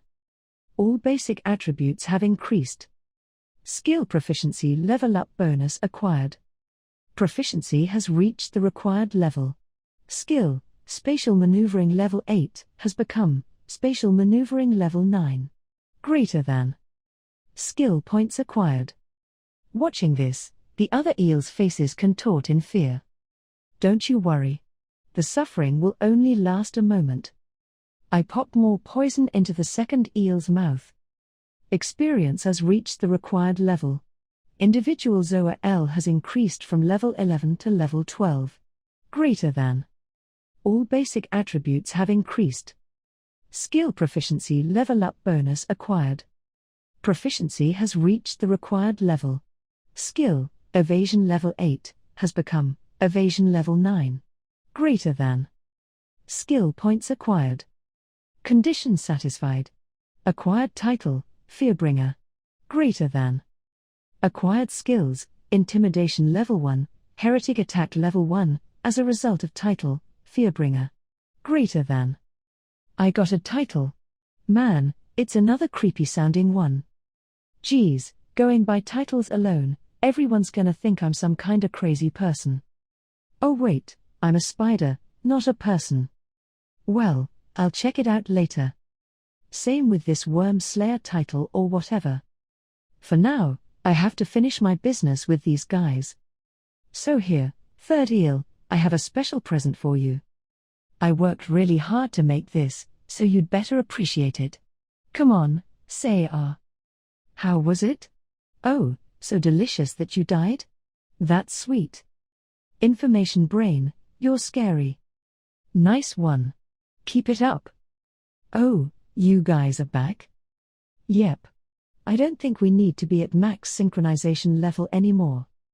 Max synchronization level is a name I randomly coined for a parallel minds technique. Like the name implies, it lets me sync all of my separate minds so we can act as one without the slightest lag. Basically, it's like having a single mind that can do 3 different things at once. I guess the only real downside is I can't have conversations among myself when we're synced up. We won more easily than I expected. Yeah, I didn't think it was gonna go this well, either. Maybe I've gotten even stronger than I thought. Thanks to the new attack methods that magic enables, the range of strategies I can employ is much wider now. Above all, now I know just how powerful status conditions like poison and paralysis can be. Damn, dude. I guess there's no way to avoid paralysis no matter how strong you are. Like this fireworm here. Good thing that fireworm was so stupid. Yeah, if I were him, I'd have run away when things went south. Totally. Why wouldn't you retreat when your losses start getting that heavy? I suppose it was a musclehead who didn't know when to withdraw, just like the seahorses. Maybe it's because it never got into such a pinch before. Oh, maybe. Yeah, it probably didn't think it would lose. Exactly. I feel kinda bad now, so let's finish it off. And so I give the fireworm what may have been its first, and certainly last, taste of defeat. Experience has reached the required level. Individual Zoa Ele has increased from level 12 to level 13. Greater than. All basic attributes have increased. Skill proficiency level up bonus acquired. Proficiency has reached the required level. Skill, destruction enhancement level 2, has become destruction enhancement level 3. Greater than. Proficiency has reached the required level. Skill, destruction resistance level 3, has become destruction resistance level 4. Greater than. Skill points acquired. Experience has reached the required level. Individual Zoa Ele has increased from level 13 to level 14. Greater than. All basic attributes have increased. Skill proficiency level up bonus acquired. Proficiency has reached the required level. Skill, rot resistance level 3, has become rot resistance level 4. Greater than. Skill points acquired. Experience has reached the required level. Individual Zoa Ele has increased from level 14 to level 15. Greater than. All basic attributes have increased. Skill proficiency level up bonus acquired. Proficiency has reached the required level. Skill, impact resistance level 2, has become impact resistance level 3. Greater than. Skill points acquired. Proficiency has reached the required level. Acquired skill, Demon Lord level 1. Greater than. Okay, body brain. Yeah. I've got some boring work ahead of me. Yep. I'm counting on you to descale these things. It's nice to be able to foist work like this off on someone else now. Meanwhile, I'll take a look at the effects of the skills and titles I acquired. Starting with this Demon Lord skill. Man, what's that supposed to mean? Demon Lord increases each stat by the number of the skill level x 100. Also raises all resistances. Ooh. That's a pretty sweet skill. Thanks, Demon Lord. Next, let's check out these titles. Wyrm Slayer, acquired skills, life level 1, Wyrm power level 1. Acquisition condition, defeat a certain number of worm-type monsters. Effect, slight increase in damage to worm and dragon-type opponents. Description, a title awarded to those who bring down a large amount of worms. Fearbringer, acquired skills, intimidation level 1, heretic magic level 1. Acquisition condition, induce a certain amount of proficiency and fear resistance in others. Effect, inflicts the heresy attribute effect fear on anyone who sees the holder. Description, a title awarded to those who personify fear. Whoa. Wyrm Slayer's nice and all, but the effect of Fearbringer is crazy. So just looking at me is fear-inducing now? That's not good. I mean, it's great for enemies and all, but making everyone else scared of me isn't helpful in the least. There's no way to turn titles on and off, is there? Boy. Does this mean cowardly monsters like catfish are gonna run away as soon as they lay eyes on me? Oh, man. Well, guess there's nothing I can do, since I've already got it. Okay, shake it off. Time to look at the other skills. I'm pretty sure I've seen them on the list before, but I don't remember the effects at all. Uck. I have the worst memory ever. Should I grab the memory skill or something? Oh, whatever. Wyrm power, temporarily gain the power of a worm. I don't get it. It seems to be the kind of skill that you have to activate, so I'll give it a try. Oh? It looks like my stats went up a little. And I lost a little MP and SP. Guess this skill consumes a bit of MP and SP to raise my stats. Unlike magic warfare and mental warfare, it also raises my magic stats. Since it's level 1, it doesn't do much, but it might become pretty powerful if I level it up by keeping it on all the time. The combination of magic warfare and mental warfare already has a pretty potent effect, but if you add Wyrm power on top of that. Nice. Yes way. Intimidate inflicts the heresy attribute effect fear on surrounding area. You too, huh? Unlike the title, I can at least turn this off and on, but wouldn't the combination of the two make pretty much any monster that sees me turn tail and run instantly? Oh well. I can't turn the title off anyway, so I may as well keep this on all the time. It doesn't seem to cost anything, in any case. Heretic attack adds the heresy attribute rend soul to attacks. Oh, great. Heresy attribute rend soul, an attribute that directly disrupts the soul. This isn't just a mental attack anymore.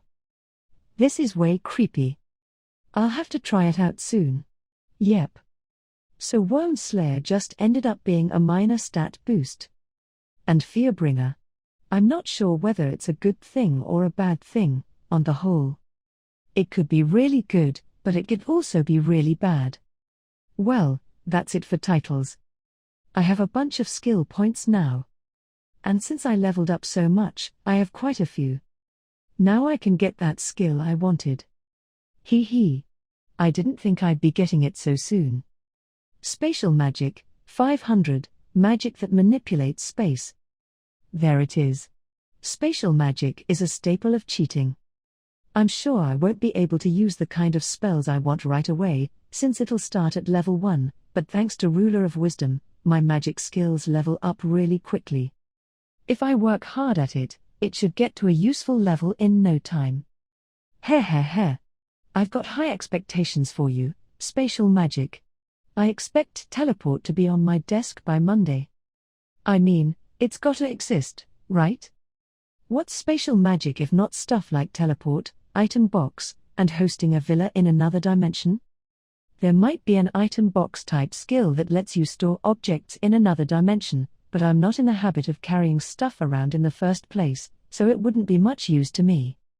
A villa would be nice, but given that's probably really high level if it exists at all, I don't think I'll get it anytime soon.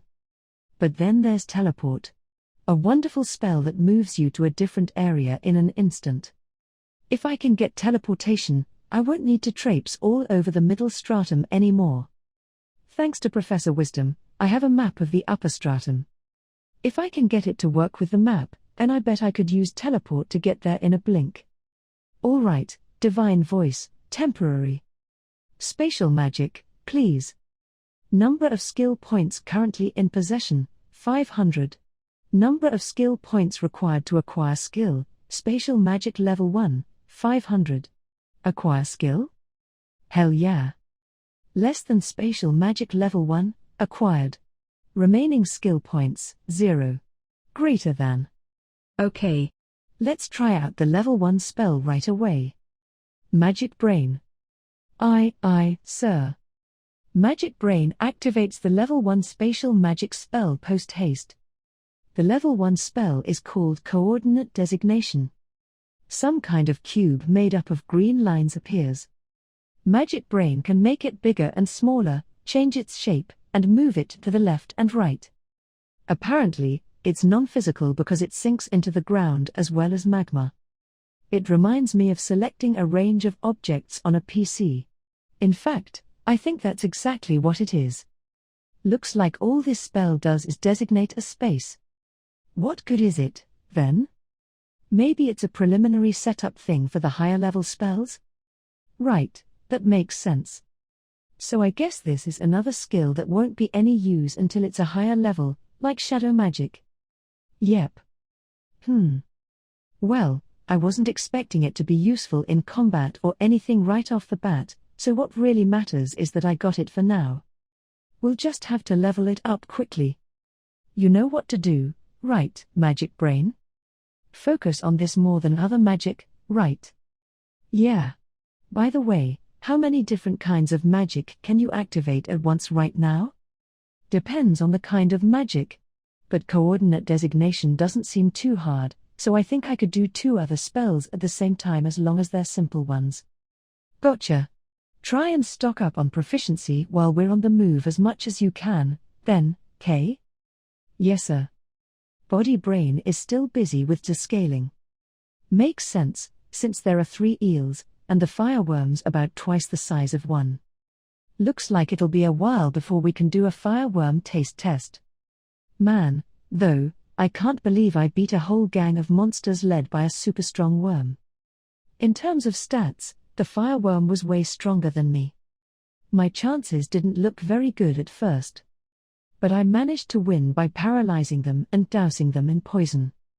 Just goes to show all over again that stats aren't the only thing that counts. For example, a spider that specializes in abnormal status conditions can be an extremely difficult monster to deal with, if I do say so myself.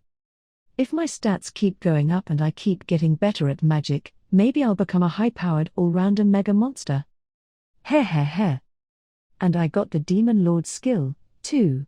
Maybe I should really start calling myself a Demon Lord sometime? I have the Fearbringer title already, so I bet it would suit me. It is I, the Spider Demon Lord. Just kidding. At the time, I had no idea. When I joked about becoming a Demon Lord, I didn't realize the significance of those words. Interlude, the Demon Lord's Aide sighs at a meeting. I walk down a long corridor following a petite figure nearly 2 heads shorter than I am. As a result, this individual's gait is quite a bit slower than mine. Which means I have to be careful to proceed less briskly than usual. It's not ideal, but I can't simply overtake the one I'm following. Because the girl striding ahead of me at the moment is the current Demon Lord. When we finally finish traversing the lengthy corridor, we arrive before a single door. There, the Demon Lord stops. To be perfectly honest, I do not want to open this door.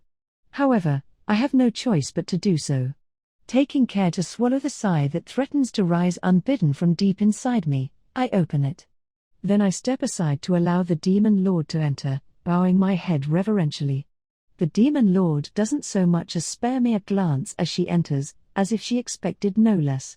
Once the Demon Lord has crossed the threshold, I fall in line behind her. After gently closing the door so it doesn't make a sound, of course. The room we've entered is a sort of council room.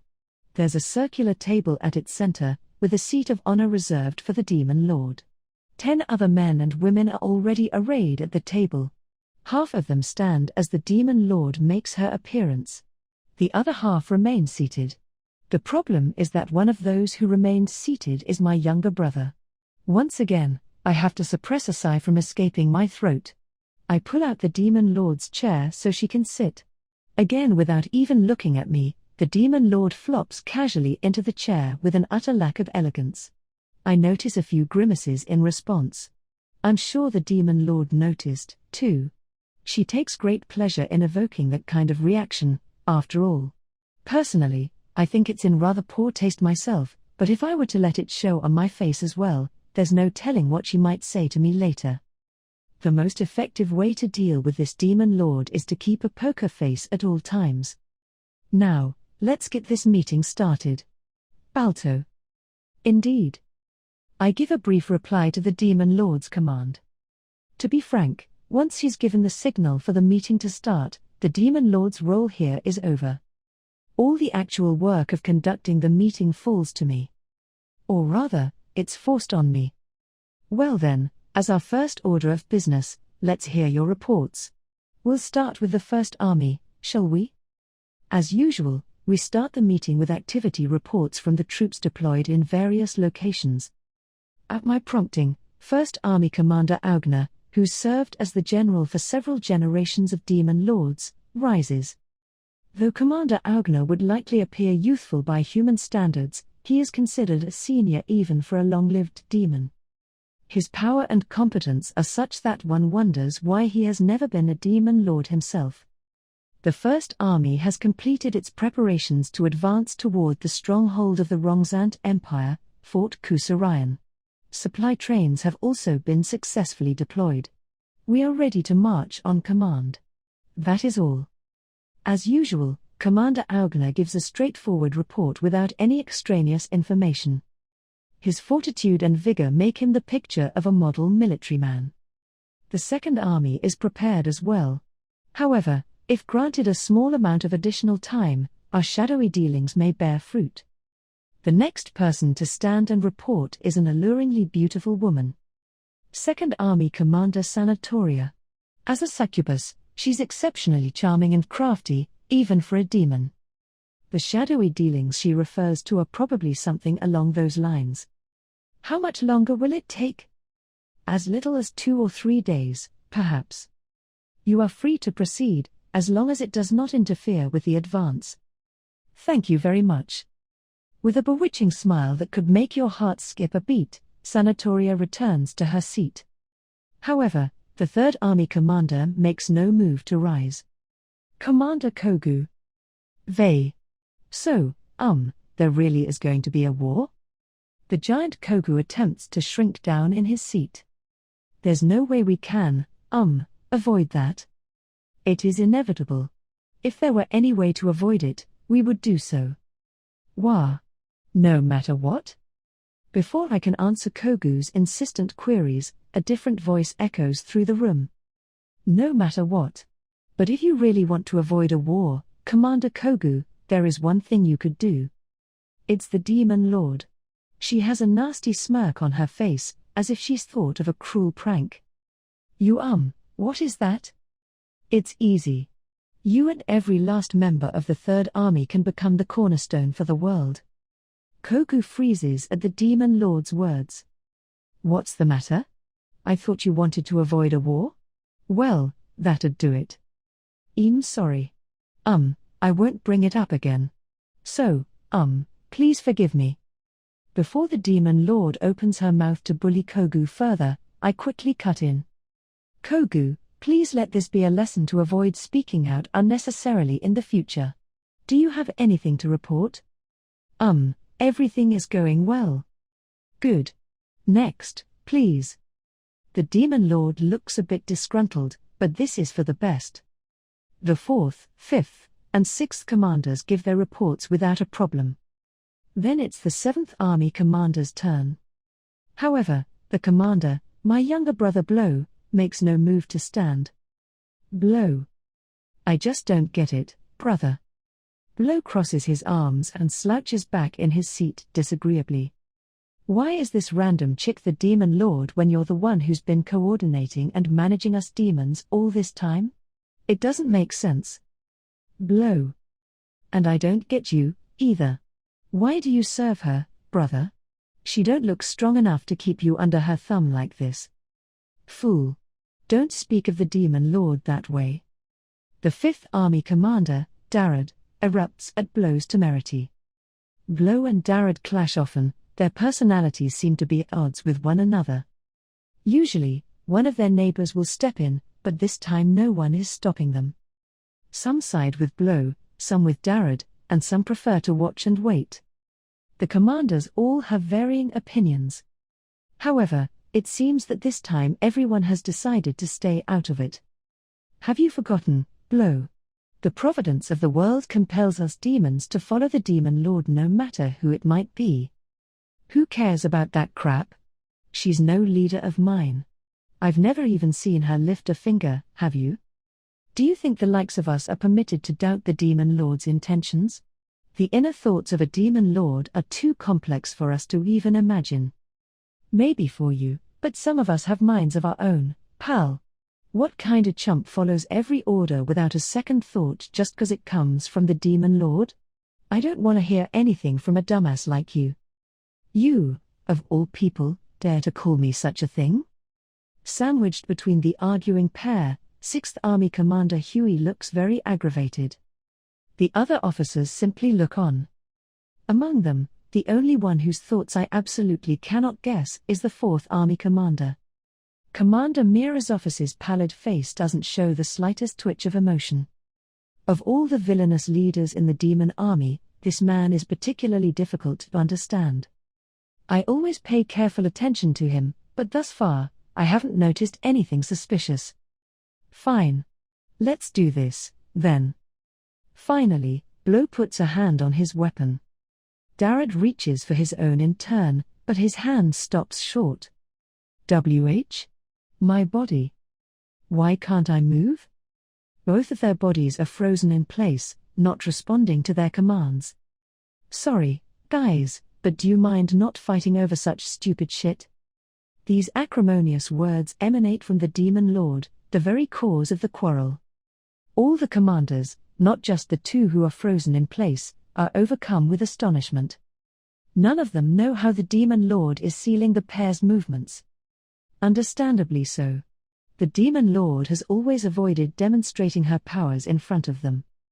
Her method of restraint is silk too thin to be seen with the naked eye. The threads are attached to the backs of their heads. Marionette threads. Anyone captured by these strings becomes the Demon Lord's puppet. And this isn't limited to living things. To my knowledge, the Demon Lord can use these threads to simultaneously control 10 puppets, developed specifically for battle, to wipe out hordes of enemies. However, even I know no more than this. The Demon Lord has yet to show her hand, even to me. Blow is sorely mistaken in thinking the Demon Lord incompetent. The fact that she holds this station is no mere fluke. She is the Demon Lord because she is worthy of the station. If you piss me off too much, I might have to use abyss magic, you know. A savage smile. After seeing that expression, there are none in the room who dare oppose her. The Demon Lord gives the marionette strings a tug. That alone is enough to force the pair into their seats. Then the threads separate from their bodies, and the commanders finally regain their freedom. I apologize. Dalit apologizes, the color drained from his face, while Blow seems incapable of speaking at all. Now, a report from the 8th Army, please. Though it may be cruel, I have to leave my deflated younger brother as he is. No problems here. 8th Army Commander Roth responds curtly. This man shows no interest at all in whether the Demon Lord is worthy. He has all kinds of other problems to make up for that, but as they're not particularly relevant, I'll refrain from going into them now. The issue at hand is the remaining two. The 9th Army is prepared to advance. If I were to describe this man in a word, it would be dark. He is always clad in black armor and a black helmet, as if they were attached to his body. What little skin can be seen underneath the helmet is dark. His hair is dark as well. All that stands out are his eerily red eyes. I don't even know his name. We simply call him Black. The 10th Army has no issues to report. The girl seated at the dark man's side is his polar opposite. Her robe is pure white. Even her bleached skin is oddly white. Her long, braided hair is white. And because her eyes are closed, no color is visible. I do not know this woman's name, either. We simply call her White. These two individuals were added to the staff of the Demon Army by the Demon Lord. I know nothing about their identities. However, I can make a guess. I believe these two are rulers. Rulers are said to manipulate this world behind the scenes. And these are two of their number. Even I have no idea how the Demon Lord managed to turn this pair into her subordinates. But I cannot help but be wary of their overwhelming unearthliness. I see. Sounds like things are going well. The Demon Lord nods, looking pleased. So, shall we start a war? With these words, the curtains open quietly on a great war, perhaps the worst in history, between demons and mankind. All too aware of this reality, I cannot help but finally expel a quiet sigh. J3, and so the war began. The Demon Army is on the move. I received this information just this morning. The report came from a spy who'd infiltrated demon territory. So the time's finally come. Seems that way. Though personally, I hoped it never would. Come on, Julius. I know you don't like fighting at all, but humans and demons are bitter enemies. You must have known this would happen sooner or later. Stru. The demons have been active since the previous hero died, so if anything, it's been a long time comin'. Just as my comrades say, there's been a great deal of demon activity since the death of the hero before me. Maybe we were just lucky it hadn't developed past little skirmishes into a full-blown war until now. So how long until the demon army arrives? Herinz went to find out. He should be back any. Ah, there he is. At Yana's remark, I turned to see Herinz, the second son of Duke Quarto and my close childhood friend, walking toward us. Herinz. What's the news? Well, judging by the speed of their advance, it seems they're likely to arrive at this fortress tomorrow. I see. So it's really happening. War. Ever since I became the hero, I've spent day after day in the heat of battle. This will be my first time experiencing combat of this magnitude, though. And I'm not alone in that. Large-scale warfare was unknown in the era of the previous hero, as well. The only ones with experience facing such strife knew the hero from several generations back, and most of them have long since passed on. Aside from those belonging to long-lived races, the handful remaining from that generation are far too old to fight. In other words, none of the humans who'll participate in this conflict have ever experienced such a large-scale war. Demons, on the other hand, live much longer than humans. It's possible that some of them lived in the days of that hero, or maybe even older. How will that difference in first-hand knowledge play out? On top of that, demons also have the advantage in terms of basic combat ability. Both their physical and magical talents far exceed those of humans. And their intelligence is equal to ours. Humans can fight monsters with superior stats because of the power of their skills and their intellect. However, we have no such advantage against demons. Because, like humans, demons are able to make use of skills and intellect. To be honest, I'm scared. But as a hero, I can't let that fear show. The hero is humanity's best hope. If I'm afraid, everyone else will be, too. To hide my fear, I tugged lightly at my scarf, a memento from my mother.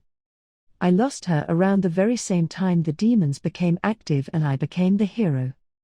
My father was grief-stricken at the loss of my mother, but as the king, he had no choice but to commit himself to his work while shouldering that grief. Because of that, he became estranged from Shun and Su. I truly believe their familial bonds will surely heal with time, but right now, both my siblings are attending the academy. My father will just have to bear it until they graduate. Once those two graduate from the academy, I have no doubt they'll be a force to be reckoned with. I wonder if I'll survive this war and get to see them again? No, of course I will. I can't just die here. If we survive this war, betcha the rewards'll be huge. As if trying to prevent the mood from getting too dark, Hawkins speaks up in the most cheerful voice he can muster. I would hope so. Our compensation for that battle with the nightmare of the labyrinth wasn't nearly enough for the trouble we went through, Jeskin chimes in. Yeah, probably 'cause Julius went and crushed the damn thing into dust. If the corpse had been even slightly salvageable, we could have probably sold it as materials. Herinz glowers at me exaggeratedly. Come on, what choice did I have? Really? I'm sure Julius did his best. Besides, I wouldn't have wanted to carry a dead spider back home anyway. I can't help but smile at Yana's offhand remark. You're probably right that the remains of a monster like that could have earned a good price, though.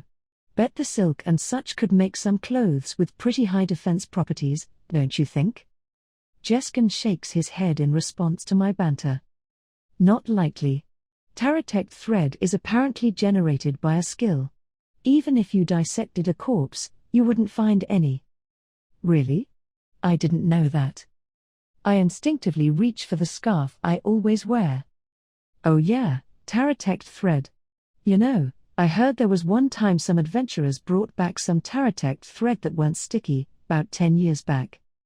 I've heard that as well, when I was still just a young adventurer. They say a party burned down a Taratect nest and found some intact thread inside. Apparently, it had ridiculously high magical conductivity and durability, so it fetched quite a bounty. And this part is only a rumor, but I've also heard they collected a dragon egg there. Dragon eggs are so rare, word is selling just one would be enough to allow you to live in luxury the rest of your days. As a fellow adventurer, I was rather envious at the time. Yeah, and then there was a craze of capturing tarot texts to get more of that thread, weren't there? But nobody managed to turn up one that could produce it. I froze during this conversation, still clutching my scarf. Herinz raises his eyebrows at me. Julius, you really didn't know how valuable that thing is? You're always wearing it. I had no idea. I answer awkwardly. What's this, then? Overhearing our exchange, Yana tilts her head inquisitively. The scarf this idiot's always wearing is made from the same thread they're talking about. Herinz's words turn all eyes toward the scarf around my neck. Guess I'd better not tell them that Shun hatched the dragon egg Jeskin mentioned and is currently raising the product as a pet. Ho ho. Is it, now? I've never actually seen the material before. I did hear that some of it was even sold to a royal family, but I never guessed that family was yours, Julius. So it's that valuable? I always wondered about it, since you never take it off. Oh, no, I only wear it all the time because it's a memento of my mother. Really? Ah, I'm sorry. It's all right. It was a long time ago. Shortly after she gave birth to Shun, my mother's health declined, and she passed away. She knitted this scarf for me not long before Shun was born. I knew it was made from tarotect thread, but I had no idea it was such a rare material. Don't worry about it, Yana. Julius just has an Oedipus complex. Come on, Herinz, isn't that a bit much? I grin in response to Herinz's light teasing. Seeing this, Yana feels relieved of her anxiety about upsetting me and giggles. This is how it should be. A hero shouldn't be enveloped in a gloomy atmosphere. I'm grateful to Herinz for having my back. It's so important to have a close friend who really understands you. Although I do think he could have picked a better phrase than Oedipus complex. True, I may have more intense feelings about mothers than most people, having lost mine when I was young. That's evident from the fact that I see traces of my mother every time I look at Shun, who never even knew her. I still remember the first time I met Shun. It was the day before my mother died. I was surprised by his steadfast gaze, the intensity in his eyes so unsuited to a baby. His expression looked just like my mother's. Mother was a strong-willed person, too. She gave birth to Shun knowing full well that it could destroy her weak body. If anything happens to me, please raise your little brother right. As she spoke, the radiance in my mother's eyes was just like the one I saw in Shun's. Intelligent, gentle, yet somehow dangerous. Those eyes. When I think about it, the moment when I became strongly aware that I was an older brother was also when I accepted my position as hero. When I first took on the role, I was terrified. The realization that I would have to fight shook me to my core. But when I lost Mother and met Shun, I felt the powerful desire to protect him. I am his older brother, after all. Even if I can't replace our mother, I can at least protect him as a brother. That was the beginning of my story. The origin of Julius the hero. My thoughts are interrupted by telepathic communication from Herinz. Julius, there's something strange about the way these demons are moving. What's strange about it? It's like they're dispersing all their troops to invade human territory all at once, but we don't know why they're breaking up their forces like that. You think there's something behind it? Yeah. It'd surely be better to concentrate on one front, so why divide their troops like that? It's best to assume they have a reason. Any idea what that might be? Not sure. It's beyond me right now. But we'd better not let our guards down. Got it. Thanks. I have a terrible feeling about this. As if we've somehow walked into some enormous trap. Like being caught in a spiderweb. It reminds me of the fight against the nightmare's Vestige. I feel the same vague anxiety now as I did then. But as a hero, I can't run away. Once again, I tightly grasped the scarf made of spider thread. S7, the voice that announces ruination. All right, class, today we'll be talking about worms and dragons. Professor Oriza starts class with his usual disinterested tone. Worms and dragons. Hearing that, I can't help but remember that incident. Hugo's attempt to assassinate me, and the worms' attack on the school. Several years have passed since then. Although few were hurt in either assault, it was still a shock to the academy. However, Hugo was never definitively punished. Before anyone could render justice, he disappeared from the school entirely. The running theory is that spatial magic was involved in his escape, but nobody knows for sure. At the same time, Miss Oka disappeared, too. In retrospect, she wasn't present for the fight against the earthworm, either. Miss Oka was strong enough to easily bring Hugo down. If she'd participated in the subsequent battle, I'm sure we would have defeated the monster more easily. So why wasn't she there? With her gone, we have no way of knowing. That isn't all that changed after the incident. For some reason, Faye started devoting herself to leveling up, even though she hadn't been interested in it at all before. She quickly achieved the evolution she'd once dreaded and now lives outside. Something about witnessing the death of the worm that may have been one of her parents must have changed her outlook. My own perspective changed a little after that encounter, too. Before the attacks, I constantly aspired to be like my brother Julius. But because of what happened, I learned a small fraction of the difficulty of his path. Even now, I can't shake the fear lurking in my mind. It may be due in part to the fact that I'm a reincarnation, but I'm afraid of killing, and of being killed. But in order to live in this world, in order to walk by my brother's side, I have to conquer that fear. Still, even if I have to overcome it, I don't think I should forget it. Since then, I've had opportunities to participate in exercises and battle monsters. These creatures are nowhere near as strong as the earthworm, they're so weak that they fall to a single swipe of my sword. Still, the weight of killing them is the same. I mustn't forget this weight. I mustn't get used to it. I have to master my fears and go into battle fully prepared to take a life. If I forget the weight of that act and get accustomed to taking lives, then I won't be me anymore. Just a monster that happens to share my name. It's possible I'm just being naive. But even if I am a peace-loving fool, I don't want to feel any differently. I want to respect and understand the weight of a life. From there, I have to measure the balance between what I want to protect and the lives I must take to do so, and thus decide whether to fight. It's easy to put into words but much harder to do in practice. But my brother must fight with such thoughts held close to his heart. He's far too kind to be oblivious to the value of life. I hope to rise to the same heights as my brother someday. But I'm not remotely prepared for that day yet. It's not something I can just achieve overnight. I have to cultivate it little by little. Until I find that resolve, I'll simply continue improving my strength. That philosophy has helped me progress since that incident. I've grown, and my physical stats have been enhanced accordingly. My current stats are fairly well-rounded. Thanks to my body's development, my physical stats have caught up with my magic stats. I'm happy to have rounded out like this. But it no longer elicits the same kind of pleasure as playing a game. The stronger I am, the more frightened I become of wielding that strength. But even so, I have to get stronger. With the demons becoming more active, there's no telling when a war might break out.